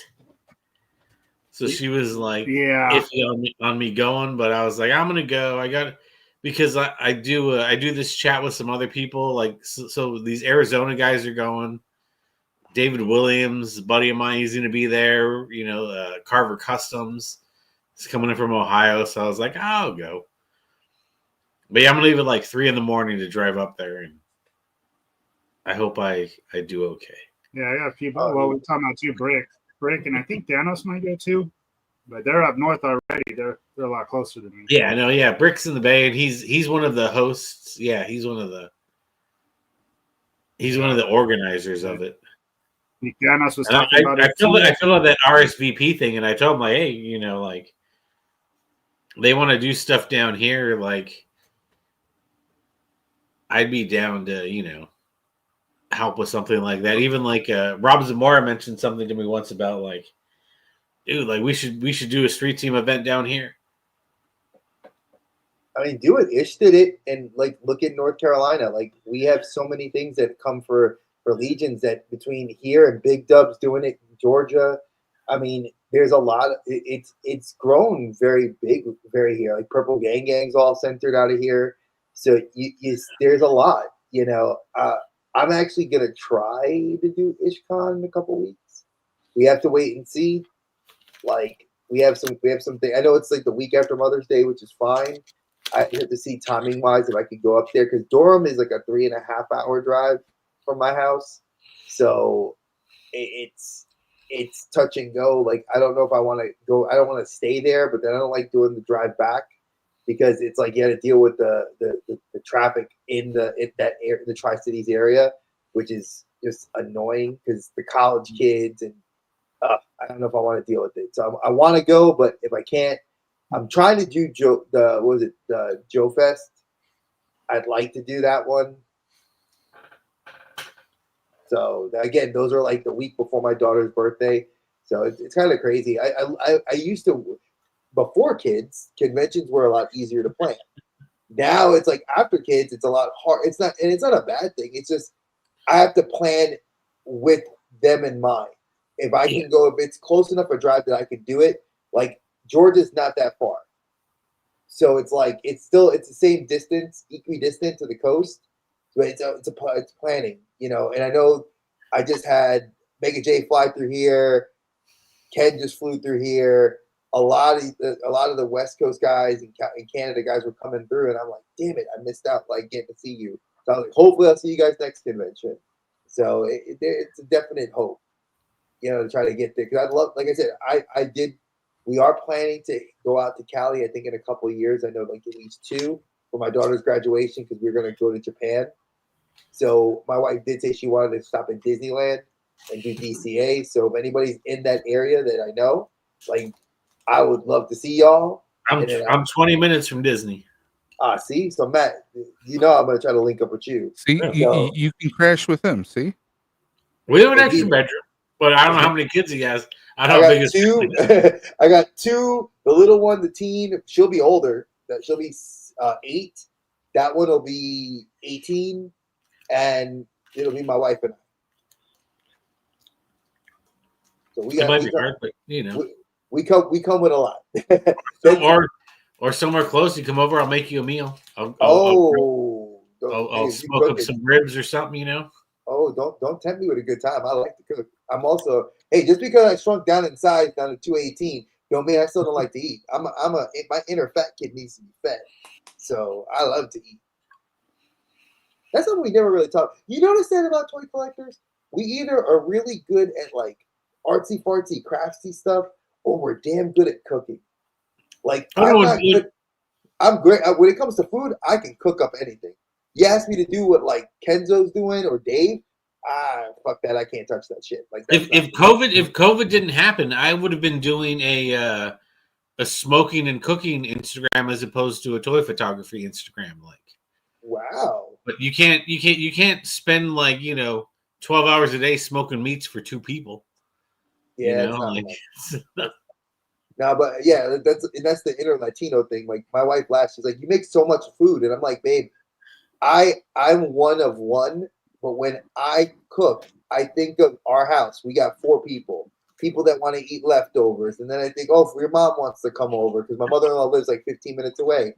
I'm like, if she comes over, I got to feed mom, and then I want to send her home with leftovers. Oh, my friend and his wife don't live that far. And she's like, you really do think like that? I said, hell yeah. I said, my grandmother was like that. She was one person with my grandfather.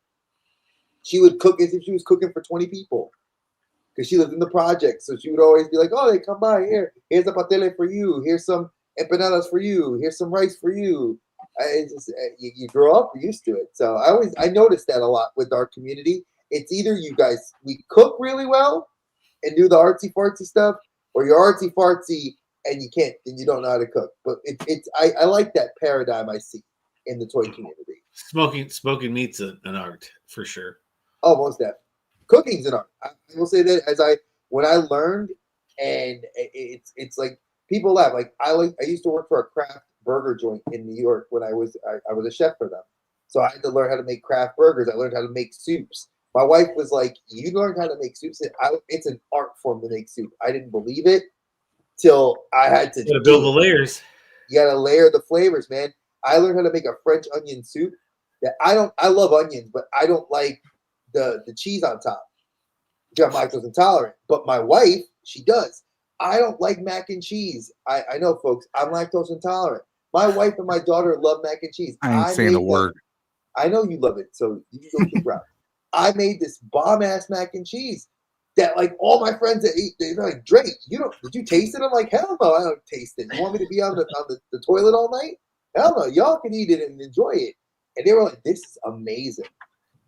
All it was a YouTube video. I was like, how do I make a good bechamel? Yeah. Make that and then boom. And then like I said, I wish I had Dave and Kenzo's skill and that level of patience. Like, Kenzo, the way I see you with those glasses, my guy, and I see you doing your detailing, bro, like, bless you, bro. I don't have that level of skill. I wish. I totally wish I did. But I guess also someone that likes to cook, I feel like if you can't take butter, cheese, and pasta and make someone like it, then you're a horrible, horrible cook, because those are like some of the easiest ingredients to work with. A burger. And Cheese, butter, and pasta. Like, that's going to taste good all the time. They do it when you go to a restaurant. Like, I'm going to go with Chinese food. I think for me, the one thing I have always judged a Chinese food restaurant on is 3 dishes: your chicken fried rice, your dumplings, and your wonton soup. If you screw up 3 things that I think are very simple but intricate in their own way, if you cannot do those 3 things, then you're not a good establishment. If you do 2 of those 3 things, I'll consider coming back, because a chef can always have a bad day. But if you do all 3 of those things bad, the first time I go, forget about it. I ain't gonna try it. And same with a pizza joint. If you can't make pasta, garlic knots, and pizza, what are you doing? No, I agree. Like orange chicken and wonton soup are my 2 things, and chow mein. If I need a third, my third would be chow mein. Interesting, chow mein. So orange chicken, chow mein, and wonton soup. But it's really wonton soup and orange chicken are my 2 priorities. Nice. That's all. Good one. I think it sounds good. I'm saying so when my kids, my littlest one, we Spanish, obviously sopa is soup. So I say I'm making sopa, or I want to get sopa. She already knows it's wonton soup. Like, she equates that, right? So I get her that. My teen daughter was like, "It's not menudo." No, we don't even. No, for us, we have sancocho. I'm Puerto Rican. We're sancocho. But and even that, I do not touch that. I've never made it. I love the taste of it and the smell of it, but that's like an Italian making sauce. You know, you making gravy, you have to layer your gravy. Yeah. You know, I grew up around enough Italians to know that when you make gravy, you make gravy. I don't make like soup like that. I make certain things. But man, I went and I got the worst wonton soup, and she's like, it just tastes like water. And it's hard to find a good restaurant, you know, that can get you those right things. Well, ladies and gentlemen, welcome to the food stream for a cure. Hey man, food. Hey, listen, chicken soup for the soul, man. Okay, do you guys have Panda Express where you're at, right? I don't eat that. That's. But what we have here is we have Panda Inn, which is like basically Panda Express, but like the higher end, like the corporate office, like fancy version of it. Oh. And it's not like super expensive, but it's just. He said their wonton soup is awesome. Their orange chicken is just a little bit better. But it really is just the wonton soup. Now, I'm going to ask a question. Dre, I know, is not going to have a say in this because he's not a cheese person. Okay. I'll say okay. When you, because everyone's of a certain age here. Okay, in your opinion, what is the best cheese to use for anything? Like when you're growing up, what was the best cheese for your mac and cheese or for grilled cheese sandwiches? I'm a mild cheddar person. I use Tillamook mild cheddar. That's my cheese of choice for my breakfast eggs, my grilled cheese, my quesadillas. Unless I'm making a turkey sandwich with provolone, I am having Tillamook mild cheddar cheese. I wish I could get this stuff now, but it was hands down government cheese. Government cheese. So, government. Cut that shit. That yourself. was the best stuff for mac and cheese or grilled cheese sandwiches or anything. Was the hard ass bricks of government cheese, which we would tear those up. Yeah, see, I never liked cheese growing up. I committed sacrilege. I would take cheese off pizza, and my Italian friends would be like, "You should get the hell out of my house. You can't do that." You know, I just want to say, that's before sounding like a dick for saying that the cheese that I eat is Tillamook, which is the most expensive cheese. My thing is I shouldn't be eating cheese at my age. So if I'm going to eat any cheese, I'm going to get the best cheese. Oh, no. 'cause it's like, you know, That's listen. You're not saying anything bad. Listen, I'm a coffee. I'm not eating ice cream product anymore. I'm not going out on ice cream product. It's going to be proper milk ice cream that has, you know, all the fat and all of the things in it. Because see, I'm a coffee addict. I think I've become like my best friend Eric is a coffee snob. Like he is diehard. Like will go find the most expensive, weirdest coffees to try. I'm a bit of a coffee snob in that regards too. Like I like certain like if I go like cheap, like Folgers is probably the best cheap coffee I could say you could get. If I'm getting store like home to cook, make it home. If I'm gonna buy out in the stores, Dunkin' Donuts is by far the best cheap coffee you can get because it's cheap and it's good. It's not watered down. McDonald's would be a close second. see, we all have our we all get our standards when we get to a certain age. We all have our Yeah, and for me, I'm now I don't know why. I mean Cafe Bustelo by far. If you for anybody that's not Latino that did not grow up on this stuff, or like my Italian friend said, they use this stuff for I call it jet fuel. My wife laughs and calls it Puerto Rican jet fuel. I think you stick that stuff. That is dope, by the way. That's cool. Holy heck, that is awesome. Was that it's an actual figure or like did you print that? 3D print. Dude, that is figure. awesome as shit, dude. That's got to be resin, I'm guessing, right? Yeah, that's all I have. Yeah. Damn. I mean, I have bet another people one. would I just have buy enough RAM. I that just haven't RAM. started printing on it yet. So Yeah, they would just buy that RAM, the weapon. Kenzo, bro, why are you not working for a toy company, bro? Like that's I'm not making the shit. I'm just printing it. You know, all the But other it's people are the ones that are the talented ones. I just paint. I could paint good, but dude, that's still a skill. Hey, comic book artists are artists, but the inkers are they're still getting credit on their books. Well, Kenny's how you get around the tariffs because he's making them here in country. right, baby. Well, I started doing that on Wednesdays on my show now. I'm going to do a blind box of painted stuff now. It's not going to be parts. I was thinking about doing 3D printed parts just for, you know, but knowing that maybe 80 to 90% of my chat doesn't paint or enjoy painting like I do, I'm going to do a blind box of painted items for, you know, the figures. So yeah, so it's cool. So I'll be doing Kenny, giveaways with it. What kind of stuff you do? What kind of stuff are you doing, Kenny? Like that's about to just ask the same question. You read my mind. Talk about what you do, Kenny. Yeah. Well, I mean, I print anything, but I mean, like the ones that I'm gonna have stuff available to where whoever does get it will chat, and I'll make sure that I lean toward what they collect. So I'm not gonna have a GI Joe guy and print him a bunch of He-Man stuff.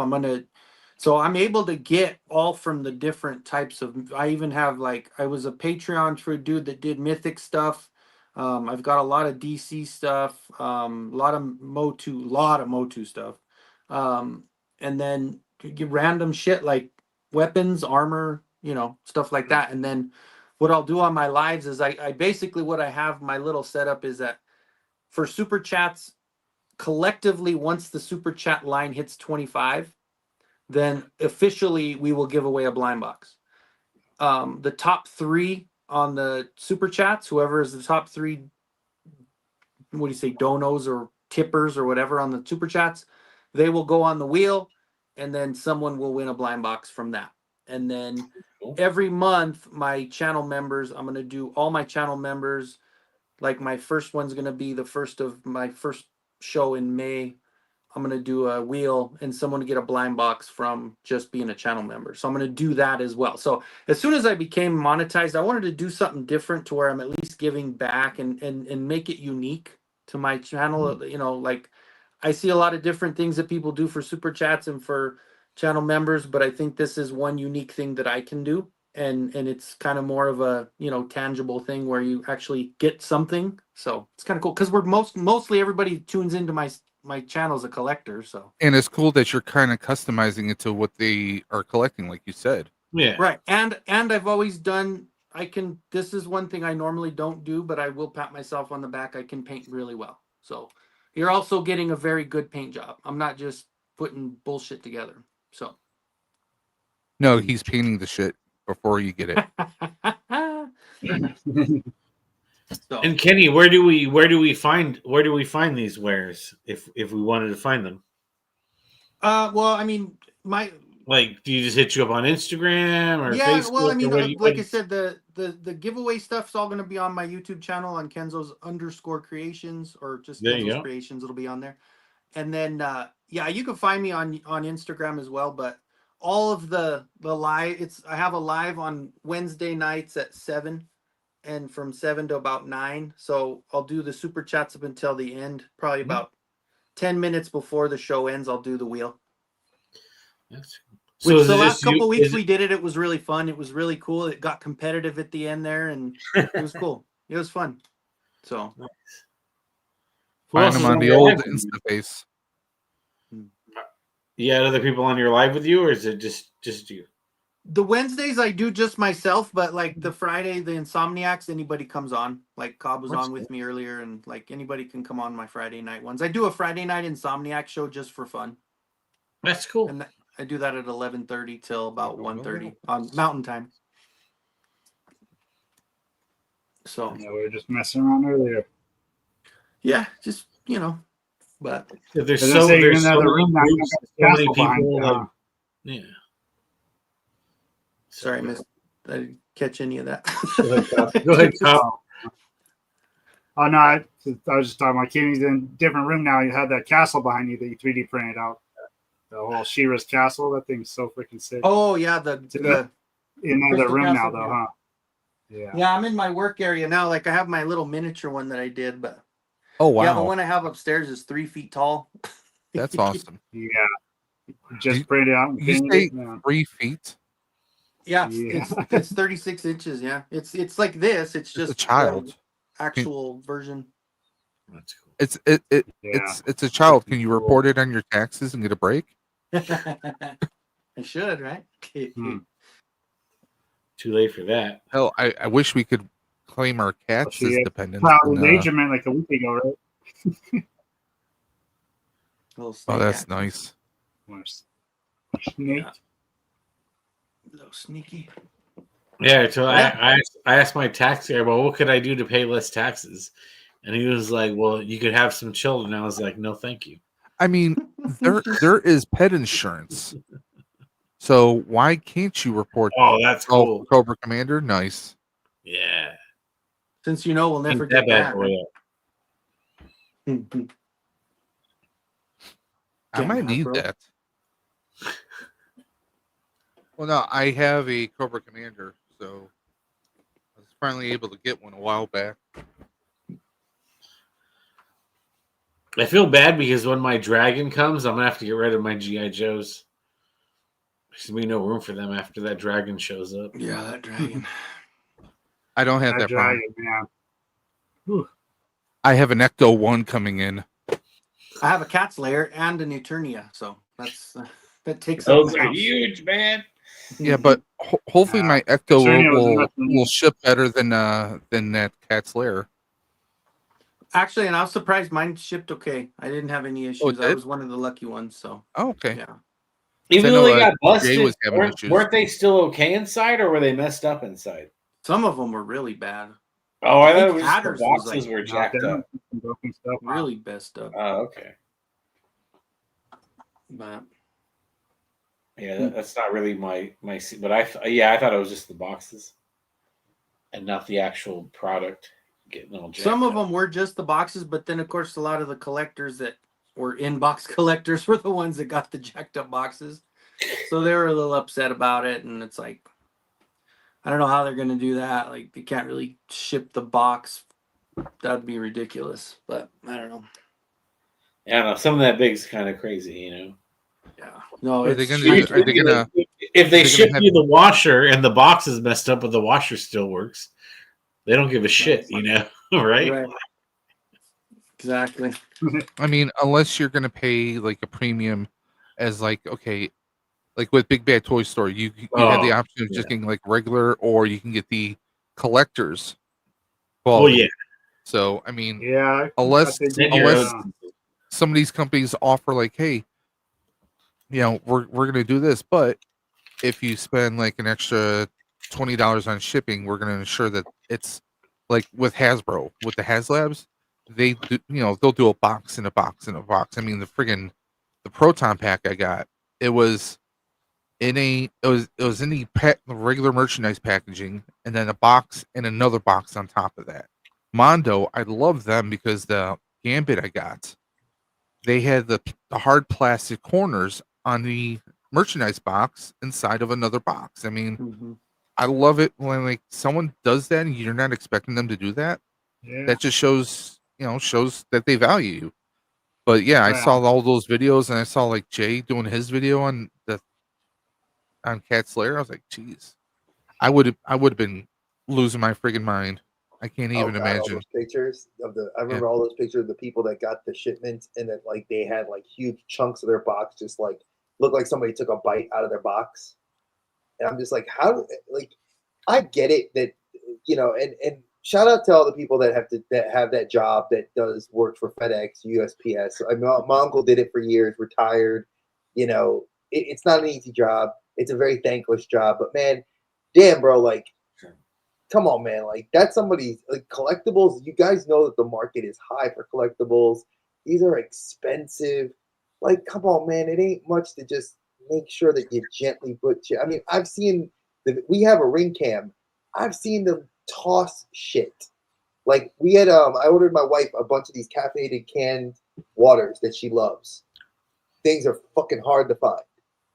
And I saw on the camera, like the guy just took the box and just like drops it from like 2 feet up the ground. I'm like, they're fucking cans. If they explode, that's $18. Like, come on, dude. Like, have some common sense. Like, that's if you wouldn't want to do that if you don't want that to happen to yourself, what about someone like me? Like, don't do it to me, And I mean, then I've seen the people that are really nice and careful. Like, they gently put it up, or they put it like we have like our front porch has a small little fence around it, and there's like a large base on the top of it. You can put a large box on there, and they'll sometimes knock on the door, and I look at the window and I see them leave the box there. That's awesome. Like they're paying attention. They're mindful. Not always, but you need that, man. Especially with us, that when you spend either $25 or $1,000, you want whatever you got delivered to you safely. We all have horror stories. Okay, I want to provide you guys with a little bit of update. As of right now, we are at 543. Yes, let's go. Let's go. That's what I like to hear. Because I had one person who did a donation on Instagram, but Instagram is poor at reporting stuff. So I already communicated with the Ride for Roswell. I have to send them some screenshots so they can update it, but they told me that I should avoid using Instagram for the donations because you can link it to the charity, but it doesn't show up right, which is weird because I've had people donate through Facebook and it shows up. It's the same company. Meta owns both Instagram and Facebook. You would think. Go figure. Huh? You would think that. Yep. Oh, Hulk smash. Nice. You got to make. Does that look like the head sculpt Oz was asking about with the shave, with the fade on the side? With you give him that Hulk head sculpt? That's dope, bro. See, like. Yeah, I kind of. I wish I had the ability to do that and the patience. I don't, which makes me sad. Did you ever do anything with that Goku or the Gohan head? The Gohan head? No, I haven't had a chance to. I haven't. The thing is, we keep getting tied up, and when we were moving from the other house to this one, the head sculpt's in a box. I just got to find the box that it's in. It's with my other like loose parts, but that shit looks dope. I have to get the paints, the Citadel paints. People are saying, "Oh, go cheap, go cheap." I might go with the Citadel paints, just because it's the head sculpt. I want it to look good. I think that's what Dwayne does on his customs. He does. Well, no, Random was also saying that on Travis and Ed's show, they were saying like you know, Rando was saying like, oh, we could use the Walmart paints for this for like styrofoam, but you could use the Citadel paints for like your head sculpts.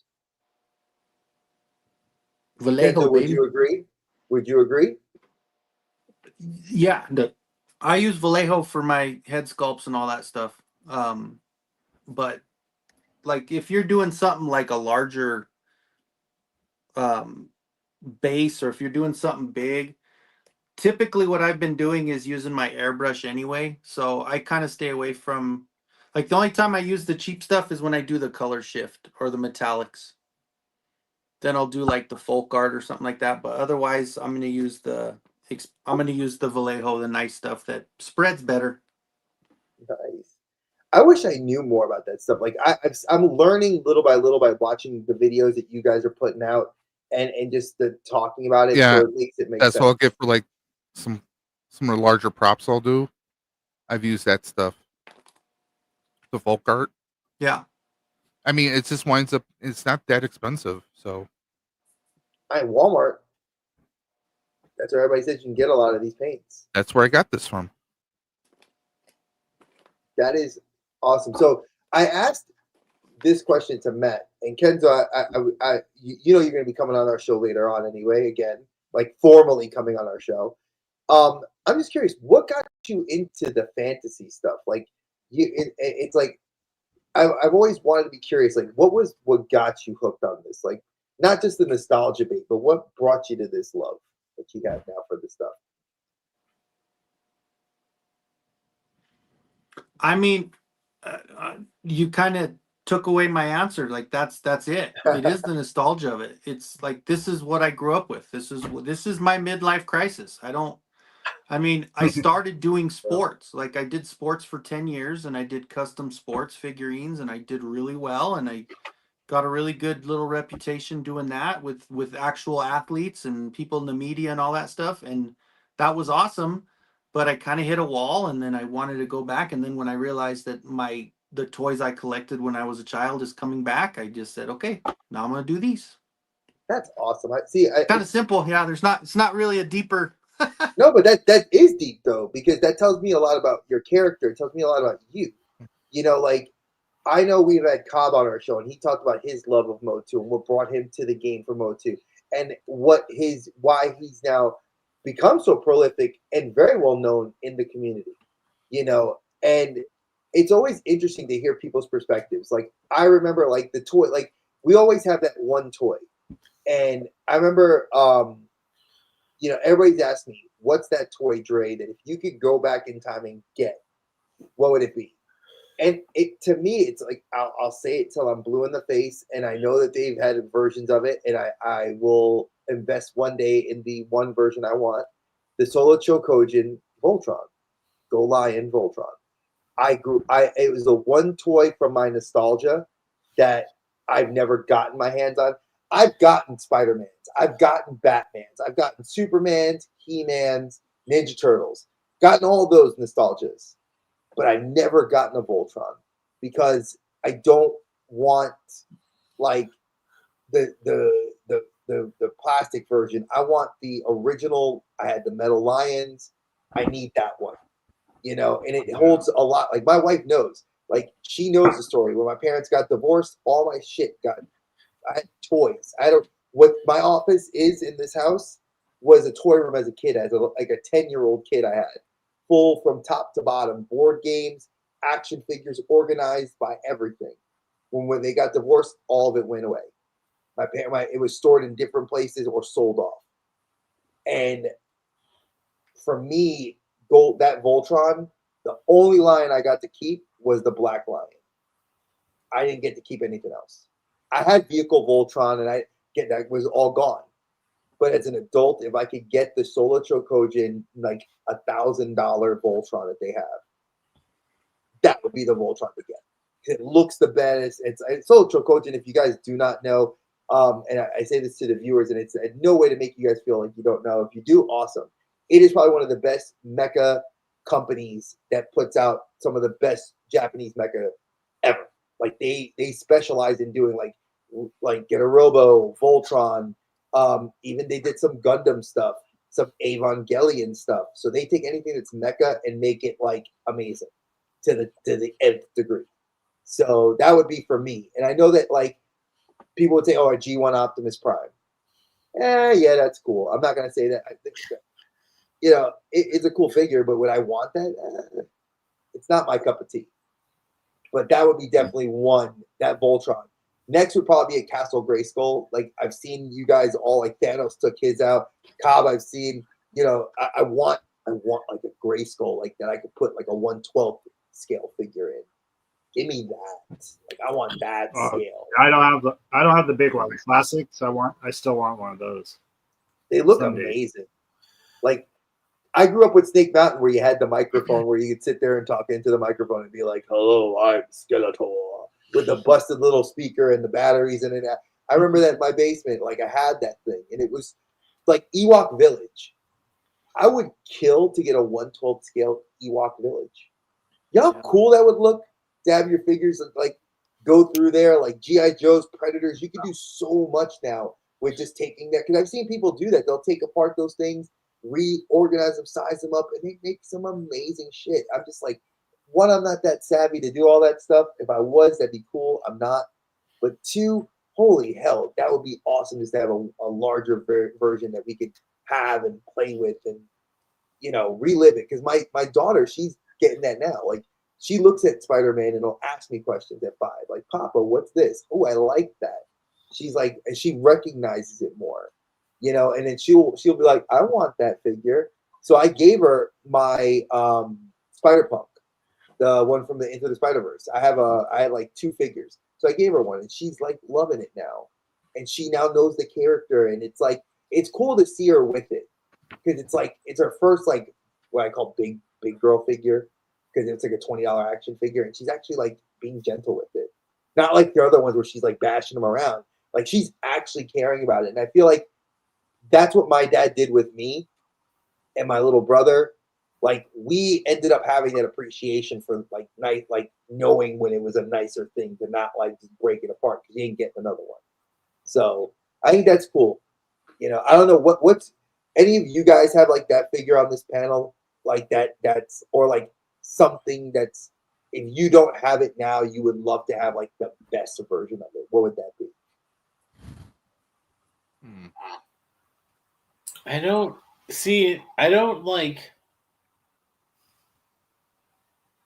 don't get like FOMO anymore. I don't get, like I was talking about, there is, I had a Casey Jones that I carried with me everywhere. And he would sleep under my pillow with Bishop, and I would smash them together, and they would fight. And I still have the Bishop, but I lost the Casey Jones along the way. But a couple of years ago, my buddy was clearing out his garage, and he gave me a bunch of toys, and one of them was that Casey Jones. Nice. That I've resisted and kept in the package. But it's like, aside from that, like there's nothing. Like that was, that was like the one thing that I really like. I had Casey Jones because my parents didn't buy me any of the Turtles. I had Bishop because I didn't get any of the regular X. Like I had Bishop and I had Professor X. Like these were the X-Men I had when I was a kid. Like I didn't get the Cyclops and all that. Yeah, I got what was on sale or was available, if I was lucky. But like, I took that Casey Jones everywhere, and so that was really the only thing. But I have it. I like that. That lets me know a little bit more about you, though, because again, this is it lets you. There's a story. One of the big things we say with nostalgia is the story behind why. And it's an interesting idea. We always carry because we all know we always had, like you said, like we call it as now adult collectors the pocket figure. Art G, love the guy. When he went to Disney, he carries a pocket figure with him. So he had, like I remember, he had Miles Morales, and he's taking him around all the Disney attractions, and he's putting them around. And I thought that was cool.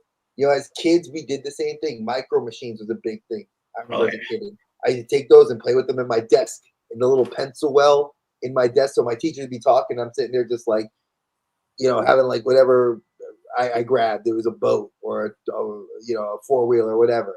It was cool. Cobb, did you have a figure like that when you were coming up? Like that one that you would love to have now, or do you have it now? Yeah, somebody just picked up. Well, I do want to go back and get what you're just talking about. Is like that classics Castle Grayskull and Snake Mountain. It's just for the 1/6 or 1/12 scale, like Masterverse and everything. But my last two that I really wanted nostalgia wise, and I did end up getting them. I don't know why I wanted them so much, but that Quasimodo from Ghostbusters. Dave, look at that, Dave. There's something about this figure when I was a kid that I just loved him. He squeezed the legs and the chains break. Well, let's see. I don't know if this one works. The head pops open and he busts out of the chain. But there's just so much character to him with the one beat up eye. Just was so sad looking. It's a good figure. Was thinking about, I was like, you know what? I'm going to look on eBay, find me one, and just get him. Now he kind of just stays in my dungeon in Castle. How hard was he to find? Because how hard was he to find? No, and fairly cheap too. I was like, I probably could have spent a little more. Maybe got a better condition one, but I like that he's kind of beat up too a little bit. But now he just sits in one of my dungeons, just kind of a background character. Yeah. Cobb, you have a dungeon? Well, just like in some of my castles, I think like the Snake Mountain. Okay. So you don't have like a kingpin. You don't have like a kingpin dungeon. You've got like it's for toys. No, like this Funko castle I got. So, and then Eternia. That's where he was right now. I was trying to remember where I had him. He's in the Eternia dungeon. So, that's awesome. I love it. I love people that play with their toys. It's awesome. That's what I'm doing 90% of the time when I'm on the weekends or all night, just popping and swapping and taking pictures of stuff like that. I don't do any kind of 3D printing or painting or any kind of customizing like that, but popping and swapping I'm good at. Yet. Yeah, my Hordak, I updated my my Mythics Hordak. Put a little, I was like, that's a Mythic. That looks like it's got some Mythic parts to it. You got a vampire head on there. Yeah, I mean it's the Hordak tribute figure, but I just got updated him, gave him his bone hood thing that goes around him, longer red cape on him. So made him just a little more Hordak for myself. Yeah. I like giving my own touch. Matt said his Cobb Kenzo. I gotta ask, is there the figure for you, sir? That like, if you could go back and have it now as an adult, that you could think of that's yours? What's yours? I could probably get it now. I think it's running on Evil Bay for about $150. Yes, I agree. Evil Bay. It is the green monster, the antagonist from Stretch Armstrong, the flexing green monster. That it's the one that I had as a child, and I love that thing. I had him with me all the time, and he's constantly, he sits there and has he's flexing both arms, and he's got a tail, and he's got this goofy looking like merman, the Kraken face from the original class of the Titans, and that was the toy. That was my favorite toy as a kid, and I did get the animal. That was the other one that I wanted, the truck that has the claws that come out. I did find the exact one that I had as a child, so I got that one again. Yeah. And but that green, I don't even know what his name is. He's the one I didn't pick up yet, but eventually I'll get him. It's a good one though. It's a good one. Dave, I know you didn't have a lot of figures. No, like you said. So what was there one that stood out to you that you could get now? That was paint, by the way.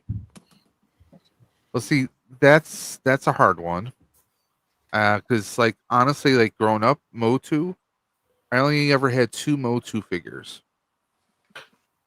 I had Beastman and Cyclone, and I got them from my church because they helped out families that didn't have much. But my favorite toy I would carry with me, you guys might crack up, is Kit. I had like a kind of like a Matchbox Kit, but it had a key that you would plug into the back of it. When you squeeze the key, it would like automatically shoot the card. I remember that. Those were badass, dude. That's That awesome. was. And I had that, and I had this is a die cast General Lee. And I Yeah, carry that this one. thing, That one might get you canceled. but here's the thing.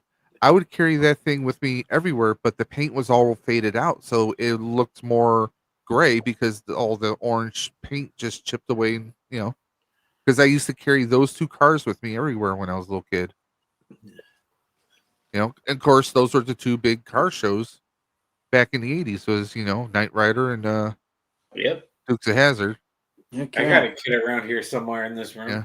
Guarantee But you it that. was a black Knight Rider, but the key was red. I remember because like it just stood out so much. But you guys remember those cars where you had the keys? And Oh yeah, Yeah, I do. Yep. It unlocked that little and they took off, right? Yeah, that was Yep. great. Yeah, it's basically kind of like a wind-up situation, no? Yeah, kind of. It like released the tension on it. Yeah. And do you remember the crash? Was it Matchbox or Hot Wheels that did those? There was like I the love those. crash damage. Remember those? Oh, They're so great. You spin I 'em, had yeah. I had a couple. I had a bunch of those cars too. I used to love them. Yeah, those were Hot Wheels because then Mattel used it for He-Man and Skeletor. That same technology. And the same thing with X-Men toys, where you'd have like the clawed and unclawed, you get sliced or not sliced. Mm-hmm. They have the technology. That's so weird nostalgia. I was just flipping through accessories. I was looking for like a harness, a He-Man harness, and just happened to see this little green creature thing that came with a Swamp Thing toy. Uh-huh. I don't know what it is. It's kind of like a bear trap, and just I totally had forgotten about it. And I was like, oh man, I used to have that. I remember having that more than I did the Swamp Thing figure. And I almost bought it just to have it, just because I was like, oh my god, I loved that when I was little. But it's so weird that nostalgia just kicks in. Like I would have never thought about that thing again, but just seeing it, I was like, ooh, I want that because I had it. Mm-hmm. Yep. Well, we were just talking about that with shows too. It's like we forget about it, and then someone brings it up. You're like, "Oh, I remember watching that. It was so much fun." always, dude. I think we always have that. Oh, yeah. Like, Kenzo. go ahead, Ken. Go ahead. We were talking earlier. My package is in Bloomington. I think it was there when we were talking earlier. I just didn't check. So tomorrow. Oh, okay. So it's in the same. Okay. Or today, Gotcha. I guess. Yeah. It's funny. Our My Hordaks are coming. Oh, nice. Hordak. It was made by Kidco. I found the commercial for it. Nice. Oh, come on. Don't play it. We don't want to get canceled because that's got the wrong flag on it. The car. Rebel League. See, I was about to.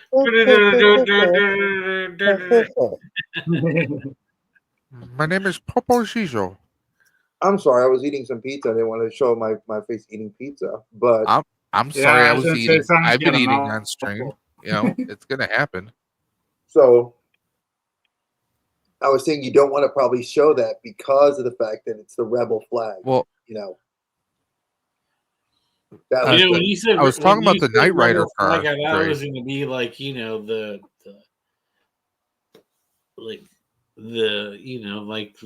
Jedi, the Andor, like the rebel flag. Yeah, it's not the rebels of like Star Wars folks. Yeah. It's the rebels of obviously the Civil War. So that's why a lot of the Confederate flag. Is I don't feel like spending $150 then. for it. No thanks. Seriously, $150. And the thing's damn, it's still in the package. What the heck? Yep. You can tell that's original. Look at all that yellow plastic right there. Yeah, that's the sun damage. That's some But sun I mean, I damage can on buy the that. car by itself with no key. Hey Dave, when you're done with that, will you check that green monster for me? See what it's running.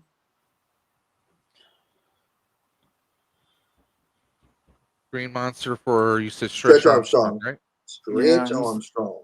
I don't remember his name, but he's flexing and he's got the tail. He can actually sit back and lean on his tail. Yeah, I don't remember his name either. I remember what he looked like. There you go. Mr. B, There does he not is. offend. 155.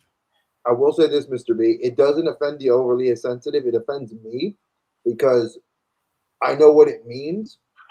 But again, it's not. I'm not overly sensitive. I'm a historian. I spent my life studying history and teaching it.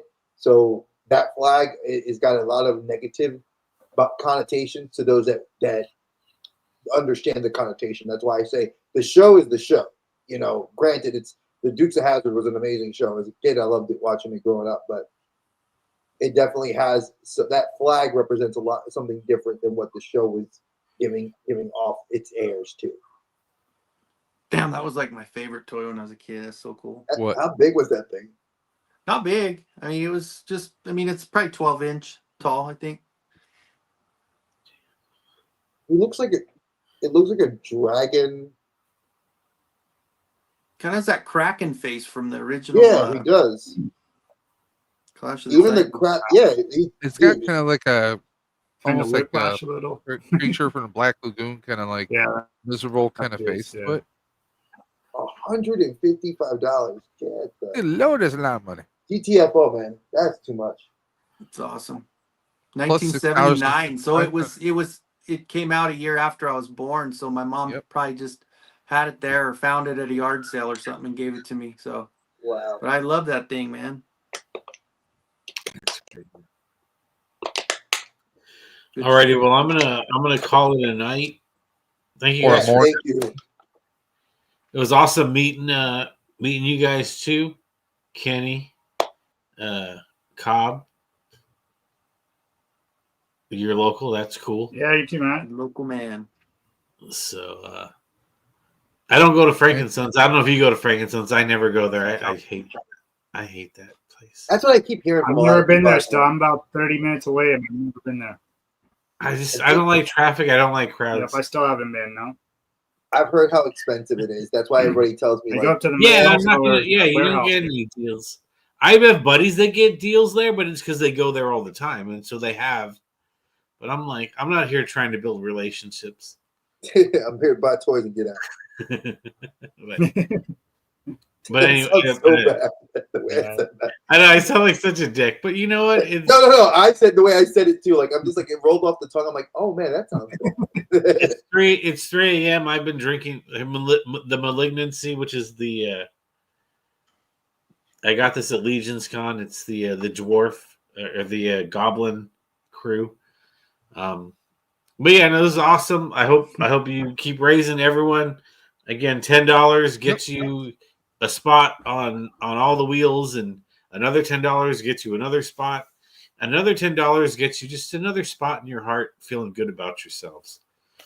So get out there. Dre, again, thanks for inviting us to be a part of this.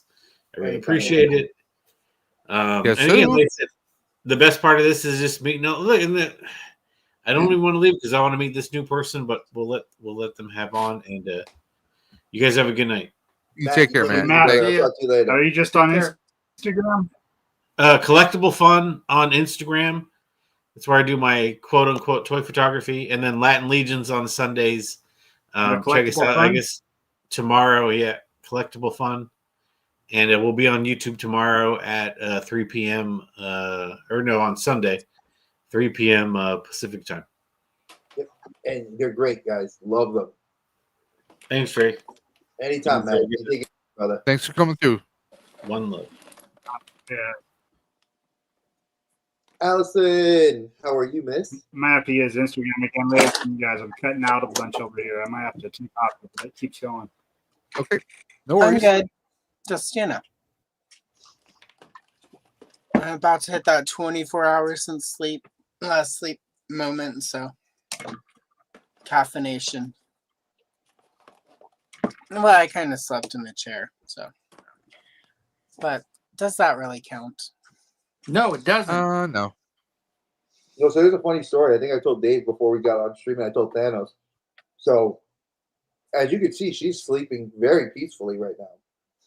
My wife let me take a nap because I told her I was doing the 24-hour stream. So she said, "Oh, I'll watch her."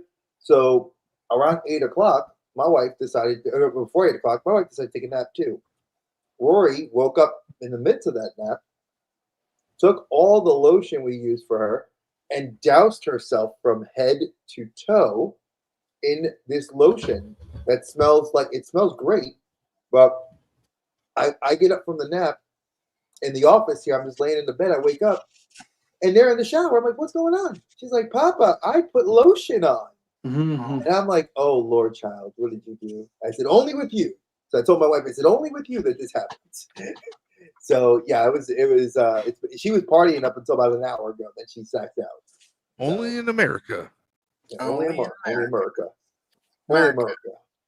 Where's my? I gotta get my colored pencils. I can't prepare it. Listen, I'm all ready.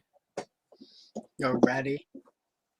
What are you talking? I am all ready. I have my colored pencil. Let me see if I gotta readjust the camera. What are you talking?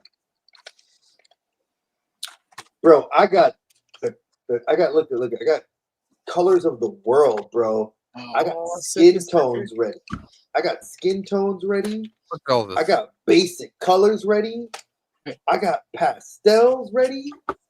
I'm on deck, bro. I'm on deck.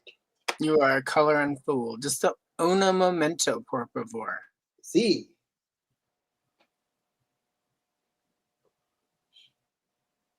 I wish I I got my hot toys over here. I got my inspiration. Kendall, that's a good. Is your son into this sort of stuff? Like doing like the painting and the stuff like that too? He likes to paint and draw, but he likes to do his own thing. Yeah, he doesn't. He got the talent, and I love that he enjoys drawing and painting and coloring and all that good stuff. So yeah, he does enjoy it. That's awesome, dude. My teen daughter, the girl's great. Like we have a bunch of her artwork that she did for us. It's not up on the walls yet. I have to figure out where I want to place it. But she drew like Miles Morales for me. She did Gojo from Jujutsu Kaisen. She did Stitch and Angel for my wife. Like she is just super talented. And I told her, I said, you realize I have so many friends that 3D print that if you really wanted it, we have a garage now. If you really wanted the 3D print, I would be willing to help get you the printer so you can design the things. And I said, you make money hand over fist with the talent you have. And her ADHD doesn't help. So it's like, I was hoping that it would help her focus. So I'm hoping she gets back to it over the summer because she used to draw a lot more, color, just do a lot more artistic stuff. And now she's not doing it anymore. So it's kind of, I don't know if it's a teenage thing or if it's a combination of the ADHD and the teenage thing. So, well, ADHD thing, I could tell you right now, if you've seen me on my lives at all for more than 5 minutes, yes, and you see me right now, you can see what art does to my ADHD. It's like I am completely able to just focus, relax. I can't read a book for more than a page and a half without completely like losing, oh, squirrel, But this I can do. I could sit for hours and paint and draw and do whatever. That is the only thing that keeps me focused. And it's crazy, but it's how it works, I guess. My wife's like that though when it comes to reading. Like, see, where your artsy stuff gets you there, my wife can sit and read. I can put any book in my wife's hands and she will read, and that's her zen. Yeah. And like, but if you ask her to do like anything else, it's like squirrel, gone. Lana, it was her artwork. Like you would see Lana with her artwork and she'd be drawing, dude, and it's like you catch her in the zen moment. And they're like a different person. Really, dude, like it really I long for the days. I tell her, I said, Lana, I wish she'd go back to just drawing again. She will. I think she will. There's boys are now starting to come into the picture, which means I'm gonna have to be staying at people's houses. My friends like y'all could move into different states because I don't want to catch case. So and I think that it's eventually it'll come back. We've been trying to help her like nurture it because I'm learning more as a parent to how to better cultivate it, and being with two neurodivergents in the house, it's very different how I can with how I can relate to my wife and how I relate to my daughter. So it's an interesting way of learning how to deal with people, and it's even helped me with work, learning how to talk to people at work. Because I was like, we don't know who's neurodivergent at work. You're not really allowed to talk about it, but some people share that. They're like, hey, I have ADHD, or I'm ADD, or I'm OCD, and it's interesting to have those level of conversations, because more and more it's very prevalent that neurodivergence exists. And I like that we're kind of more understanding. Like my Zen, for me, I would 1000% say is video games. I could get into a video game, and if it's like Oblivion, I could have played Oblivion back in the day. I'd get off of work, I'd come in, eating some food, I'd pop on the old Xbox, play Oblivion at night, and then I'd look up and it was the sun. I didn't sleep. But at that moment, nothing. But I was so focused in on it, And my wife's like, "Oh, well, you have ADHD." I'm like, "No, I don't." I said, "I actually can. I would, if I did have it as a kid, I might have. Who knows?" And again, 78. Nobody in the 80s. There was such a different way of how our parents handled those sorts of things. Practices self-control. I always got a C-. Really? He's very smart. He just doesn't sit still. He just can't stop talking. He just won't stop moving around. Well, and Merrick's on the spectrum. It's just one of those things where, like video games, he stems in the middle of video games where he could be in the middle of kicking someone's ass on Smash Brothers, and he will literally put his controller and stem and then get the controller back and continue to kick someone's ass. So he has to do that to help himself calm down. But if you give him a paper and pencil or whatever, he's calm as can be. So it's the same thing with him. So it's crazy.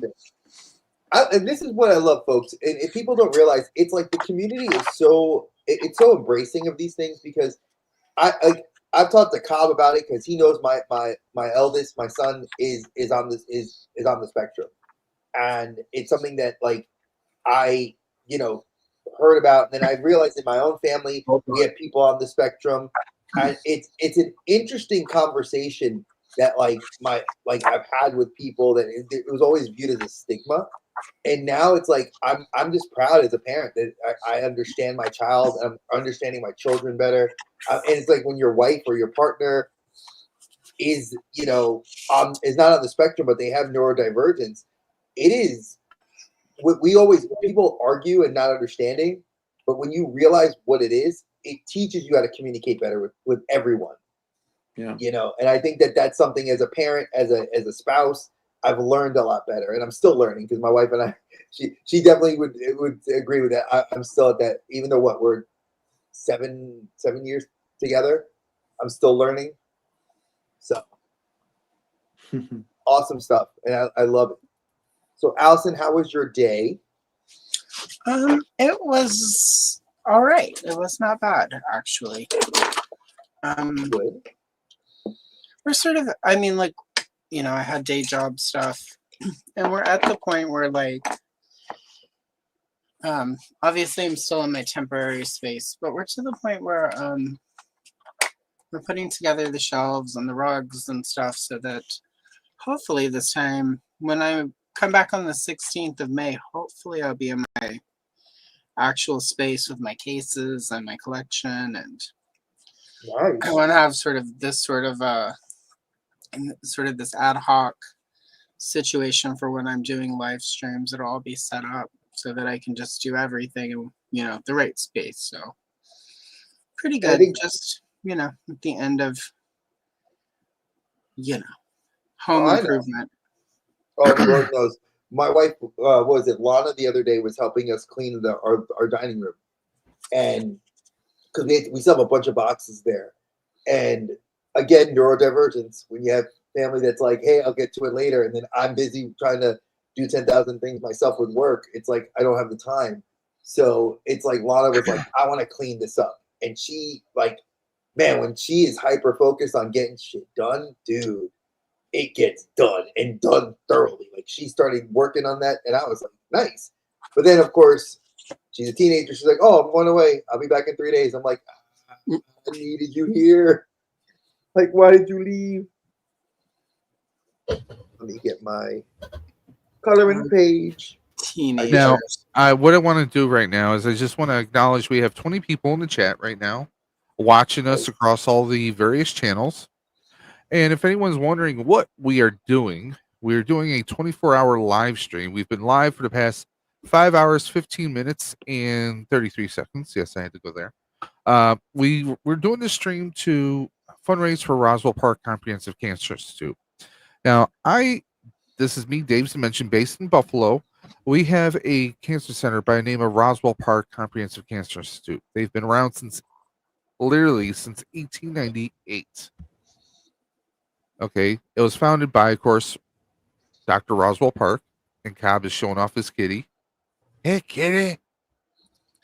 And Roswell Park, every year for the past 30 years, they've done this annual fundraiser called the Ride for Roswell. People break out their bicycles, they do different routes, and they fundraise for it. Well, Ride for Roswell is happening later in June, but we're doing the Stream for the Cure to raise money today.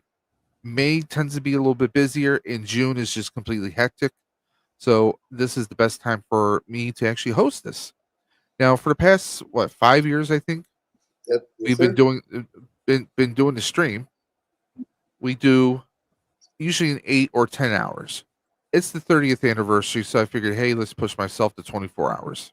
So that's why we're doing the 24-hour stream. Now, we are going to be doing prize wheels, prize giveaways. We've already given out one prize box already. If you're interested, all it takes is a $10 donation to Ride for Roswell. The link is in the video description below.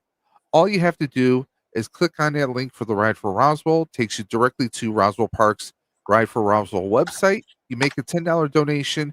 You take a screenshot. You message that screenshot to either Dre the Geek Dad on Instagram or Dave's_Dimension on Instagram.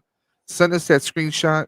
Give us your first and last name, your screen name, and then you're going to be entered in on all the wheels. One $10 donation gets you in on all the wheels. We still have another G.I. Joe classified mystery box to give out. We have MOTU turtles to give out. We have a $25 gift card from HELLADOPE Toys, courtesy of AKXION Figs. And we also have a SH FIGUARTS from Andrew from TOYCO. And the ultimate grand prize, the granddaddy of it all, or the grand person of it all, we have a Star Wars hot toy, which is going to be AHSOKA Tano from Clone Wars. AHSOKA. So $10 gets you in on all those wheels right there, guys. Wheel of morality, turn, turn, turn. What is the lesson we should learn? Be nice to one another. What is it they say in a world where you can be anything, be a bitch? I mean, be kind. What? Don't say that about Dre. What? I would never say that about Dre. I was talking about myself. No, we still we love you. You're not you are like, I swear you are just awesome, dude. Trust me, I love your energy. I had one of my exes who looks like a gargoyle. Tell me one time, wow, are you trying to be a bitch? I'm like, no, I'm succeeding. Do or do not. There is no try. So I'm gonna make you guys laugh. My wife laughs because the story with how I met my wife. A lot of people don't know is that we met when we were teaching at the same school. So I know the story.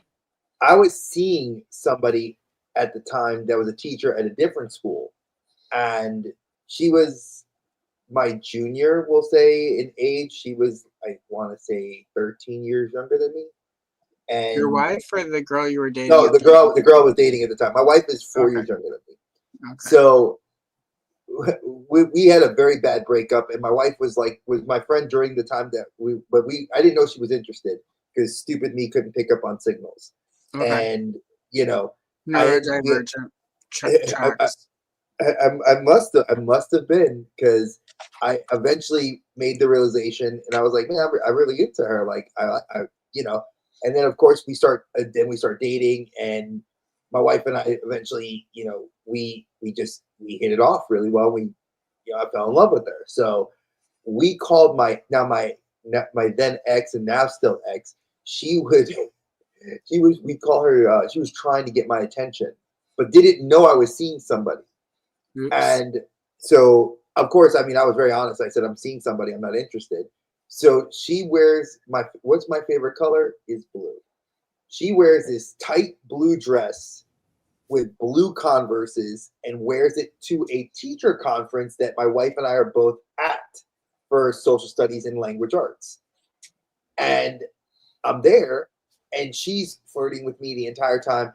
And at one point, I was like, I'm not interested. Like, just like leave me alone. So my wife said, "Oh, that devil in a blue dress," you know. So we now call her the devil in a blue dress because because she tried, dude. I mean, I was flattered to be like pursued, but like I just, you know, I like life leads you down different paths. It's true. Oh, there it is. Yeah, no, on my first date with Matt, at one point during the date, I had to be like, so is anything going to happen? Because, like, I'm a sure thing. And then it did. And here we are, almost 9 years later. So that's awesome. See, I wish when Meredith and I, like when we actually first dated, we were like that. What's up, Cobb? I'm sorry. Audio too. You guys keep cutting out on me, so I'll probably hop out. And I hope I'm not behind. I might be behind a little bit because my screens and everything keep cutting out on me, and it's real choppy. I can't hear what you guys saying, so I'm gonna probably just hop out and I catch up with you later on today after I wake back up. Brother, you're more than welcome. So you guys playing in the background. I'll listen for now. Not a problem. good night, I'll talk to you later on. All right. Yeah, I heard that. So. All right. Yeah, just cutting out really bad. So I'll catch up with you later. No worries, man. Thanks. You know, I love this community. It's such an interesting thing, and I would say I'm going to be more specific. I love the community that we're a part of. You know, I feel like we've cultivated a group of individuals that are very helpful, willing to go the extra mile and do it for whatever. And I'm not saying that just because we're here. I'm saying that because since I've met every single one of you, minus Dave, because I've known him for years now, but you guys have all welcomed us with open arms and have been very accommodating and very friendly and very just open about yourself. And I keep myself like that. So it's very nice to meet people like yourself, you know, like myself as well. So thank you. You're welcome. You know, we're an acquired taste, but we're a cool little group. Yeah. You know, and I think you were there for one of the days where somebody came at somebody and we all sort of showed up in force, like, oh yeah, not today. Not in my house. This will not be going down, Carl. I don't understand that. Like, you know, I do and I don't. There's a time and a place for everything. That's college. college. What I believe. And I think we don't see that. People don't understand, like, cut your crap out. You know, what was it? It's toys. At the end of the day, it's freaking toys. At the end of the day, why are you being such a douche nozzle? Just be nice. Ain't that hard. Yeah, well, you know, there's some people who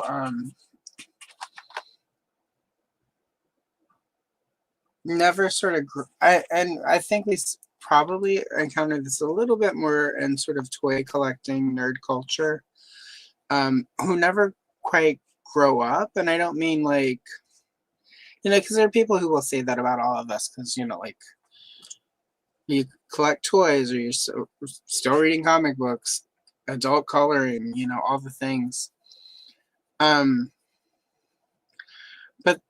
that's different. Being able to enjoy things that help sort of recapture your childhood good times is completely different than the immature mindset.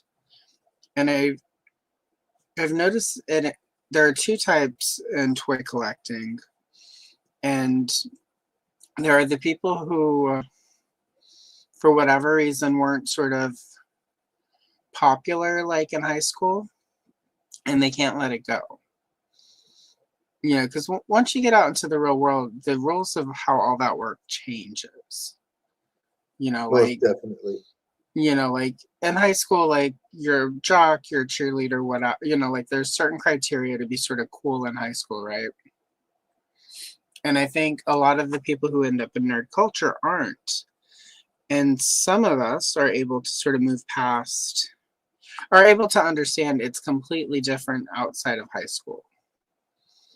Like you can be popular and have a great friend group because life is no longer about going to the right party or, you know, like the football game or all that junk, all that stuff. And what I've noticed is the people who sort of bring the drama and toy tube areas either peaked in high school or they still haven't technically peaked, and they are sad about that, so they take it out on the rest of us because we don't care and we're having a good time doing our thing and actually creating a community and connections and friendships. And you know, and that's sort of what I've noticed. And that could be really specific to my experience, but that's sort of what I've noticed about sort of the people who start drama. And it tends to be somebody who's not, and again, I'm going to finger quote the in crowd, like they're not in with the group and they're sort of looking at it from a high school point of view. Whereas in most communities, as you know, like at least since I've been doing YouTube and hanging out with toy collector people, the main requirement is just don't be a douche. Pretty much. If you're not a douche, pretty much, you know, nobody's gonna care. Like, you and that's what I've noticed. It's people who are people who are like trying to like scam or, you know, like trying to chase clout or whatever. But that's all sort of being a douche in my book. You know, it's really easy to sort of chase clout. And I think a lot of people come into sort of YouTube and Instagram and whatnot, TikTok, whatever platform it is, or all of the platforms with this mindset of like, I'm going to make a lot of money doing this. And I'm going to step on everyone to get there. And then it doesn't happen because it's not the reality, right? If you look at ToyTube, it's like there are a couple people who probably make good money at it, and that's Pixel Dan and Dan Larson. And Pixel Dan and Dan Larson have been doing this for, you know, a couple decades almost now, at least 10 years. But they're also really genuinely nice, earnest guys. Like Dan Larson is one of the nicest people you will ever meet in ToyTube. Or any form of YouTube, actually. Let's not, you know, sort of limit it there. You know, and so he gets haters because like he's accomplished this thing most of us will never accomplish because toys are, you know, and partly to get it, he had to sort of branch out from just doing toys. You know, so he's now way more sort of nerd pop culture stuff. But that's sort of the thing. There are these people who think, oh, I'm going to do toy reviews and I'm going to be the next Dan Larson. And it's like, I'll be Pixel Dan. It's like, sir, you do not have the charisma. You know, and it's like the time to do that, you know, you would have had to start 10 years ago. It's not, toys are not going to, you know, that's just the reality. Like adult toy collecting is a very small niche thing. In a way that, you know, no niche goes, you know, adult coloring, like there are a couple of people I follow who like have, of all the people I follow, there are only like 2 who have more than 100,000 followers, you know, that probably make a little money doing YouTube. You know, they've been at it for years and they are, that, you know, like I watch their stuff and I'm like, I will never be that good. These people are just that amazing, like. Yeah, but they don't have your personality either, though. So. But they don't, you know. But at the same time, like it takes for color to, you know. And I'm in this weird place where I'm kind of toys, I'm kind of coloring, I'm all of it, I'm everything. I'm a niche, but I'm not niche enough. Or and you two don't like that. Yeah, YouTube doesn't know what to do with me. Like, I'll do a couple toy like toy history character videos, and they'll push all of that, and none of my coloring videos will get pushed. Then I'll have a coloring video that does really good, and they won't push any of the toy stuff, and that's okay. Like, because again, I'm not doing this because one day I will make a lot of money. I'm doing this because this is something I'm passionate about and I want to share. I like the connections I make, but for some people, that's not at all what it is. It's they want to make money. They want people to watch their stuff and tell them how cool they are, and they're gonna chase, like one day they're Masters of the Universe, the next day they're Transformers, and then a week later they're gonna be weird and creepy and sad anyway. So like, Dre, like it's just I know. I'm not gonna name names. I know exactly what she's talking about. Like sending Kenzo a message at 3 a.m. saying, "I miss you, bro." I miss you. It's Sarah, interesting. It's interesting. Sarah, how can you miss me if you won't go away? Just tell me you miss me back. I just wish that there was more people that were real, because I hated, and it's part of the thing I hate about ToyTube is, let me buy all the newest toys. And I'm going to start dabbling into things I don't dabble into just because I'm trying to stick with the algorithm. Yeah. And to me, I'm like, I'm tired of just like, my wife saw it. It's not fun. I don't want to chase a freaking algorithm. I'm who I am. Whether you like me, whether you don't like me, and I have plenty of haters out there that don't like me because I keep it a buck with everybody. And there's plenty of people that love me and support the content I do, and that Dave does. Like individually, I have taken a step back because just life happened right now. The last month or so, I've had a lot more hit my plate. So it's like I've had to take a step back and say, well, I could do one. Which one do I want to put into? And I think that our podcast is what I love putting more time into than my personal content. Do I still have projects that are like done that need to be filmed? Hell yeah. Are there projects that I have filmed that need to be edited? Yes. When I get the time back in a couple months, I'll get back to doing the content. The algorithm's going to hate me between now and then, but you know what? I can't account for life. One of the things I have noticed though, and of course it's, now that I'm getting more video, like I've got over 1,000 videos now. A lot of those are shorts. But what I have noticed is when I do get a new subscriber from something new, all of my back videos get watched now, because I have like a back catalog now.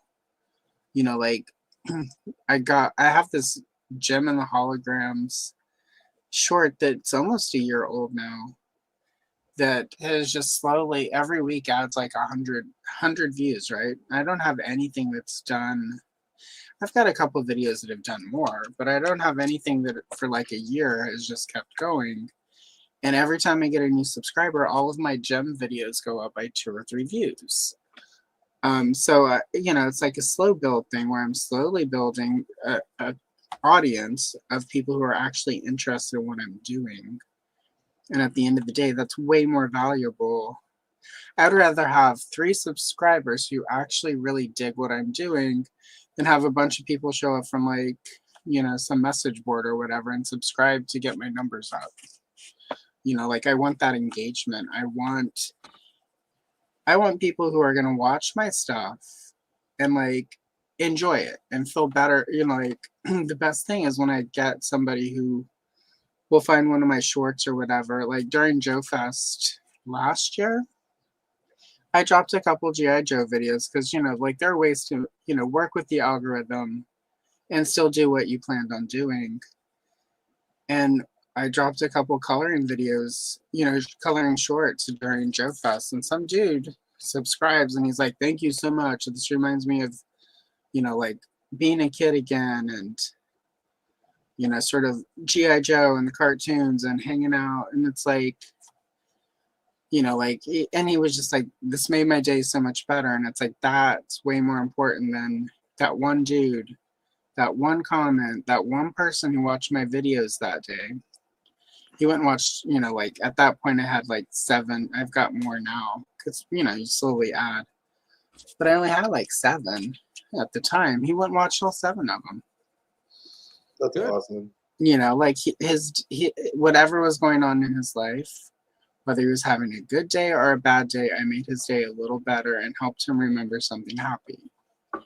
And that's what, you know, again, that's way more important than getting 1,700 subscribers that day or whatever, because it went viral.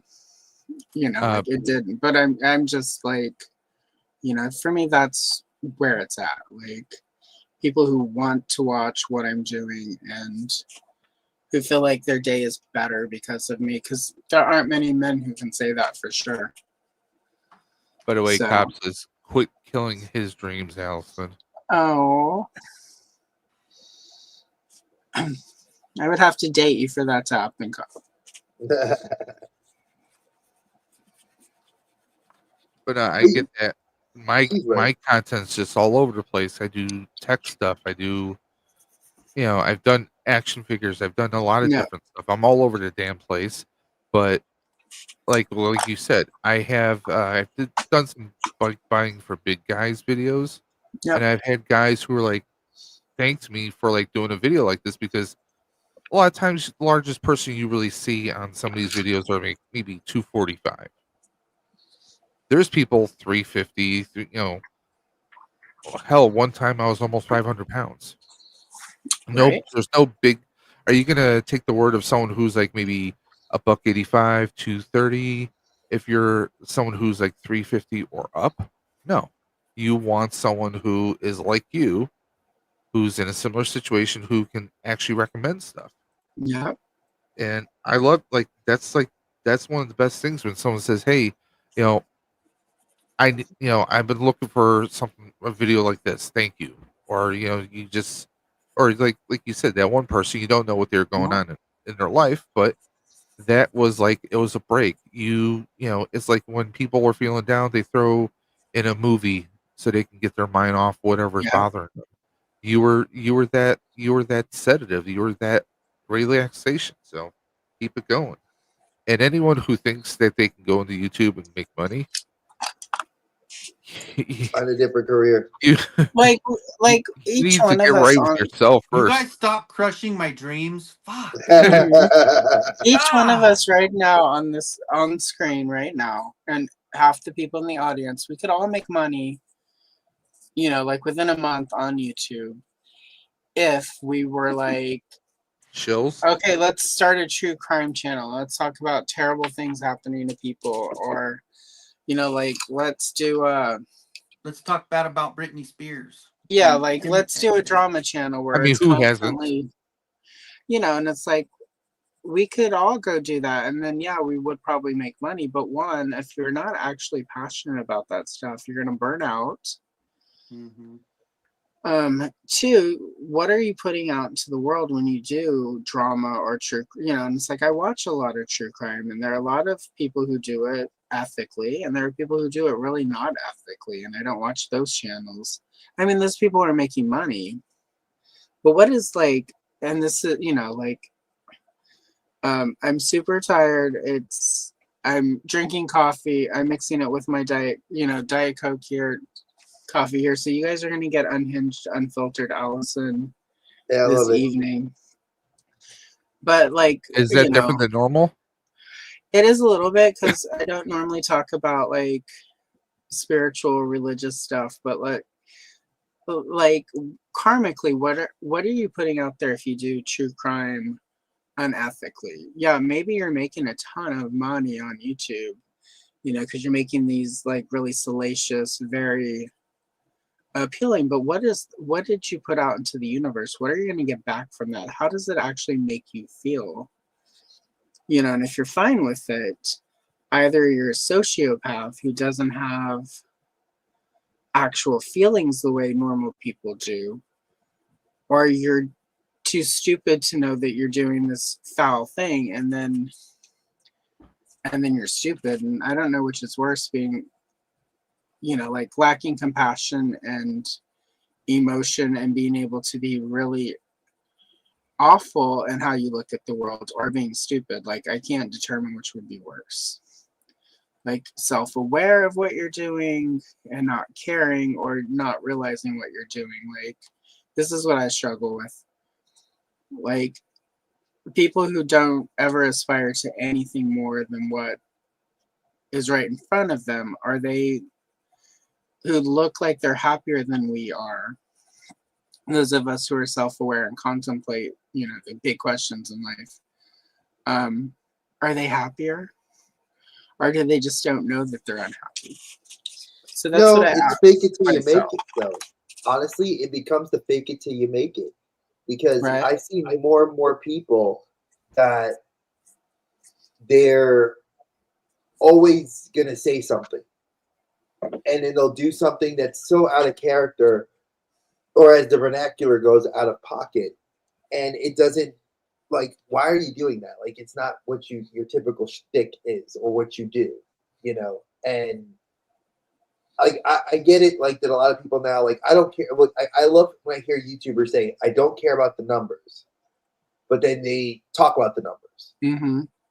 Then it's like, I at one point had this dream when I restarted my channel to, like, go deep and be like, I want to, you know, big shout out to you, Jumpy. Thank you for donating. We will put you on the wheels, my friend. You know, make sure, if you haven't, I will say this, for the people that come on this channel, if you have never heard of their content, they're all great people. We do not associate with people that are not great people. I choose not to. I don't want that energy in my life. So subscribe to every channel that has come on here and is giving their time, donating their personal time to spend with me and Dave. So I appreciate, like I said, I love Allison and I love Kenzo. So no Mr. Beast. Yeah, no Mr. Beasts, no other douchey people. You know, no Logan Paul. No fake media. What? You know, so if you guys like Mr. B, I don't know if you subscribe to Kenzo's channel, my channel, or Allison's. Definitely do that. You know, it's a different chance at you seeing some different perspectives on not just the toy collecting habit, but what we each bring individually different to the channel. So, or to the tubes of YouTube. So, you know, but I hate fake people. Like, I've gotten to the point where I'm like, I turned 47 this year. I'm over the bullshit. I don't have to be cool. No. I know I'm old, man.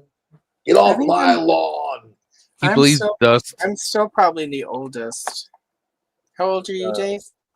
He's same age as me. Same age, but I turned it in Okay. October. And then Kenzo, you're 47 too, right? Yeah. Okay, yeah, I'm the oldest. A couple weeks ago. Here, I found the turned little one. 51 on Monday, so. What'd you find, I'm old Kenzo? enough. I saw Star Wars in the theater before it was A New Hope. That's okay. That She's just means you're cooler than us. She's seen stuff that will turn you white. What? So I did find the one that I wanted to find when you guys were talking about the channels. Obviously, I'm not going to say the name, but I saw this message last month. It said, "Hey, I watched your YouTube channel on Wednesday night and Friday. I don't have friends that I can talk to and enjoy my hobby with. I've been really depressed, alone, just wanting everything over. Watching your videos makes me feel less alone." Aw. See? And so, of course, and then I sent a very long, like, voice message to him, just like, dude, you know, obviously just kind of saying whatever. But that message right there, it's like, dude. And then, of course, I keep up and just say, well, how's it going now? Like, you know, just saying everything good, you know. So it's just cool to see that that happens. Do you guys know how I met Dave? Do you guys know how I met Dave? It was a street corner on a rainy night. It's a whole long story. I don't know if a lot of people ever know the story about how Dave and I met. We met doing a live stream with another YouTuber, a friend of ours. He was doing it for mental health, how collecting and mental health are like a way to kind of, you know, sate that feeling that we have of loneliness inside of us. And I was opening up about my depression, because at that time I was going through a very big bout of depression, and it's something that I don't fight it anymore. I don't have to deal with it anymore. It's something I've overcome it. But I use this platform to create that place where everybody can be safe and enjoy that. And I met Dave in that stream, and this was years ago. And we clicked like instantly. And it's a rarity that you find people like that. We've had people come out to Dave and I when we did the mental health streams, and we've tried to do them. It's just time gets away with us. It's not saying we don't ever care about that stuff, but I think we need to do more of that in this community, because there are a lot of people, sadly, that don't have that outlet because people look down on the collecting. Oh, it's childish, or oh, it's this. Right. You know, it's not. There is no stigma to what you collect. If you collect Barbies, stamps, coins, Matchbox, X's, diecast, you collect people. I'm not saying it's the right thing to do. And the souls of your enemies whom you Exactly. The tears of the people that you like to drink in a cup. Scary tenement. The whole purpose of what we do here is to promote that happiness. And I know people think it's hokey and bullshit. It's not. We really do believe in bringing good energy. When you're around good energy, you produce better. When you're around negativity and anger and that shit, it's like the Sith.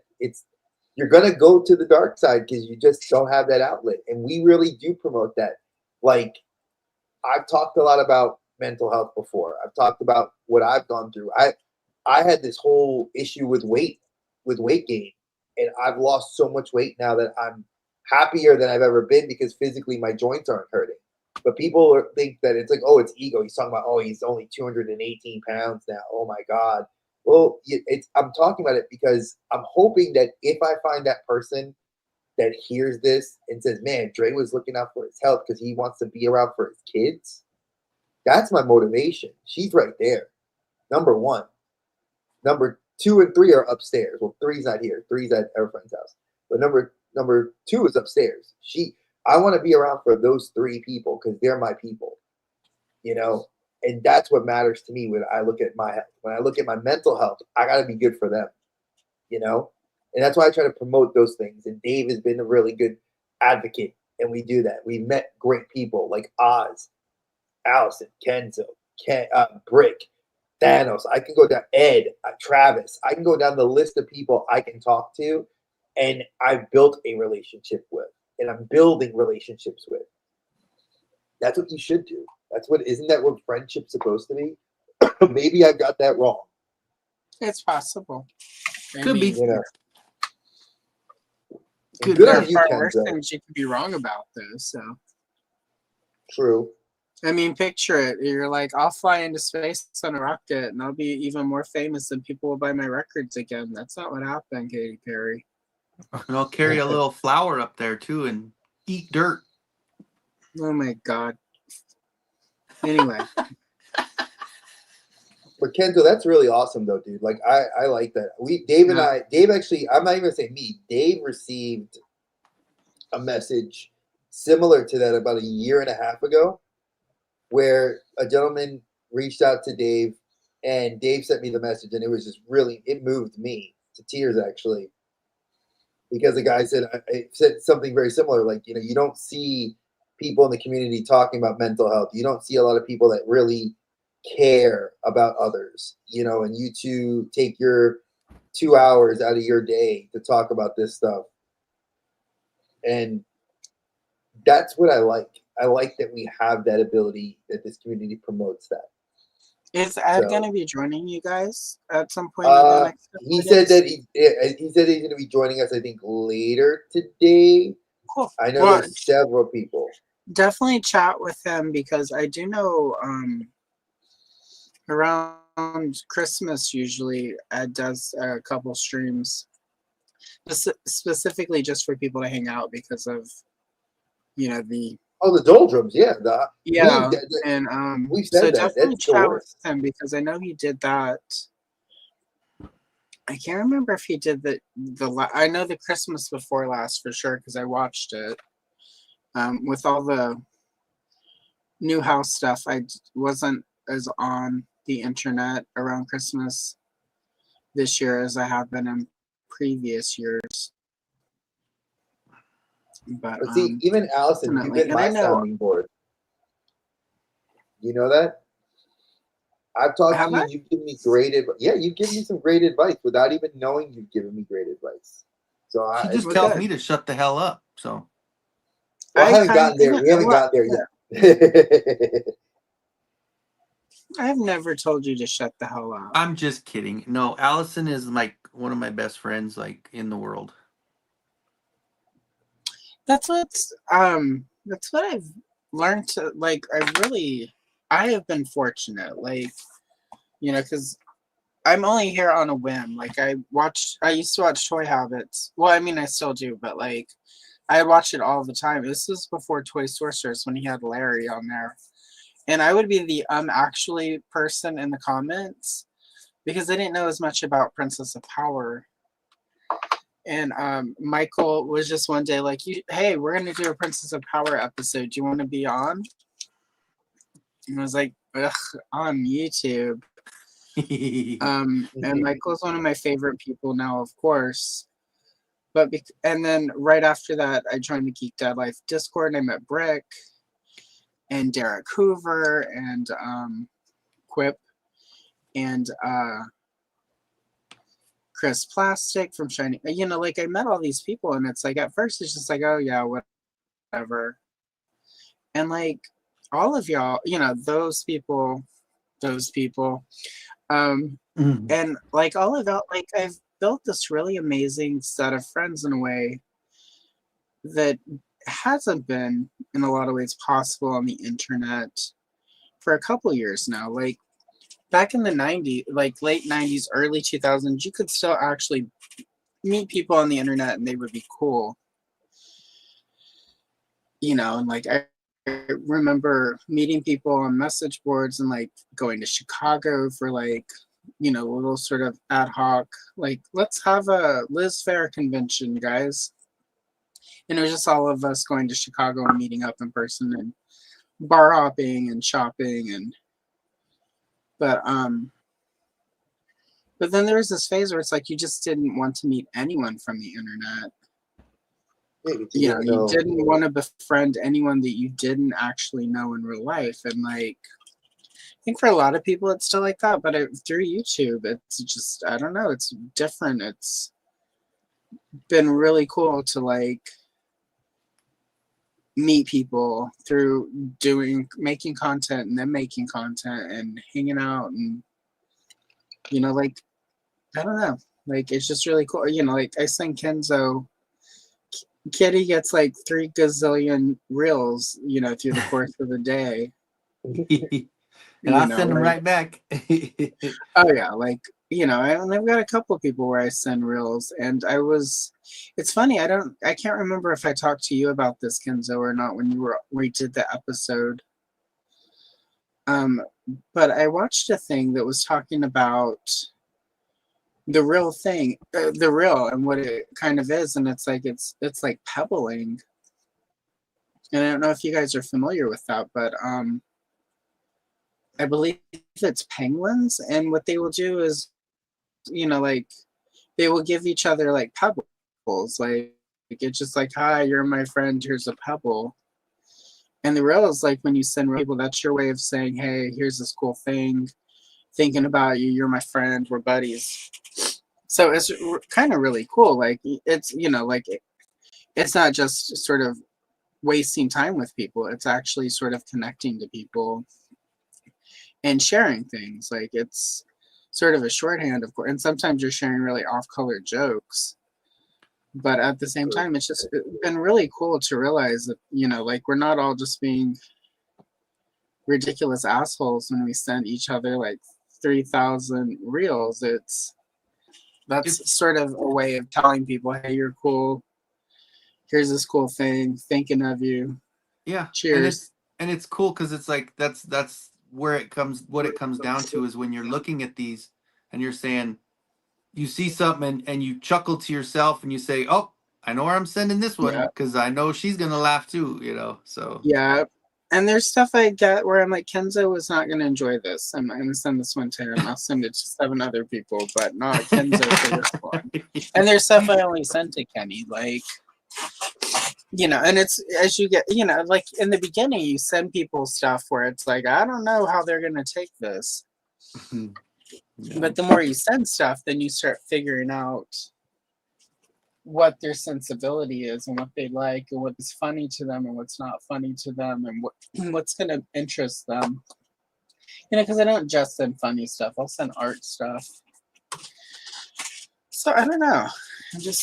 I don't know. Like I'm way less pessimistic sort of about social media the last year than I was whenever I sort of, it took, you can, you know, Brick, if he were here, could it took, you know, like took about a year of him like, you should get on YouTube. And it took about a year for me to start making any content because it was just like, people, the internet, you know, one of my first comments when I did something on the internet was some dude telling me my forehead was too big to be on the internet. So now I make my camera just my 5 head right here always. But see, that's when you tell that guy, you'd be like, hey, dude, you got a face for radio. It's funny because I've gotten way meaner comments, you know, like you get, you're fat, you're ugly, blah, blah, blah. Like you get just, you know, back when I was still on X, AKA dead Twitter, you know, like I would get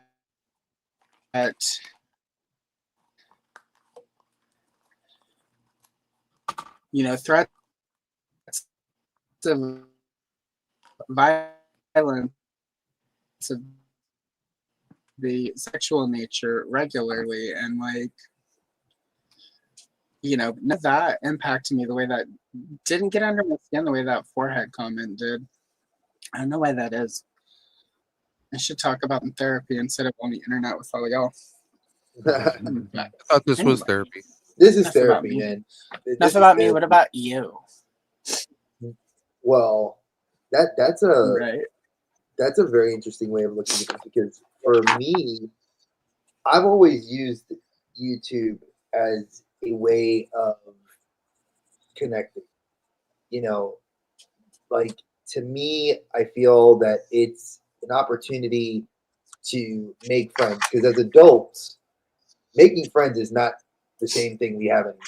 Like it's not like this, the hobby, the level of interest. Like I sometimes feel like I can be, I'm a very like a chameleon. I can blend very well with because I know a lot of different things. I have a lot of different interests like sports. I know a thing or two about a thing or two. Exactly. I consider myself like a Swiss Army knife in social situations. But at times it's like what really where you see my wife says she sees me like glow when it's this stuff. When we talk about Master Leroy. when we talk about movies, when we talk about you know toys, it's like she said there's just you can see the light bulb goes on for you, like you're just so on for it. But then it's like if somebody starts talking to you about like other stuff that you're not really interested in, you can see that you're like you're there, but it's like you're autopiloting. Like you're good at conversation enough to navigate. And I'm just like, sometimes I don't want to do that. Sometimes I just want to bullshit about like what we did earlier, you know, with Oz and Thanos and just talk about predators and aliens and like all those theories and like getting to dump that useless knowledge in my brain that to most other people they'd be like, oh, that's useless. But to my friends that love this stuff, it's like, yeah, we can bounce those ideas off of each other. Right. You know, like I'm so not you use this as a bilge pump. That's what I'm hearing. Yes, Dave, totally. Now, Thanos did something very special for my daughter that just melted my heart. Like, so Rory, when she was, this was like right when we were switching over, we were backstage, and he said, well, what's your name to Rory? And Rory, like she said, Peanut, which is her nickname, and everybody knows that. Everybody in this chat knows. If you're new to the chat, my youngest goes by her nickname Peanut. But I said, baby, tell him your real name. And she goes, Lorelai. She never, ever says that to anyone. And all the time, she knows how to say her name. But you ask her, she'll say Rory. She told Thanos Lorelai. And I melted. I was like, Thanos, do you realize how special that is? Like, she never does that with anyone. And he then shared his name with her. And it melted my heart because I was like, this is my new friend talking to my daughter and showing her that respect. You don't get that often in any medium. And like, look at that. He gave that to my daughter. That is something I'll never forget. So that's freaking awesome. You know, it's awesome that this community has come together for her like that, because you all don't realize when she jumps on streams with me and Dave or me by myself and sees you guys' names, she will you make her day too. And that to me means a lot. So I thought I would like to share that. I thought that was really awesome. It's really adorable. Thanos sharing his real name and stuff. Yeah, I didn't realize that she was gonna jump like she was. Is she? That's a big. You know what though?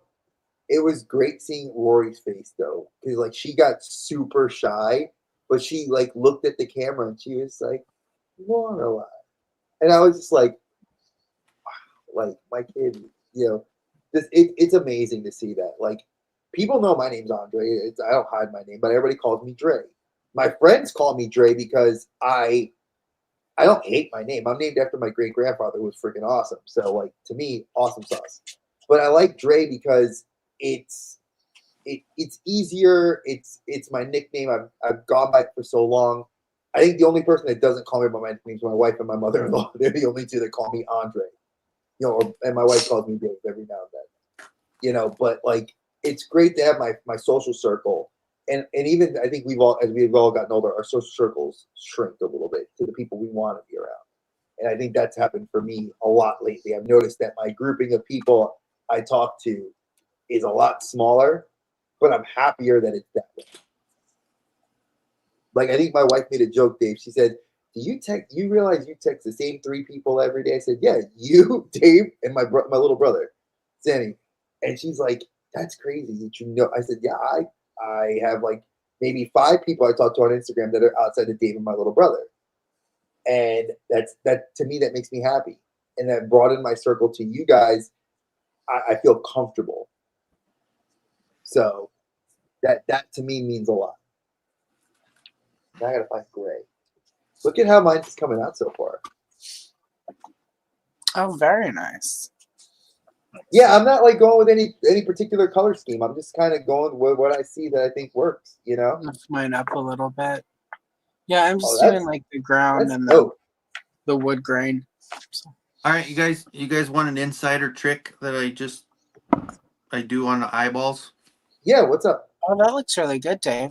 I like how bright the yellows are. Yeah, it started with that lighter yellow and then kind of more of an orange to blend it. That's the Fisto head, right? So this is Fisto.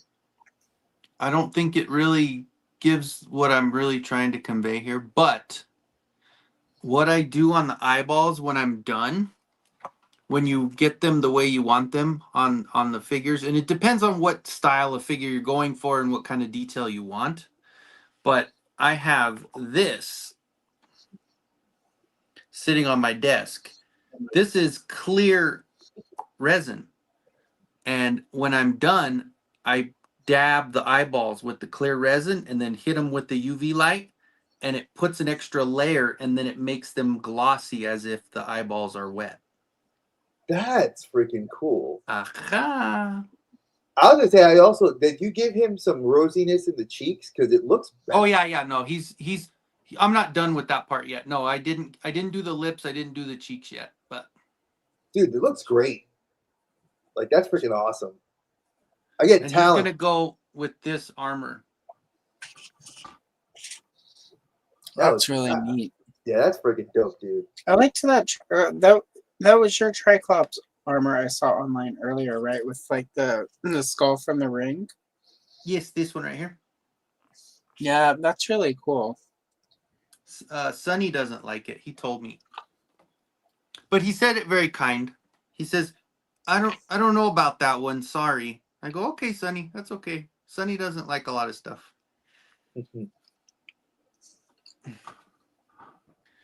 Did you ask him for his opinion? Of course not. Okay. And look, I don't know what other color I'm going to do with this one, but here's a snake armor, battle armor that I started with the tan. And of course, what color is the snake? I don't see. That's the thing, is it's going to depend on where I'm going to put it. Yeah, it definitely is going to depend on what snake it's going on. But that's what I'm going to do, though. I'm going to bust out a bunch of them. I'm going to do a bunch. Like I said, I have probably, let's see, I had 6, 7, 8. So I have about 10 or 11 battle armors that are just completed on my 2 printers. So I'm going to take those off and then start painting those as well. Nice. Like I got this one that's a clear, but I just did a silver over the H. I might do red in the middle, but I might leave it.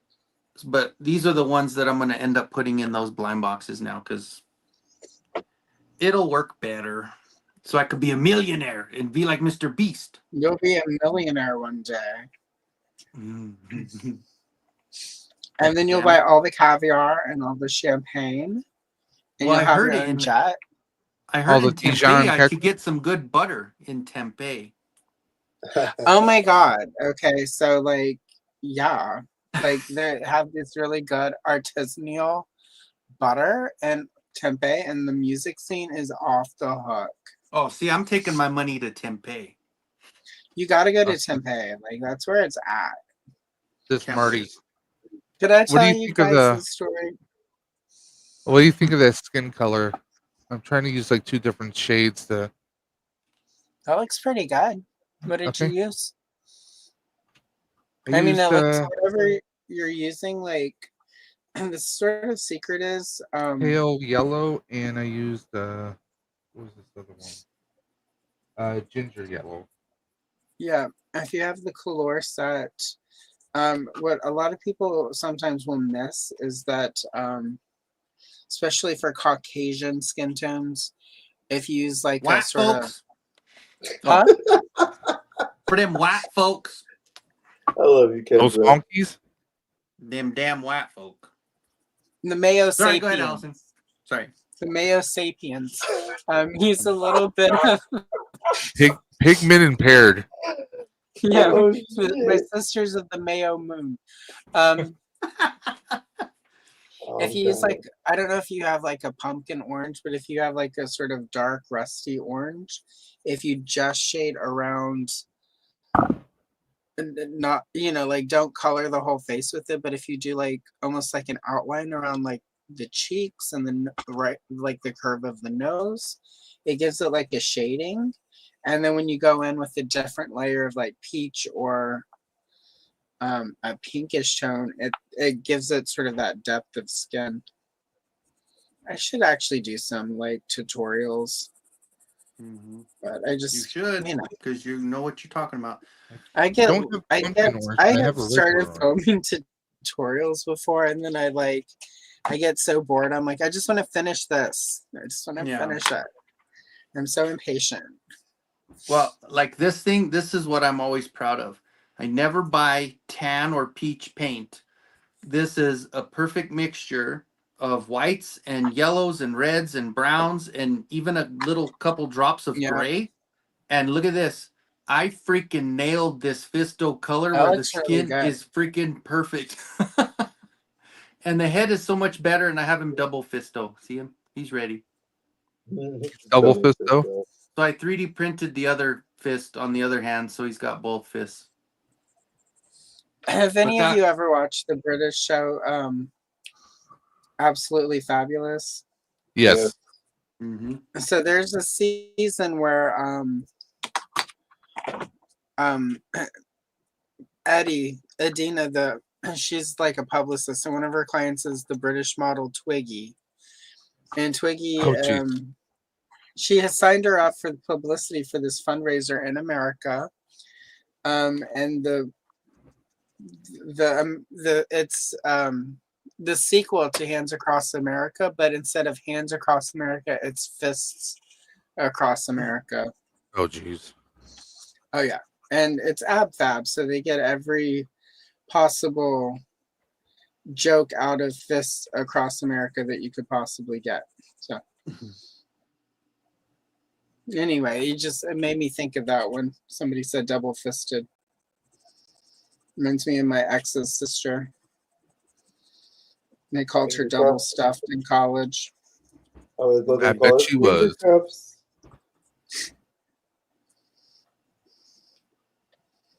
Oh, who's that kid with the Oreo cookie? See, no, the kids ain't gonna know that stuff nowadays. Like I've made that comment to like where commercials were a thing. Like we know jingles, you know. Kids ain't gonna know what jingles are. Like there's things you may know, but there's no jingles. Like Oh, and by the way, I'm being a rebel right now. You're a rebel? It didn't have the Nike swoosh, but I had to give it. Oh. It didn't have the swoosh because you would have to pay to have the swoosh. I've got the Insight Editions. Yeah, Insight Editions who did this. Who published this. They also published the Goonies one. And obviously they're not using Baby Ruth. So like all the pages that should have Baby Ruth, it's like this very generic. It looks like Sim candy, like how the Sims will have gibberish words on stuff. That's what it looks like. So yeah, they would have to pay sort of licensing fee to do the swoosh. Oh, marketing. Oh my Lanta. Well, kids, I think I might hit the hay. My insomnia is fading. Well, I mean, it's hey, I've had a pleasure with you here, dude. Like I said, when you get up later on and you want to come back on, just message Dave or I, and we will gladly send you the link. You are more than welcome to come back. Well, I appreciate you. It was fun. It was a good time. Like I knew I was gonna be awake, and I knew I was gonna be down in my workstation. So as long as you guys didn't mind coming to my messy part. Hey, it's daylight again. Oh crap! It is. I just looked over. And I was like, "Wow, it is daylight. Ain't that something?" Celebrate the moments of your life. I almost spat my water out because you keep making me remember all those jingles. Jean-Luc. Oh my gosh. What's funny though is because of those commercials, I thought that International Coffee was fancy when I was a kid. It's not fancy. That's all my grandmother would drink. That's all she drank was that stuff. My first apartment on my own, I went grocery shopping. I'm like, I'm going to get this International Coffee. I'm fancy. I'm grown up. Oh my God, no. That stuff was disgusting. I remember smelling it. It looked like really bad version of the Hershey's chocolate mix. Yeah, that's what I think was the worst about it. It was like flavored coffee, but like they did. It was so much, yeah. Like it was not. Like it would have been way more effective to get like a can of like cheap Folgers crystals and then mix flavored creamer in there or something. Allison, did I ever show you this one? No, it's not. Oh, it's a clear Skeletor. It's a 3D print. Yeah. Oh, nice. He looks very. I like how the light is coming through him. It's like all crystal. Well, and if I put that clear like spray or like the gloss on it, it'll be clearer. But this has been sitting there in the dust for a while. If you put the right lights beneath him, he could be a true disco Skeletor. Yeah. Well, just remember, guys. If I remember the words, sweet dreams we can't resist. NESTLES. Oh my God! Dreamy why? Dreamy why? Wow! Yeah, you're playing with power. Damn, man, he hit me with the nice one. Nestle gets the very best.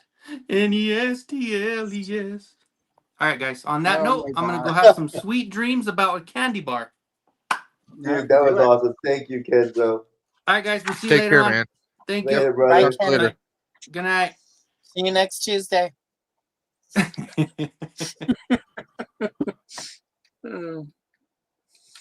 I caught what you did there. Yeah.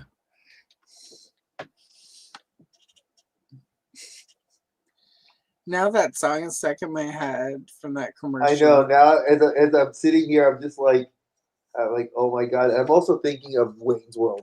New print, little, yellow, different. No, I was thinking of Demolition Man when he's in the car, and of course all the future cops, they listen to the radio, but it's nothing but jingles of commercials. God, that's so true. I forgot about that. Oh, yeah, that was the one where with Sandra Bullock and Stallone, right? Yep. Am I thinking of a different one? And Benjamin Bratt is in there. You get a bunch of And people in Rob there. Schneider. And like every restaurant is Taco Bell. Yes. Yeah, because Taco Bell won the food wars. But we still don't know what the 3 shells, how they work. You know, somebody explained it on YouTube, and they said that it was just a prank, that it wasn't supposed to ever be explained.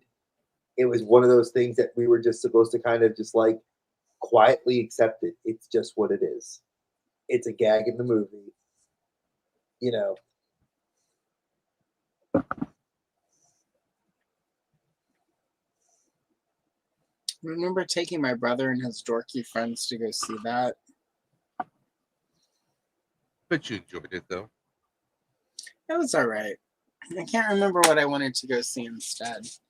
Should look that up really quick. Because if I don't, it's going to bother me in like 3 hours when I wake up from a dead sleep. Oh, October 8th, 1993.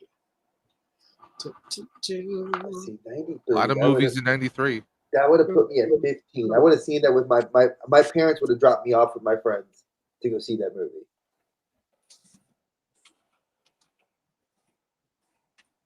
Because they would have bought our tickets as they used to make you do at the United Artists Theater. Domestic box office, October 1990. That's all I wanted.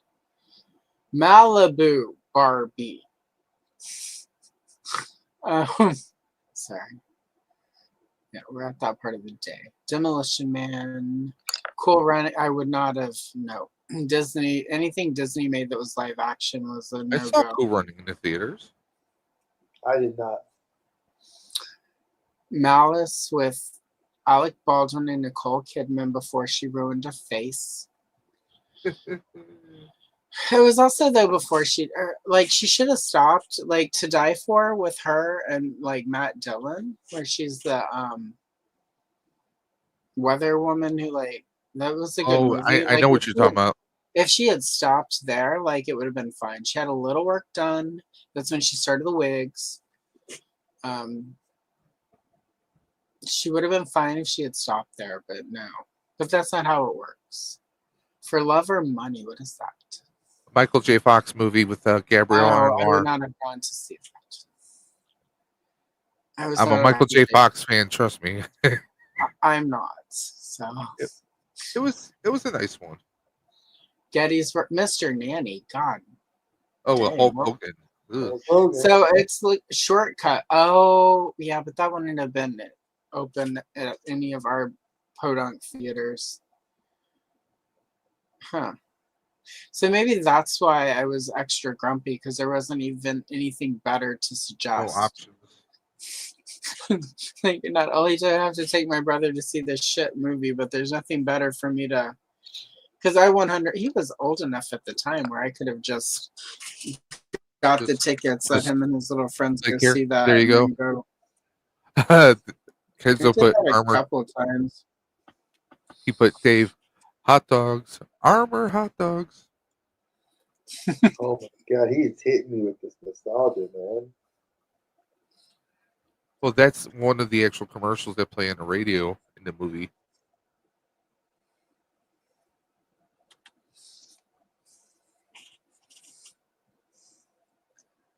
All right, let's see. We have to get that. There are 2 ways you can get any song out of your head.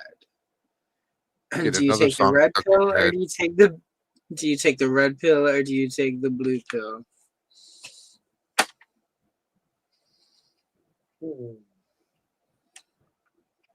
Shall I choose for you? Do you want the blue pill? Right. Me, I'll take the blue pill. All right, let me get warmed up. Ooh, baby, do you know what that's worth? Ooh, heaven is... There you go. Belinda Carlisle. You two can sing like Belinda Carlisle.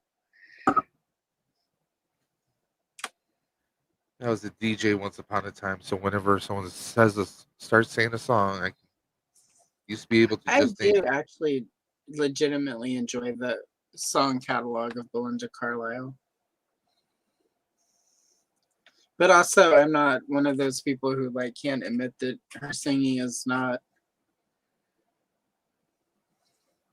She's not the greatest singer in the world. So let's just say No. that. And several of her. Oh, sorry. I was just gonna say, back in the '80s, you didn't have to be a good singer; you just had to look good, basically. Right. I've been known to do Mad About You at karaoke. Like my set list at karaoke used to be Vanity 6, Nasty Girl, Belinda Carlisle, Mad About You, Baby Got Back, and then if they had it, Salt and Pepper Expression. See, nowadays, whenever I hear someone mention "Baby Got Back," all I can think about is the fact that Sir Mix-a-Lot produced a lot of country music. He was a producer for a lot of country artists, and he even produced some songs for Jewel, I think, if my memory serves correct. I know. Poor Jewel. Oh God, she was with her snaggletooth. Leave her snaggletooth alone. Who will save your soul? Exactly. When it comes to the dental work. Anyway. Thanos couldn't even save her from a snap. Yeah, Jewel. But Cyndi Lauper, think about that. Like Cyndi Lauper is another one. That was my first musical idol that wasn't. It's like I liked Olivia Newton-John, like, you know, because that's my generation. Or like my first album I bought was Kansas for that Dust in the Wind song. And I say bought, I mean I made my parents buy it for me with money from my piggy bank. The first time I personally broke my piggy bank was to buy Kiss Destroyer in like 1970. So like I was 3, and I'm like, piggy bank money, Kiss. I liked Blondie, but all of my Blondie, my uncle gave me his 45s when he would get tired of them. Same with Olivia Newton-John. My Grease soundtrack was a gift from my uncle. Moment of silence. And he took me to see Xanadu in 1980. Did you like it? I told Matt, I'm like, my funeral and my will, like that ending scene with like the big skate off and the big musical number, that's my funeral. Like that's what I want. With Gene Kelly, who apparently was a nightmare to work with during that film. I mean, yeah, probably. I'm not surprised. It's not like I'm like, no, not Gene Kelly. No.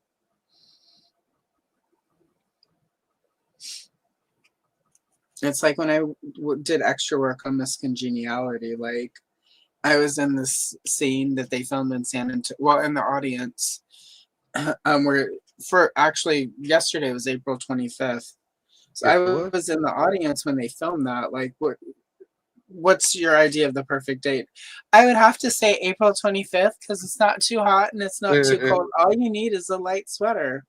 I was in the audience and had to keep refilming it because we all lost our shit every time. Oh, so you were actually there? I was in, yeah, I did extra work on Miss Congeniality. But what I will say is you often hear stories about William Shatner on set, and they are true. Well, I know he's a he was a total D-bag. I mean, somebody was like, he's nice now. I'm like, yeah, because he's about to die and he realizes he's about to get his. No, But he came here for a con last summer, and a lot of yeah, people said, "Oh, Shatner's a real asshole in person." And apparently, people who visited, who like took pictures and stuff with them, they came back to booth where I was working, and they're like, "Yeah, Shatner was a total d bag to them." So I'm like, so just goes to show you. Oh yeah. I will say though, of all the celebrities I met doing extra work or other ways, Ernie Hudson, nicest guy. I have to meet him someday. Such a nice guy. Like he came up, you know, like he wasn't on set for a lot of miscongeniality, the parts that they were filming in Austin. But for the ones he was there that I was there for, he would just come up and talk to all the extras. Like there was no. He's a people person. Yeah, like just really cool, really down to earth, really nice. Would come out and like, thanks for all your hard work out here. And he turned a blind eye while we were waiting craft services. Because, you know, extras are not supposed to have craft services. We got busted by Benjamin Bratt. Whenever I was like, I need a banana and I need one of those sandwiches. Let's go. So I led the raid and Benjamin Bratt caught us. I'm like, hey, you need, because I didn't know who he was though. Everyone else did. So they're all horrified as I'm sitting here like, what do you want, Brittany? And he comes walking up. You guys are doing great out here. And they all freeze. And he's like, no, it's fine. Get whatever you want. And I'm like, what do you want, sir? He's like, no, I'm good. And I was like, oh, okay. He's like, y'all are doing great out here. I'm like, well, you're doing great in there. And I'm like, you sure you don't want something? They got oranges. It's like, no, I'm good. Anyway, you guys keep it up. Enjoy the craft services. And then he walks off, and the girl, Brittany, was like, oh my God, do you know who that was? I'm like, he didn't want an orange. I don't care. More for us. She's like, that's Benjamin Bratt. I'm like, but he's only 5'3". So anyway, he tiny. I mean, I know I'm pretty tall. I'm like 5'8", but like he was little. Like I could have picked him up and drop kicked him. I would have paid to see that. It was when he was dating Julia Roberts, so it's best I didn't because she and I have history. Okay, oh now God. I have to hear this. Yeah, now you have to say something. You can't leave us on that. Okay, note. so when Julia Roberts was married to Lyle Lovett and they were living in the Austin area, apparently I shopped at the same Safeway that they would go and get groceries at. And this was when Julia was like, Austin, I can just be myself. I'm not Julia Roberts here. So anyway, I'm going to get fruit on the bottom yogurt because that was all I was eating at the time because eating disorder, right?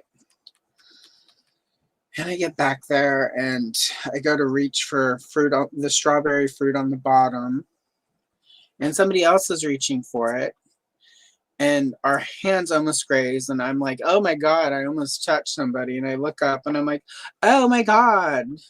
And it was Julia Roberts. So she sees me, I see her, she realizes I've just recognized her. I'm sort of embarrassed because I almost touched her. And we like the same yogurt. So what's the natural thing to do? Oh my God, I love that yogurt too. And then to make it worse, I love you so much, Miss Julia. And then I realize how ridiculous I am. And I turn and I did the little eep. And then I turn and run like the Roadrunner.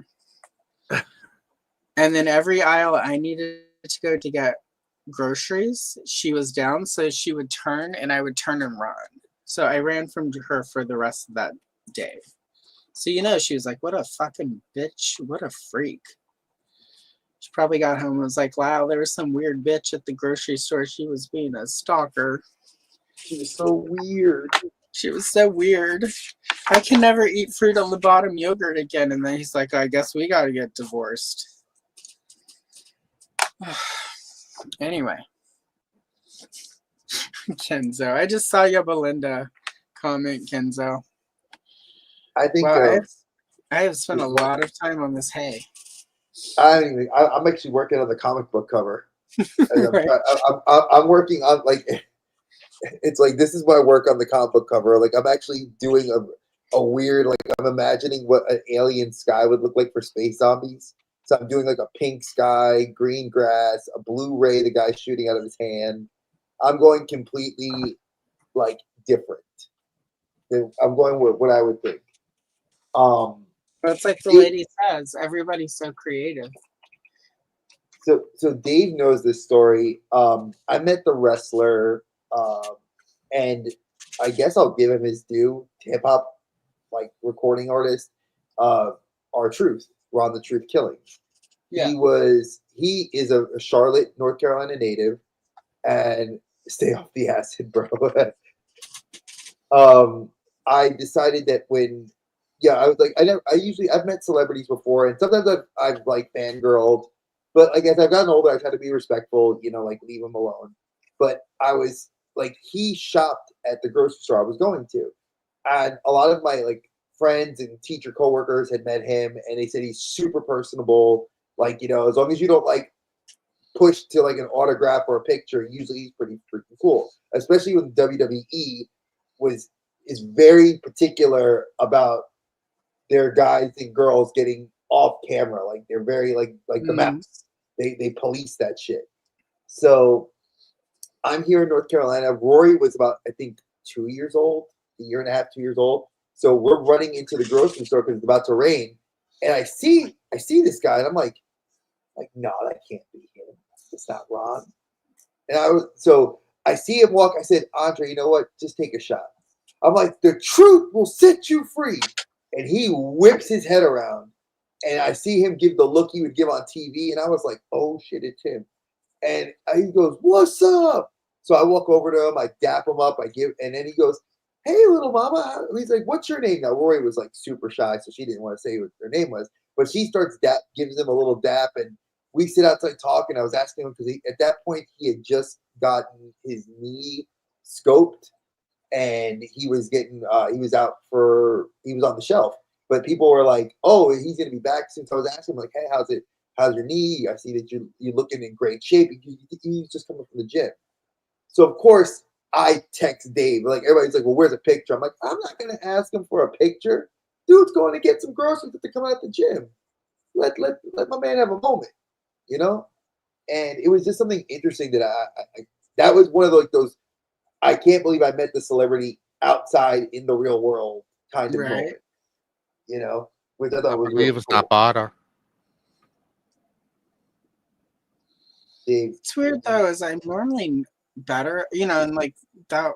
I mean, I hadn't done any extra work at that point when I ran into Julia Roberts, but I met some people before, and it was just because it was so unexpected. To sort of run into her like that, I would have been if I had seen her and been like, oh, I need yogurt, she's buying yogurt. I would have just waited and let her get her fucking yogurt and go. But eating disorder, I was starving. I'm like, I can only eat that kind of yogurt and rice cakes and grape nut cereal. Like, God, grape nuts. Yeah, you put them in the yogurt, and then there's much. So, and then I was buying food for my boyfriend as well, which is why it took longer than 5 minutes to get in and out and to not avoid her for the rest of the agonizing 25-30 minutes we were both in that store together after that moment. But, again, I knew I didn't know who Benjamin Bratt was on set, but I knew Ernie Hudson. I knew Sandra Bullock. And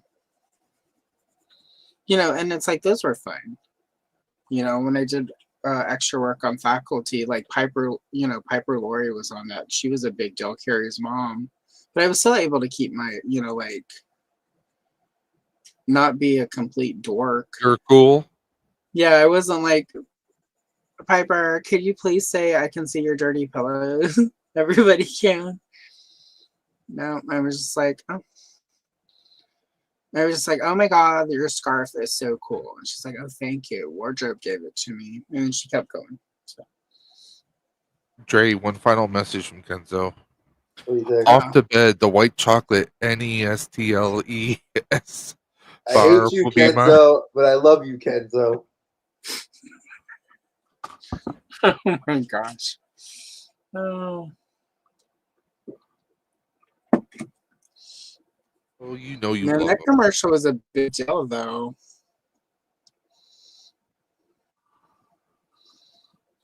I definitely bought a bunch of that candy, like, just because, so that you could feel like it was that commercial all over again.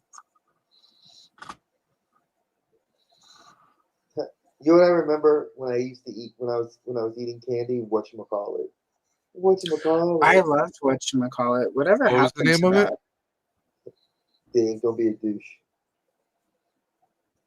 Wait, I had that a few months ago, actually. Saying what Yeah, happened to it. they still make it. Mars still Well, makes it that. was that there's a local chain where we moved, and they had a bunch of sort of, you know, like little peg candy, like the little dollar sour cherries and bit of honey, and they had whatchamacallit, and I bought one. It was when we were still sort of like Matt was down here in the house, and I was still up in Portland, you know, packing and closing everything up there and getting it ready for the movers. And I stopped and got a whatchamacallit to eat in the car on the way back. But it was very much like, oh my God, whatchamacallit, they still make it. Yeah, I remember that was like one of the candy bars. When I ate candy bars, like I don't even eat candy. Like that's one thing people are surprised when they hear. Like, you have a sweet tooth, but you don't eat candy. I'm like, yeah, I really don't. I wish I did sometimes, but then I'm glad I don't because I just don't like candy. Like my wife loves chocolate, and I'm allergic to it because so you're lactose. Well, no, chocolate's not because I'm lactose. Chocolate will kill me. No, but usually chocolate has milk in it, so that's if you get milk chocolate. If you get like dark chocolate, there's no milk in it. But you know, I can't. In my brain, I can't. I don't like. It's like even bubble gum. Like I don't like bubble gum. I used to love bubble gum. I would always carry like, you know, gum in my pocket or something like that. I don't carry that stuff anymore. They don't make the gum I liked that, which you both will probably. It was like the gum that had like a little bit of like flavored high fructose corn syrup in the middle of it, and you'd bite into it, and it'd be like, oh my God, Bubblicious. No, not bubble. Like Bubble Bubblicious, they don't make. No, I think it was a little bubble yum. Yeah, it was a little ball in it, and it had like red jelly, like it was like a jelly type, like and it was like cinnamon, and then burst in your mouth. Yes, cream was like sour apple. You know what my mom used to love? I liked those. Remember, I don't know if either of you two know this, but there used to be this god awful violet candy. It was like a chalk. It tasted like you were eating chalk, but it was floral. That was the candy I remember my mom used to carry in her purse. God, that stuff was disgusting. It was like every time my mom would like talk, I was like, "Mom, did you eat potpourri from our bathroom?" Because it just smelled like that. It was god awful. No, but the first time somebody gave me minced meat, which doesn't have meat in it, I was like, I spit it. I'm like, what is this? What the? Like, is this potpourri or what? And I no, it's mincemeat. I'm like, ugh. That was not pleasing. Like, the texture was just foul. But anyway, that's what you just reminded me of. I love that. No,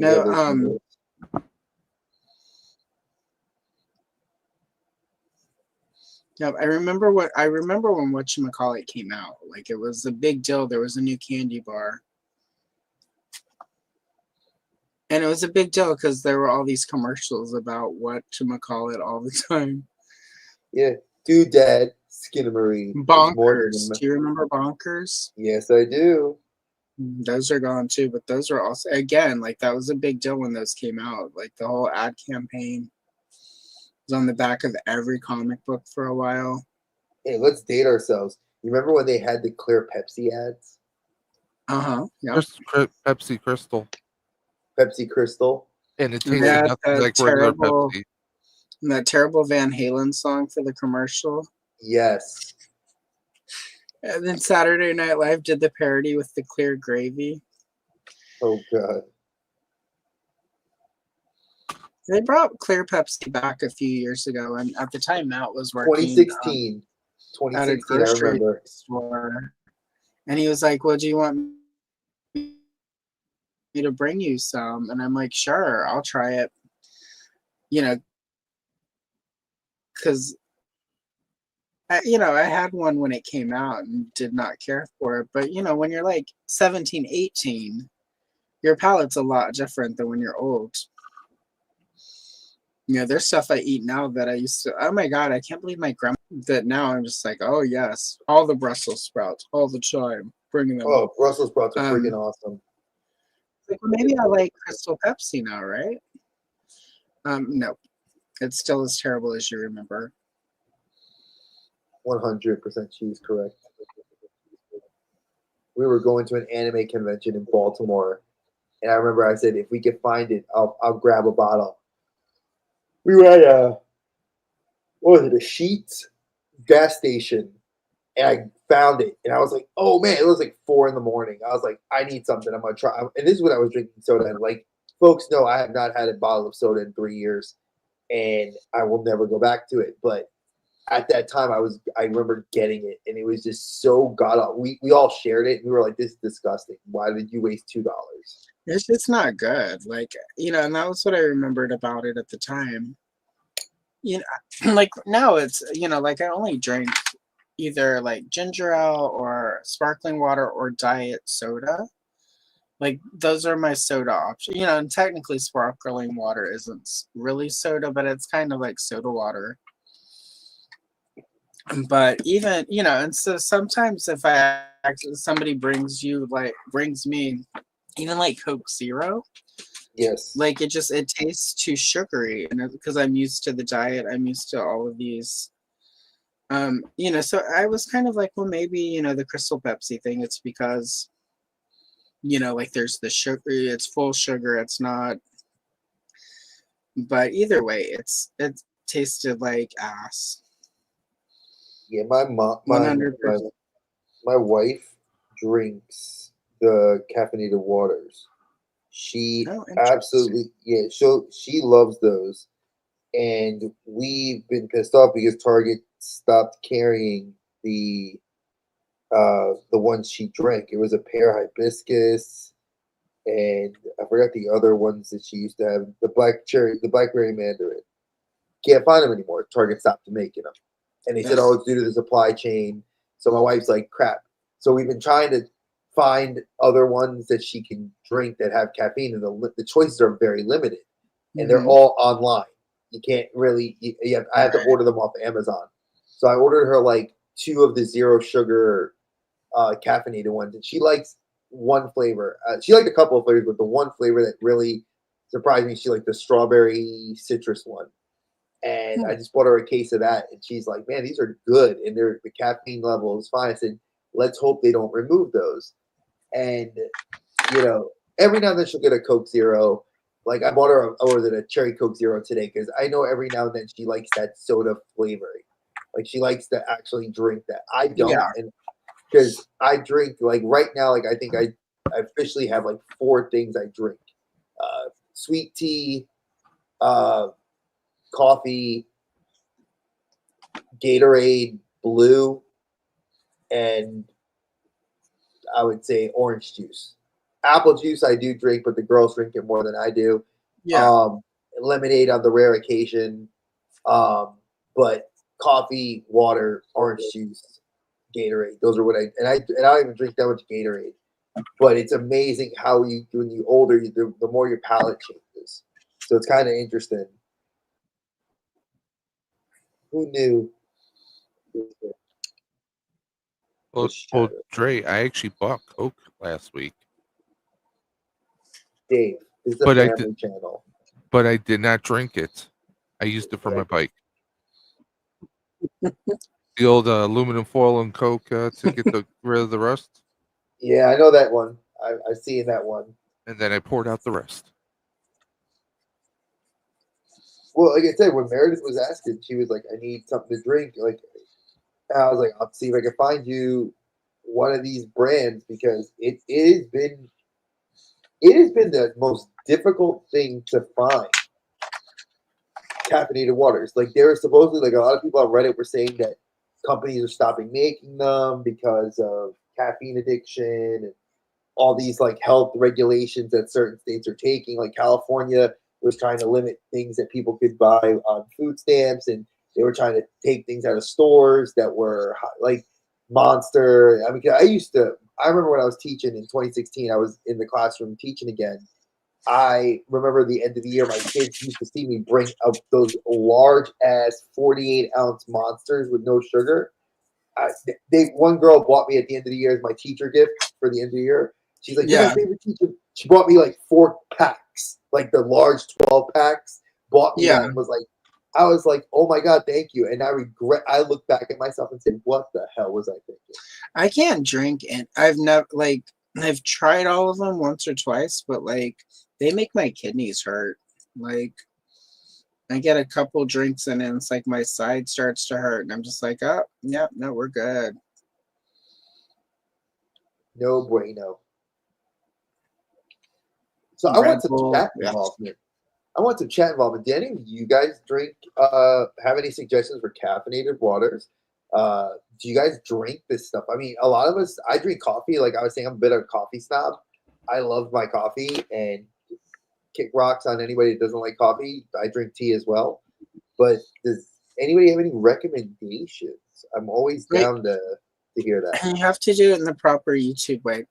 So tell me what you think. Do you like caffeinated water? Do you have any recommendations? Let us know in the comments. I love it. Thank you. See? Sorry, I don't have the ability to do a poll. Sorry. Oh, I'm not asking you to do a poll. Oh my god, what kind of Mickey Mouse operation is I never understood that saying. Is it not Like, what kind of Mickey Mouse operation is this? It's like Mickey Mouse is one of the most successful brands in the entire world. What do you even mean? Most well known too. Like people don't have to know Disney movies to know that Mickey Mouse is Disney. I mean, like if you like, yeah, like if you're trying to denote it's something like, you know, like cheap or poorly organized or like nobody cares about it. Like what kind of Katy Perry operation do you got going here? Like, come on, guys. Can I say Amy Winehouse or is that too soon? I mean, you can say that, but like she's kind of a skeleton now, so like. Well, it doesn't hurt her. It wouldn't hurt. I mean, that would be fine if like some, you know, like, wow, it's deader here than Amy Winehouse. When you go to a party, like that would be acceptable. Okay, I had to make sure. I mean, I'm just gonna say she's most famous for a song that's like about not going to rehab, and yeah, so it's like I remember when Crocodile Hunter, like, was it the Crocodile Hunter? Steve Irwin. What they called him? Steve Irwin.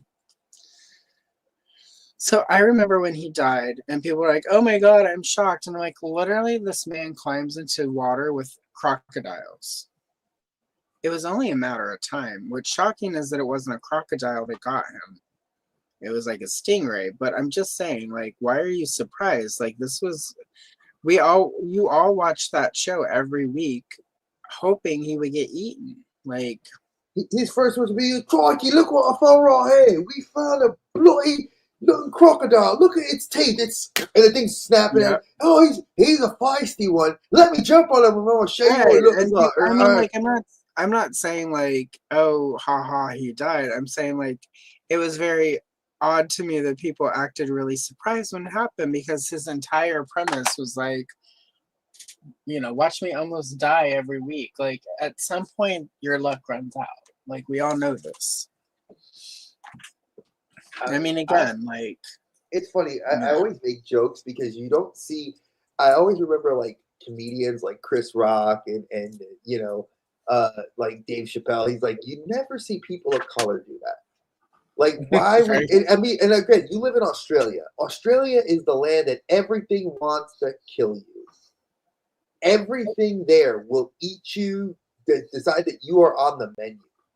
From littlest things to the biggest things, you're on the menu. You have to be a special kind of person to live there. And to me, it's like you jump in the ocean, it's not safe between the man of wars, the great whites that roam the waters, tiger sharks. Yeah. You go to the Indian Ocean, you got now bull sharks, tiger sharks that want to eat your face, hammerheads, jellyfish. I was like, y'all live in an area where I wouldn't jump in anything. And then I remember Lana, her biological dad, lives in Tampa, and he was like, "Oh, I'm buying a boat." And I told Lana, I said, "You get in that water, I will be so pissed if we have to go fly down there because something happened." She's like, "Why?" And I start showing her the videos of the newscasts that are like bull sharks swimming in Tampa, Florida, in the estuaries. They're swimming from the ocean into the estuaries, and I'm like, kiddo, just because you're on a boat doesn't mean you're safe. As if it weren't bad enough that you have to be in Tampa. Exactly. You got to be in Tampa. Now you're going to see sharks. And then it's like, they were talking about migratory patterns, and she's like, "You're I said, "I am terrified of sharks. But damn it, if I'm not going to educate the shit out of myself to know what the hell is going on, you best believe I will." Listen, like you said, oh, sorry. No, I was just gonna say, like you said, Steve Irwin. I mean, he was tempting fate. I mean, oh yeah.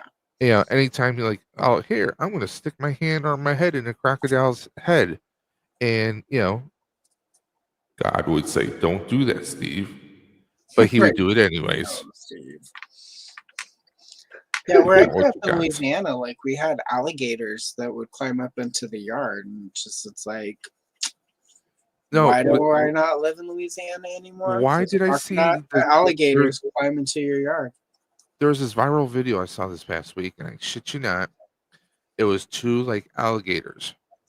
One was like, I don't know, like 10 feet away. The other one somehow found his way up to stand upright and hit the fucking doorbell on the door. Yep. Hell no. See? Did you see that? No, I did see I that. sent the reel to somebody. I'll send it to you, Dre. That'll be the first reel I send you. I love you, Allison, but that would scare the bejesus out of me that an animal has now gotten to the point where it can now say, "Guess what I can do? I'm going to ring your doorbell." The best part is the guy who was reacting to the video was like, now you got to realize the one hitting the door wasn't the one coming up with the idea. It was the one laying like 10 feet back. That's the one that was his damn idea to do it in the first place. Like you're with your buddy. Nah, dude. Nope. They said orcas do that thing now too. Like orcas are now mimicking human voices. And they're like, "Oh, they're not dangerous to people." I said, "You know when things aren't dangerous to people? When you're not on the menu." I'm sorry, you're a big ass 10,000-pound creature that's the apex predator of the oceans. You've overtaken the oldest apex predator, which is sharks. No freaking thanks. I'm sorry, but anyone that goes in those shark cages, out of the damn mind. I had a friend of mine that actually she did that. She wanted to do that. And she did that. I am sorry. And she's out of her damn mind. Yeah, but again, I don't want to put myself on the menu. Yeah, I had an ex who went into a shark cage, and unfortunately the cage held through, so he's still with us. But fingers crossed. He was like, "I'm gonna go into a shark cage when I'm down there," and I'm like, "Ooh, please break." Hey Dre, are you done yet? Am I done yet with my? I'm nowhere near done, dude. I'm on the comic book still. I've been talking and working on the comic. Look at mine. I'm done. You're done. Wow. Well, the it scene. ain't a race, man. It's called I'm enjoying it. I'm relaxing. I'm talking. I mean, it's at night, so this is all black here. Yeah. They're in a parking lot, so that's all black. And then I just had to do the flames and then color the characters. And Bob's your uncle. There you go. Dave is done. What? He won. Dave won the internet. Exactly. You win. And you're only what, 10 hours into the stream? Approximately 6 hours and 55 minutes. Oh, I probably will not finish this before I hit the point where it's like, y'all, I'm about to fall over. But I'm gonna get as much as I can done, and then and then I'll finish it and then tag you guys in it. Yeah, when I finish, I take a picture of this because I love it. This has actually been really fun. It's been a long time since I've actually done this. Yeah, I'll have you on like my show soonish. Come on and we'll color and chat. Because it's good for mental health. 100%. This is very really relaxing. It's also, because technically I have an art background. I don't do anything with my art background. Because who the freak has time for all of that? But that is sort of what I like about the adult coloring thing is like I still get to feel like I'm making some sort of art. But even when I'm just completely burnt, fried, and wiped out from work, it's really easy to still grab the pencils, grab something to color.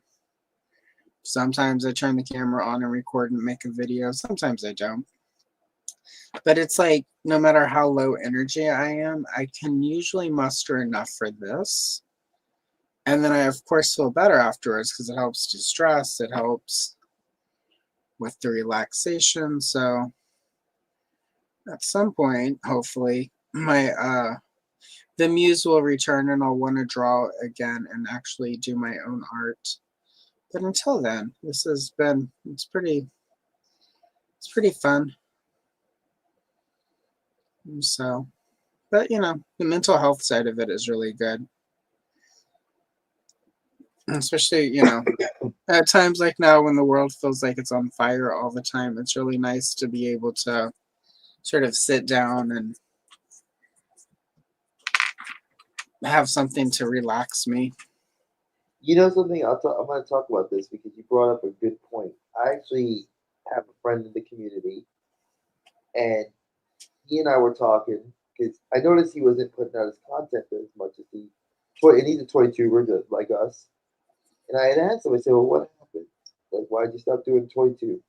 And he said, you know what? He said, too much of what I'm seeing, it feels like I'm watching commercials, like when we were kids. I said, what do you mean? He says, I see all these people with toys that I want, but I can't afford because right now, with the state of everything, you know, I can't. And I thought about that, and I said, that's amazing. Like, in a bad way. Yeah. That we look at each other not as a form of entertainment, but as a form of, oh my God, I'm selling this figure. Because we're giving free money to Hasbro, to Mezco, to SH Figuarts, to whoever. Yeah, whoever. And I thought about that and I said, damn. And he's like, for you and Dave, I'll come on the show. I'll support this because of the good cause. He said, but he's like, I don't plan on doing any more content like this until things change. And I thought that was really well said and articulated because, other people are like, F the tariffs, and all this other BS. And I'm like, hate on these businesses. And look, how many small Kickstarters have been canceled because of this? How many major online businesses are losing millions because of this? Not Amazon. Amazon's not. Walmart's not. Costco's not. They're fine. The Target's not T-Raps. having. Target is not living their best life right now. Oh yeah, Walmart. Well, Walmart is because they're still like people could look at it as a grocery store more than they look at it like. But yeah, Target. but that's this Walmart's not, because so many people in it is a grocery store in so many areas, and so many people live either in an economic situation where Walmart is their only viable place to buy enough groceries to stay nourished, or not even nourished, just fed. Or it's a literal food desert where Walmart is the only option for groceries that they have, unless they want to drive really far. And, you know, if you're of a certain economic background, like driving more than 20-30 minutes, you know, or 2 or 3 towns over, like when you've got a full-time job, you've got kids, you've got gas is expensive, like it's just not realistic. It's why I get really mad, you know, especially as I work, you know, sort of work through all of my eating disorder stuff. I get really mad when I watch sort of these fitness influencers who are like running down the grocery store aisle and grabbing cereal, and if you feed this to your kids, you're poisoning them. And it's like, wow, way to shame people who like are doing the best they can to feed their family, like where that's the only option they really have to feed their kid, like cereal and some milk. You know, it's like, is cereal the best option? Probably not. But what I will say is when I need to snack and my calorie deficit, you know, is sort of like I don't have enough to, you know, have something like a piece of cheesecake or whatever, like bowl of cereal with some milk, 300 calories, and the fat grams are there, not too much sugar, you know, Captain Crunch with Crunch Berries, Fruity Pebbles, Cookie Crisp. Ooh, Cookie Crisp. And better yet, there's fiber in that shit. So, literally. So, I don't know. Like, I just, you know, like for, you know, for some people, the Target thing I think is easier because Target isn't necessarily where people are going for groceries. I think Walmart, you know, as far as boycotting corporations, for a lot of people, Walmart would be really hard because that's the only way they eat. It's the only option they have to buy groceries.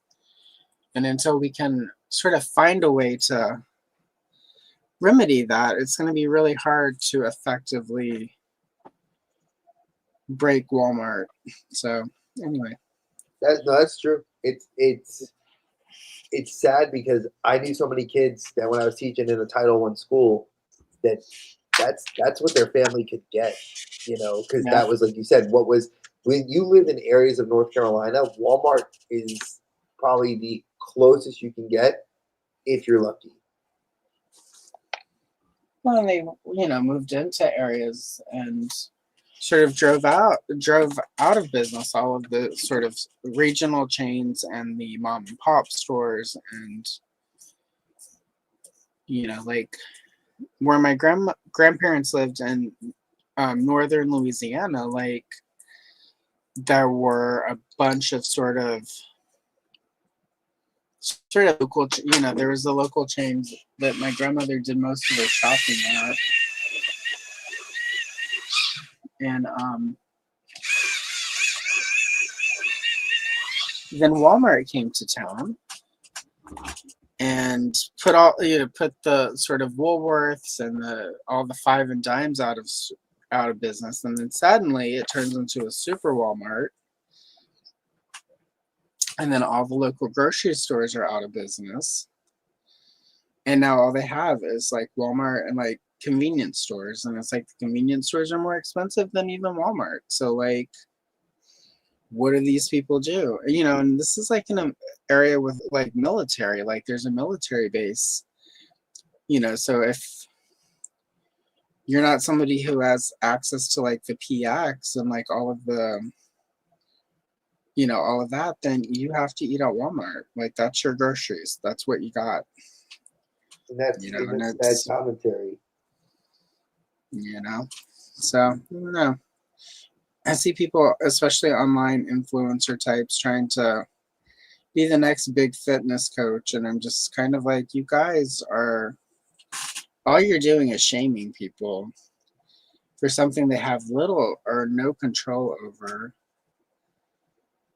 And again, I hate to keep mentioning the eating disorder. Apologies, everyone, because I know it's a bummer. Just someone who has one of those, whenever, I have a couple of them, but for any of them, the second somebody starts saying, well, like, you could just eat healthier and then you'll lose the weight. It's like, that's not how it works, guys. Nope. And anytime an influencer starts talking about that, that's not the person. That's not a person who should be giving any sort of advice about fitness. Facts. Because they don't know what the fuck they're talking about. Sorry. Apologies for the F-bomb. Don't worry. You get 13 of them before we're rated R. Right.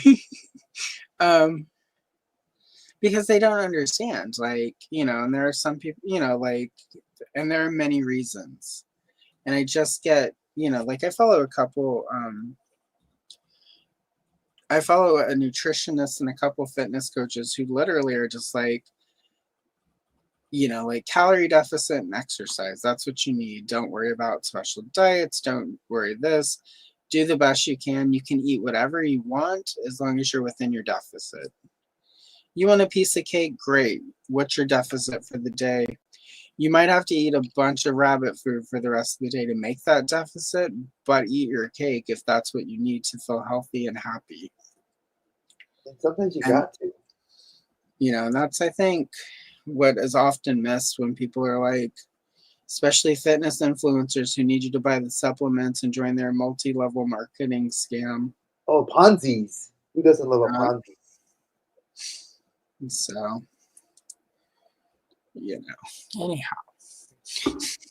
anyhow, everyone, sorry. This is Allison at almost 24 hours. Look at that. I'm loving how this is coming out. Like, I did a purple sky, colored them green, like the zombie skin. Hello. Meow. Sir. No? Okay. He's like, no. You're going to try to put me on camera. He's probably wondering why I haven't been to bed yet. He's like, hey, I've been in here asleep for hours. Don't worry about it. My cats are pretty much doing the same thing. It's only a little bit longer, sir.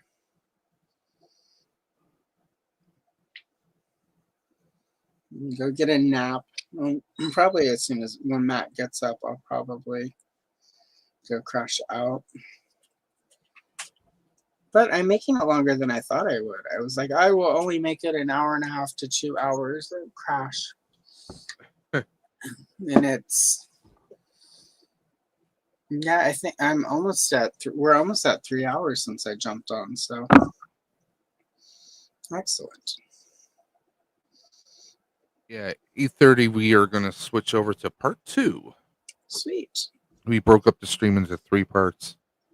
But you have to, if you don't break it up, YouTube will like not put it on. So yeah, it's really weird. Like, because there are a lot of places where a lot of channels where it's like they'll have like a 7-hour super cut. But God forbid you have a live stream longer than 7 or 8 hours. Yeah, we're doing a 8-hour break, so 3 of them. So sweet. 12:30 to 8:30, 8:30 to 4:30, and then 4:30 till 12:30, and then I can collapse. Right. It's really cool though that you guys are doing this. That was why when you guys were talking about it, I'm like, I have to jump on. I have to help. Well, the first year I was planning to do 8 hours, but it wound up being 10. The very first year I did it. Because I figured, hey, there's YouTube. Hey, anything I can possibly raise, That'll just be, that's just butter. That's just, Yeah. That's just extra.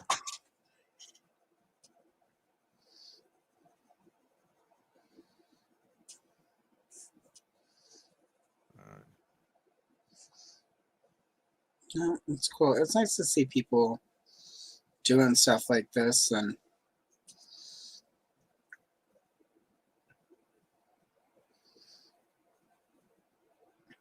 it being about more than just, again, promoting the newest toy.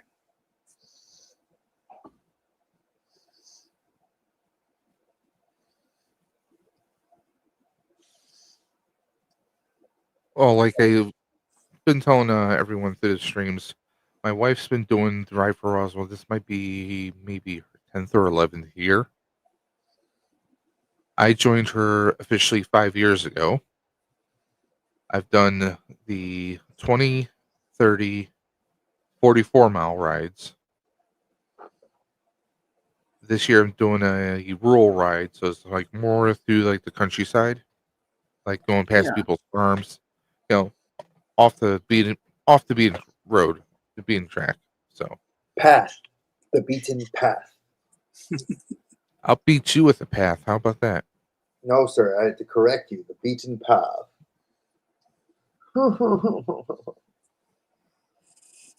Keep it up, Thurston Howell III. Listen. Oh, beaten path. I thought you said bleach it ass. Okay, sorry. Listen, what Dre does behind closed doors, that's up to him. I can't think of that without remembering that scene. And I'm assuming you've both seen Bridesmaids. Yes. Where Once they had upon a the time, big maybe. argument at the wedding, at the bridal shower, and Maya Rudolph. Such a good actress. She's interesting. Yeah. What was that?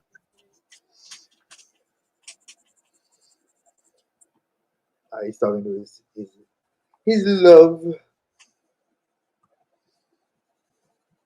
I thought Mom was awake. I went to the kitchen. I went to go put my pizza away because I took like 3 bites of it. I'm like, I'm full. I'm not hungry right now. Like I thought I was. And like apparently my stomach's like, nah, dude, you're not hungry.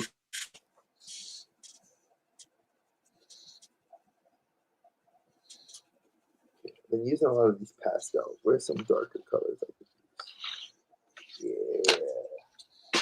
Why am I using tons of purples? I have no idea why I'm using purple. No, Yeah, if you're doing the sky on the comic book, right? well, I did the sky pink, and I did the grass green. The spaceship is metallic, so I did like the gray. I'm trying to figure out what color I want to color the astronaut suit, and what color. I did like the shirts on the blouses are red and orange. On the women, I colored their skin green because it's supposed to be zombies. And then I did like blue hair. I made it like completely like alien. So I'm just trying to figure out what color I want to do with his suit. You know what? I'll do it like common red or red and white. I'll do a little bit of red and a little bit of white. Give it some balance.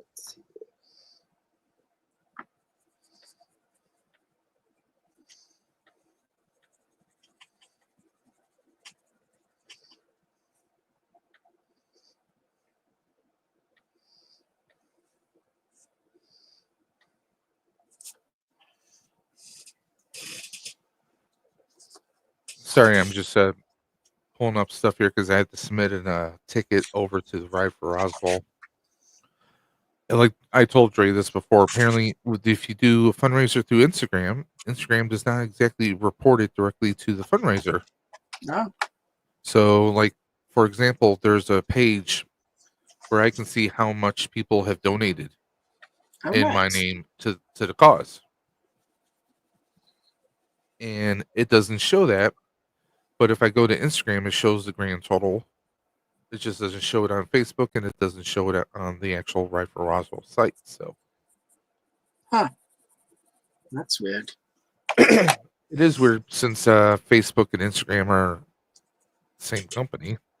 Very much.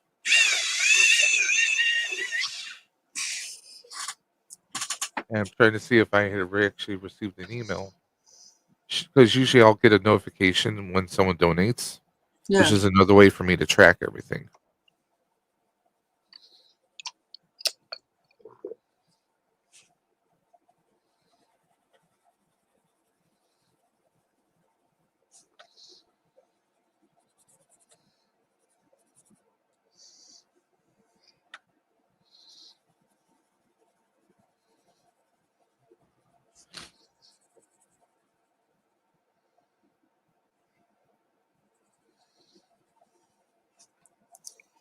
And to the 16 people that are watching us still, we are very appreciative of you guys staying with us this day.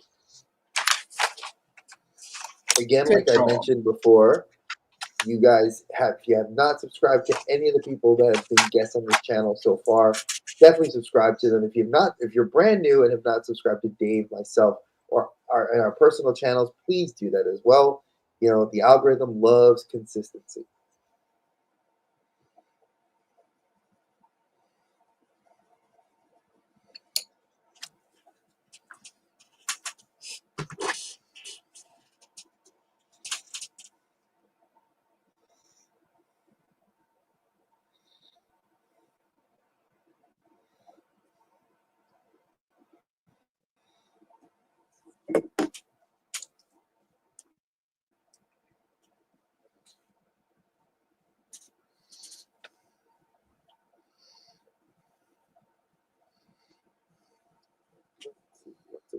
Weird color for this. How about this is where I'll use that violet.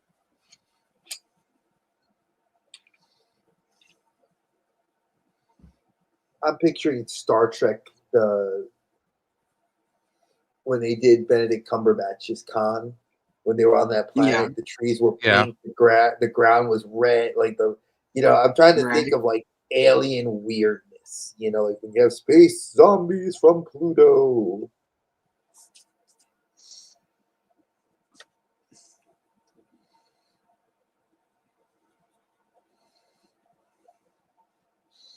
Yeah, like red or like if you have like a hot pink. So I'm doing the violet to go against the light pink sky.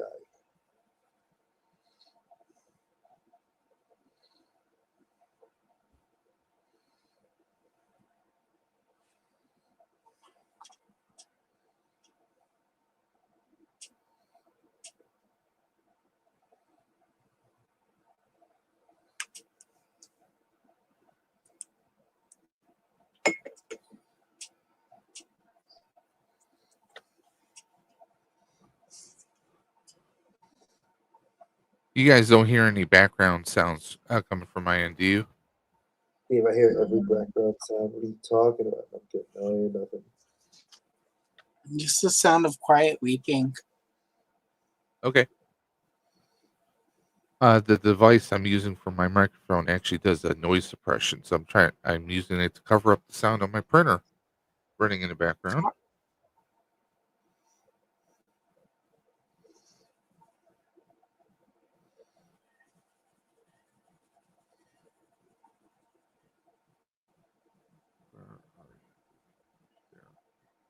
Nice. There we go.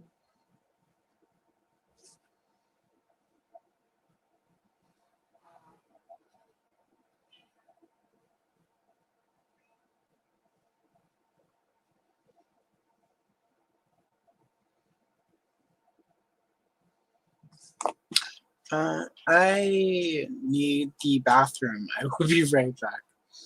Go right ahead.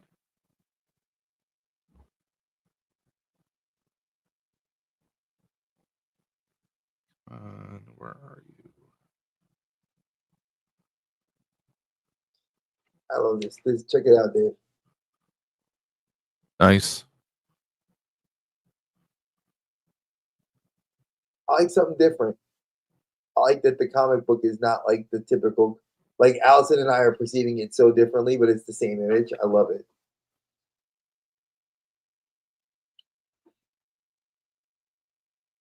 goodness. Let me do some fact checking here because I might have to take a nap in a little bit because I have to go get Lana in a little while.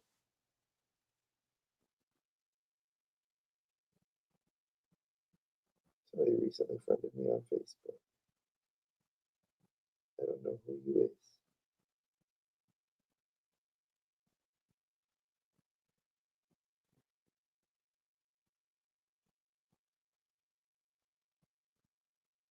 And big shout out to anybody that subscribed to my channel. I'm slowly creeping up in numbers. I know the content's not there where I would like it to be, but there's a lot of good long form content you guys can watch, and there's several episodes of it, so definitely take a look at that. And Dave's channel, same thing. Great tech reviews, hot toys. We both, he did hot toy reviews. I did representation in cartoons. Definitely some kick-ass shit that you guys can definitely be enjoying. If you're looking to have that like as background noise for when you're doing coloring or just, want to watch something. We have 18 people watching us, so this is freaking rad. Thank you.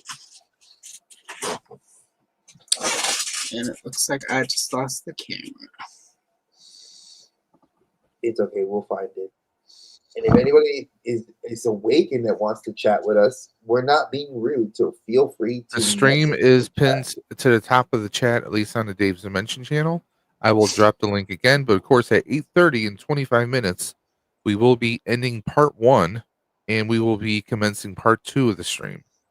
So whatever channel you're watching on, whether it's Dre the Geek Dad, Allison's Retro Toy Princess, or on Dave's Dimension, the stream will end at 8:30, and then we'll start a new stream for the next 8 hours because we're doing 24 hours straight, and we will commence with the next wheel. Yes, I'm making it to there, and then I will be slow. I'll be passing out for a few hours to get up, then go get my teen, and then coming back here, refreshing myself and jumping back on the stream till my wife needs me to cook.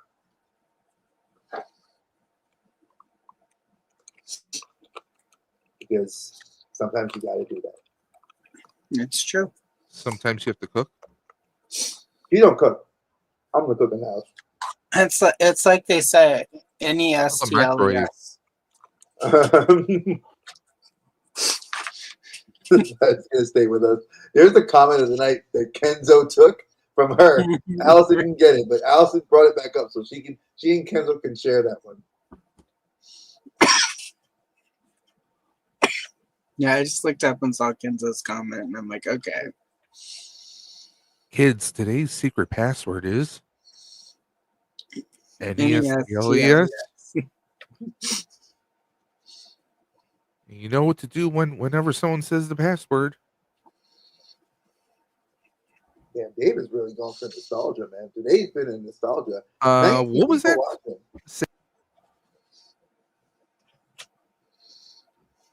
What was that, Dre? Huh? What? Huh? So, guys, at 8:30, we will be stopping the stream and then starting a new stream, and we will go directly into our next prize wheel, which is a $25 gift card for HELLADOPE Toys. Oh, so just Dave, we're clarifying. It'll be back here on all the channels. We just have to break it up. So don't if you see a hiccup, it's a brief hiccup. Just come back on, refresh, and you'll see us back on the stream. Okay. Yep. So that way we can have all y'all here with us. Yeah, it'll be streaming on Dre the Geek Dad, Dave's Dimension, and the Outer Dimensions podcast. I got my protein shake. I have some scrambled eggs and some toast. Oh, Roxanne made that for you. Well, not. We all have our. Everyone has their own way that they like to have certain foods made, right? Yes, Meredith does it. God, say less. Say less. Meredith she does not like my scrambled eggs. Meredith absolutely hates my scrambled eggs. She says I cook them too long. I tell her I cook them the way I like them, and I've tried to maintain the textural Now, granted, like I said, my wife's neurodivergent, so she has a particular palette that she needs to have them at. So Lana's the same way. So Rory and I eat them the way I eat them. So 20 people, I love it. Keep that number going up, man. If y'all are pushing out on the wherever channel you're watching us on, thank you, thank you, thank you from the bottom of our hearts. This is awesome. We are currently coloring, and this is my Back to the Future page. As you can see, my comic book cover is green and red. I got the space suit finally, and now I've got to figure out what am I color the hay, and I'm looking at trying to figure out what the inside of the DeLorean is. I got the clock and the flux capacitor red.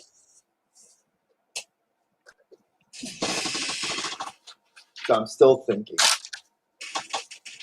Do any of you guys color out there on the screen here while you're watching us? Like, comment. You know, if you want to jump on, we do have a pinned link. You know, you could always jump in and hang out with us if you'd like. Let a brother know.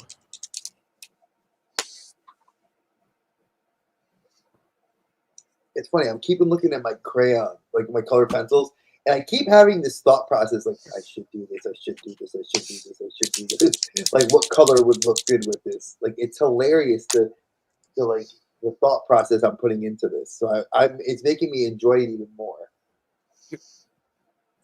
What color do I need?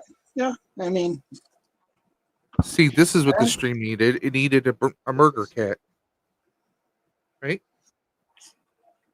I like how the paw is right on your chin. Like, yeah, I love you, but no, I will cut your face up and eat you.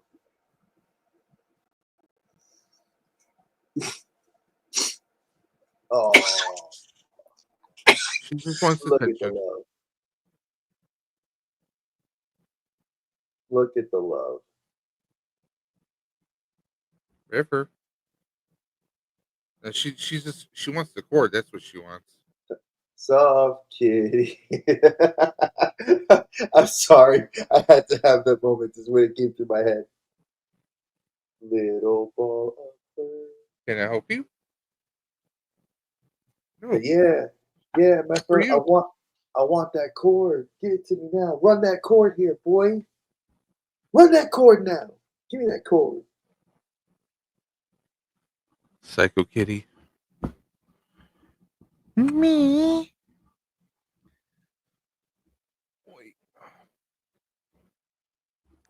all right. Sorry about that. It is quite all right.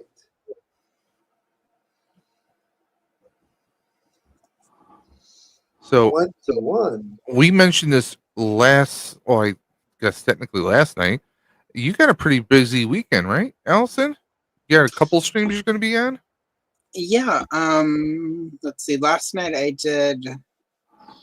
Well, actually, Thursday night I did the my channel once a month. I host Retro Cavalcade with my friend Derek Huva from the Yesterday's podcast, and then Andrew from the Gatey's Toys YouTube channel. And then doing this. And then tomorrow, it's tomorrow now, at 11 a.m. on my channel, I am hosting Janessa J. Champagne, who is a very fabulous drag queen, and she's going to join me, and we're going to call her and chat.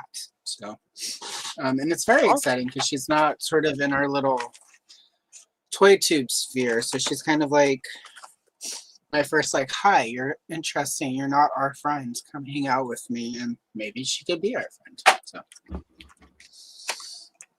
So I'm excited about it because, you know, if I've learned anything, anyone can be a collector or get into something. I mean, my wife was not, and now she's got her own collection of Deadpool / Ghostbusters Stay Puft and Marvel scattered little collecting. So, well, that's how I found her, because, you know, like I'm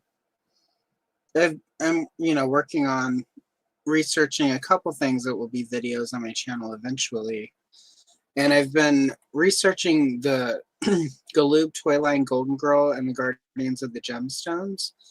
And Janessa actually collects. She has like the play set. It's a pretty good one, and I know it's a pretty good one because it used to be on my watch list on eBay, and then one day it went away. And then within like 2 weeks, her video popped up of her like unboxing it. I'm like, bitch. So, but her channel is really cool because she, excuse me.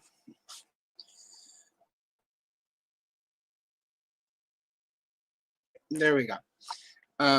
She collects Golden Girl, but also like She-Ra, and she has a bunch of MOTU classics. She also regularly does like horror movie, like where she talks about her favorite movies. Oh, okay. And makeup tutorials because drag. And sometimes she just does videos where she hangs out with her friends. So it's not like ToyTube or Makeup Tube or Horror Tube. It's Janessa's world. So again, it's really interesting to get like just sort of out of our bubble. Again, like we were saying earlier, we've got a really cool circle, but it's a circle, right? And it's kind of nice to and who knows what cool people she knows that perhaps would be fun to come and hang out with all of us sometimes. So that's why I named my channel Dave's Dimension, because it wasn't secluded to like one kind of thing. I love technology. I love interacting, talking with people. Just I am all over the place. And of course, like we said before, YouTube doesn't know what to do though with that. Yeah. So, and if you listen to the so-called experts, they'll say, "Oh, if you have if you have multiple interests, then you should have a separate channel for each one." And I say, "Forget you." That's just hard to do, especially when you have so many people that want to watch what you do. But then it's like, I'm going to use Cincy Nerd as a good example. Cincy Nerd has his ToyTube channel, and then he has a card channel for sports cards. Then he did a third channel all for hockey jerseys because he's a diehard hockey jersey collector. Like he owns a couple hundred, and he has them. It's interesting to see, and I'm probably being facetious that he has a couple hundred. He probably has a lot. But it's interesting that I do. But to me, I couldn't maintain. I just don't have the time. I barely have the time to maintain 2. I could not do 3 and expect the content to be good. So I'd rather the algorithm be damned, and I do what I do. Right. If they ain't done with that, I got doors I for think, like, if you were to get to a certain level, like, to me, it would then make sense to, like, have multiple channels, right? But for most of us, it's never going to, that's never going to be, like, viable. The thing. Exactly. It's not going to be the thing. Because a few times I've thought, well, because there's coloring stuff I do that doesn't sort of fit into the retro thing, and then there's the asphalt stuff. And I have a channel. Excuse me, I have a channel set up at some point for that, but I don't have time right now to make whole other content. So. I actually have a separate channel I was wanting to do, and Dave knows I am, and I think you probably know this too from seeing what we've done. I'm a diehard fan of Sentai and Tokusatsu and Ranger stuff. And I wanted to do it just from a Japanese perspective. There are very few YouTube channels I have seen that all they talk about is the American stuff, not the Japanese stuff.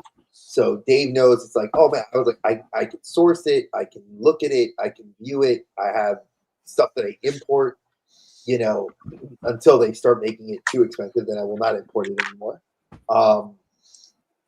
But I was like, this is what I wanted to do. And I get mad that like, I don't have the time, but I have so much written down that I want to do. And eventually I will, if I ever got really big, take it off the main channel and probably put it on, Right. something onto its own. But I'm gonna keep the channel name because Dave named me. I love it. He was the one that created it, and I give him Sentai credit. Sensei. The Sentai Sensei, and I was like, nobody has this name. Like, I have to go for it. And there was other people that were like Sentai Sensei something, but I put Sentai Sensei. I think with like Dre. I don't remember if I put Dre on it or not. But then I made artwork for it. We did a whole thing. It's up there. Just haven't decided what I want to do yet. And Payne, I just want to say congratulations on being a grandpa, sir. I hope you're enjoying your because I saw the pictures. And please be enjoying that beautiful grandbaby of yours. Because my wife and I were looking at pictures yesterday of Rory, and it's just like from 0 to 4 3/4. It's an amazing transition. So I hope you are enjoying that. 23 people watching. When I can, I am. Thank you. Of course, sir. Anytime. Another great toy tuber and just great all-around person. We are truly lucky that we have great people, like I said, in the community. So I'm trying to still picture colors. I want to do this. What are we going to do to head?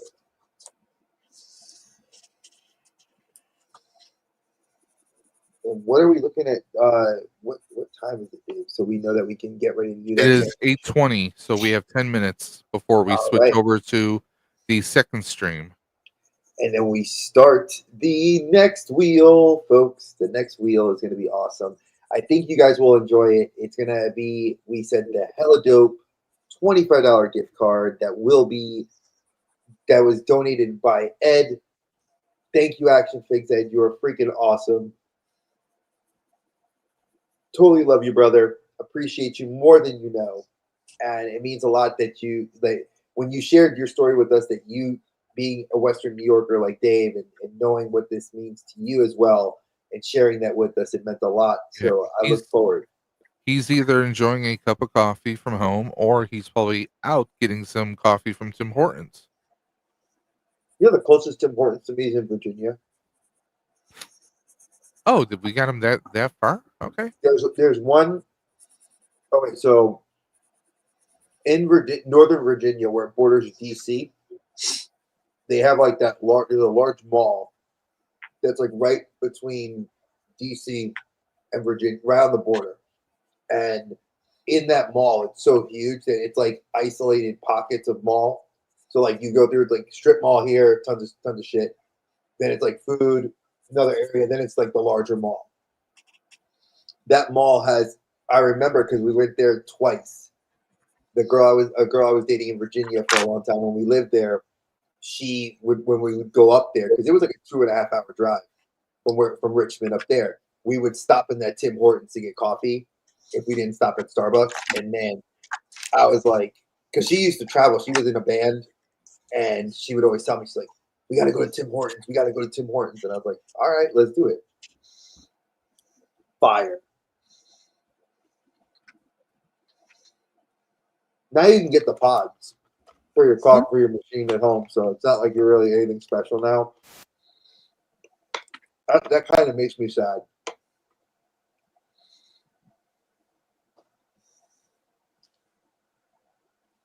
Who was messaging me? I see, that was Dave. I told you, people, 3 people every day. Nice. That I talk to. It's hilarious. Even my little brother, he woke up. He has kind of the voices in his head. They talk to me. They understand. They talk to me.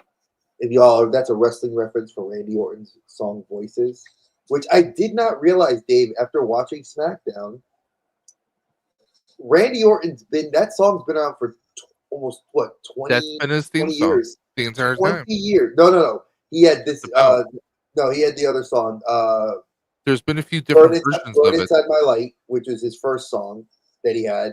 Then when he got bigger after getting injured, he came back, and that was the song Voices. And then he had another song, which then they quickly turned it back to voices because everybody knows that.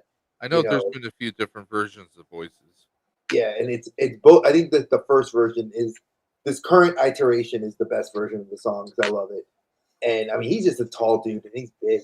Like running with celebrity. We've been talking about a couple of this.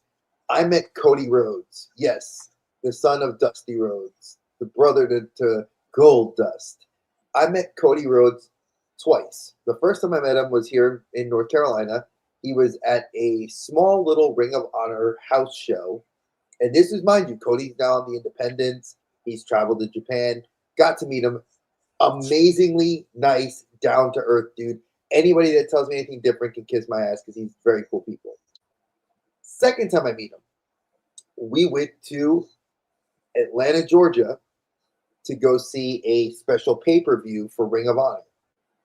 And I yelled at Nick and Matt Jackson, currently the VPs for AEW. I cursed them out. I said, man, I wish these assholes in front of me would just would hurry up. And they turn around as they're draping their tag team championships over their shoulders. And he's like, I'm sorry, asshole. And I was like, oh my God, I just cursed out like the talent. What do I do? And my sister's with me, my nephew's with me, and one of my friends is with me, and they're just looking at me like, you messed up. And one other funny one. Yep. So anybody that remembers Emma from WWE, her real name's Danielle Dashwood. I met her when she went to the Independents, Ring of Honor, and they had signings. And, you know, who doesn't want to get a hot chick with a great accent to sign some stuff? And I was wearing her T-shirt that I bought. So she and I are talking, and my best friend, he's like, yeah, I'll get a picture of you two. And she was like, does he not know how to work a bloody camera? And I was like, no, he doesn't. And she's like, oi, oi. And she starts yelling at him, and I'm laughing because my friend is like turning pale. He's a white dude, he's turning pale. It's hilarious. And she's putting her arm around me, hugging me, and I'm just like, man, she's so cool. I'm glad that like I've had those interactions with some people. I've gotten yelled at by Frankie Kazarian. I almost got punched in the face by Christopher Daniels. I mean, Christopher Daniels was a nice guy, but I guess they didn't like me heckling them a little bit. And I was an asshole back then. So yeah, I probably shouldn't have been heckling wrestlers that are way bigger than I was, and definitely could have beaten my ass and ejected me from the building. But yes, I met Marty Scurll. Took a picture with him here in North Carolina. Too bad he can't wrestle in the States anymore. Why did something happen? He had an incident with some of his female counterparts, which had him blacklisted. So he is. Say no more. He is what they call it in John Wick. He is non-communicado. Excommunicado. Yeah, excommunicado. He's excommunicado. And Alberto Del Rio is the same way. He's excommunicado. And that's why you wonder why when WWE bought AAA, goodbye, Alberto El Patron. We'll see. Fue un maricón. Oh, do some Spanish at you. I don't know what the color this is. I gotta find it. All right. Wow. This is where I'm at. Oh, see, you're farther than me, dude. Look at where I'm at. I'm so not where you are. I colored the wall, parts of the inside of the DeLorean, the comic book cover, which I took the most time on, and I did Doc suit or Marty suit. Sorry. Yeah, I got some of the comic book cover, but not all of it. I am gonna go ahead and jump off. You do that. You go get your rest. About to Thank you. Before you turn into Thank a you pumpkin. Oh yeah, pumpkin spice. Anyway. Oh yeah. Anyhow, thank you for having me. I will, when I wake up later, take a picture of what I did finish and tag you guys on it. Hopefully, because you'll still be streaming when that happens. Try to push some more people your way. Thank you for having me, and thanks for doing this. This is amazing. No, not a problem. If I recover, I will try to jump on again later today. So yeah, just let us know and we'll send you Not a the link. problem. Okay. sounds good. Thank you so much, y'all. Have a great stream later. Take care. Oh, and really quick, one last thought. What? NESTLES. Oh man, Catch you later. She had to. I Have love a it for good that. day, y'all. You You too, too. Alfred. Bye. All right. Okay. So, with that being said, we are going to wrap up part 1, and it'll probably be about maybe a minute or two before we commence part 2, beginning at 8:30 a.m. Eastern. So, guys, just in a matter of another minute or so, we're going to end the stream. We're going to launch the next stream. And whatever channel you're on right now, you'll just wait for the next link. You should already see the stream available for you. So you'll just click on it and we'll begin that momentarily. So keep we on will be following. right back, guys. Keep on busted.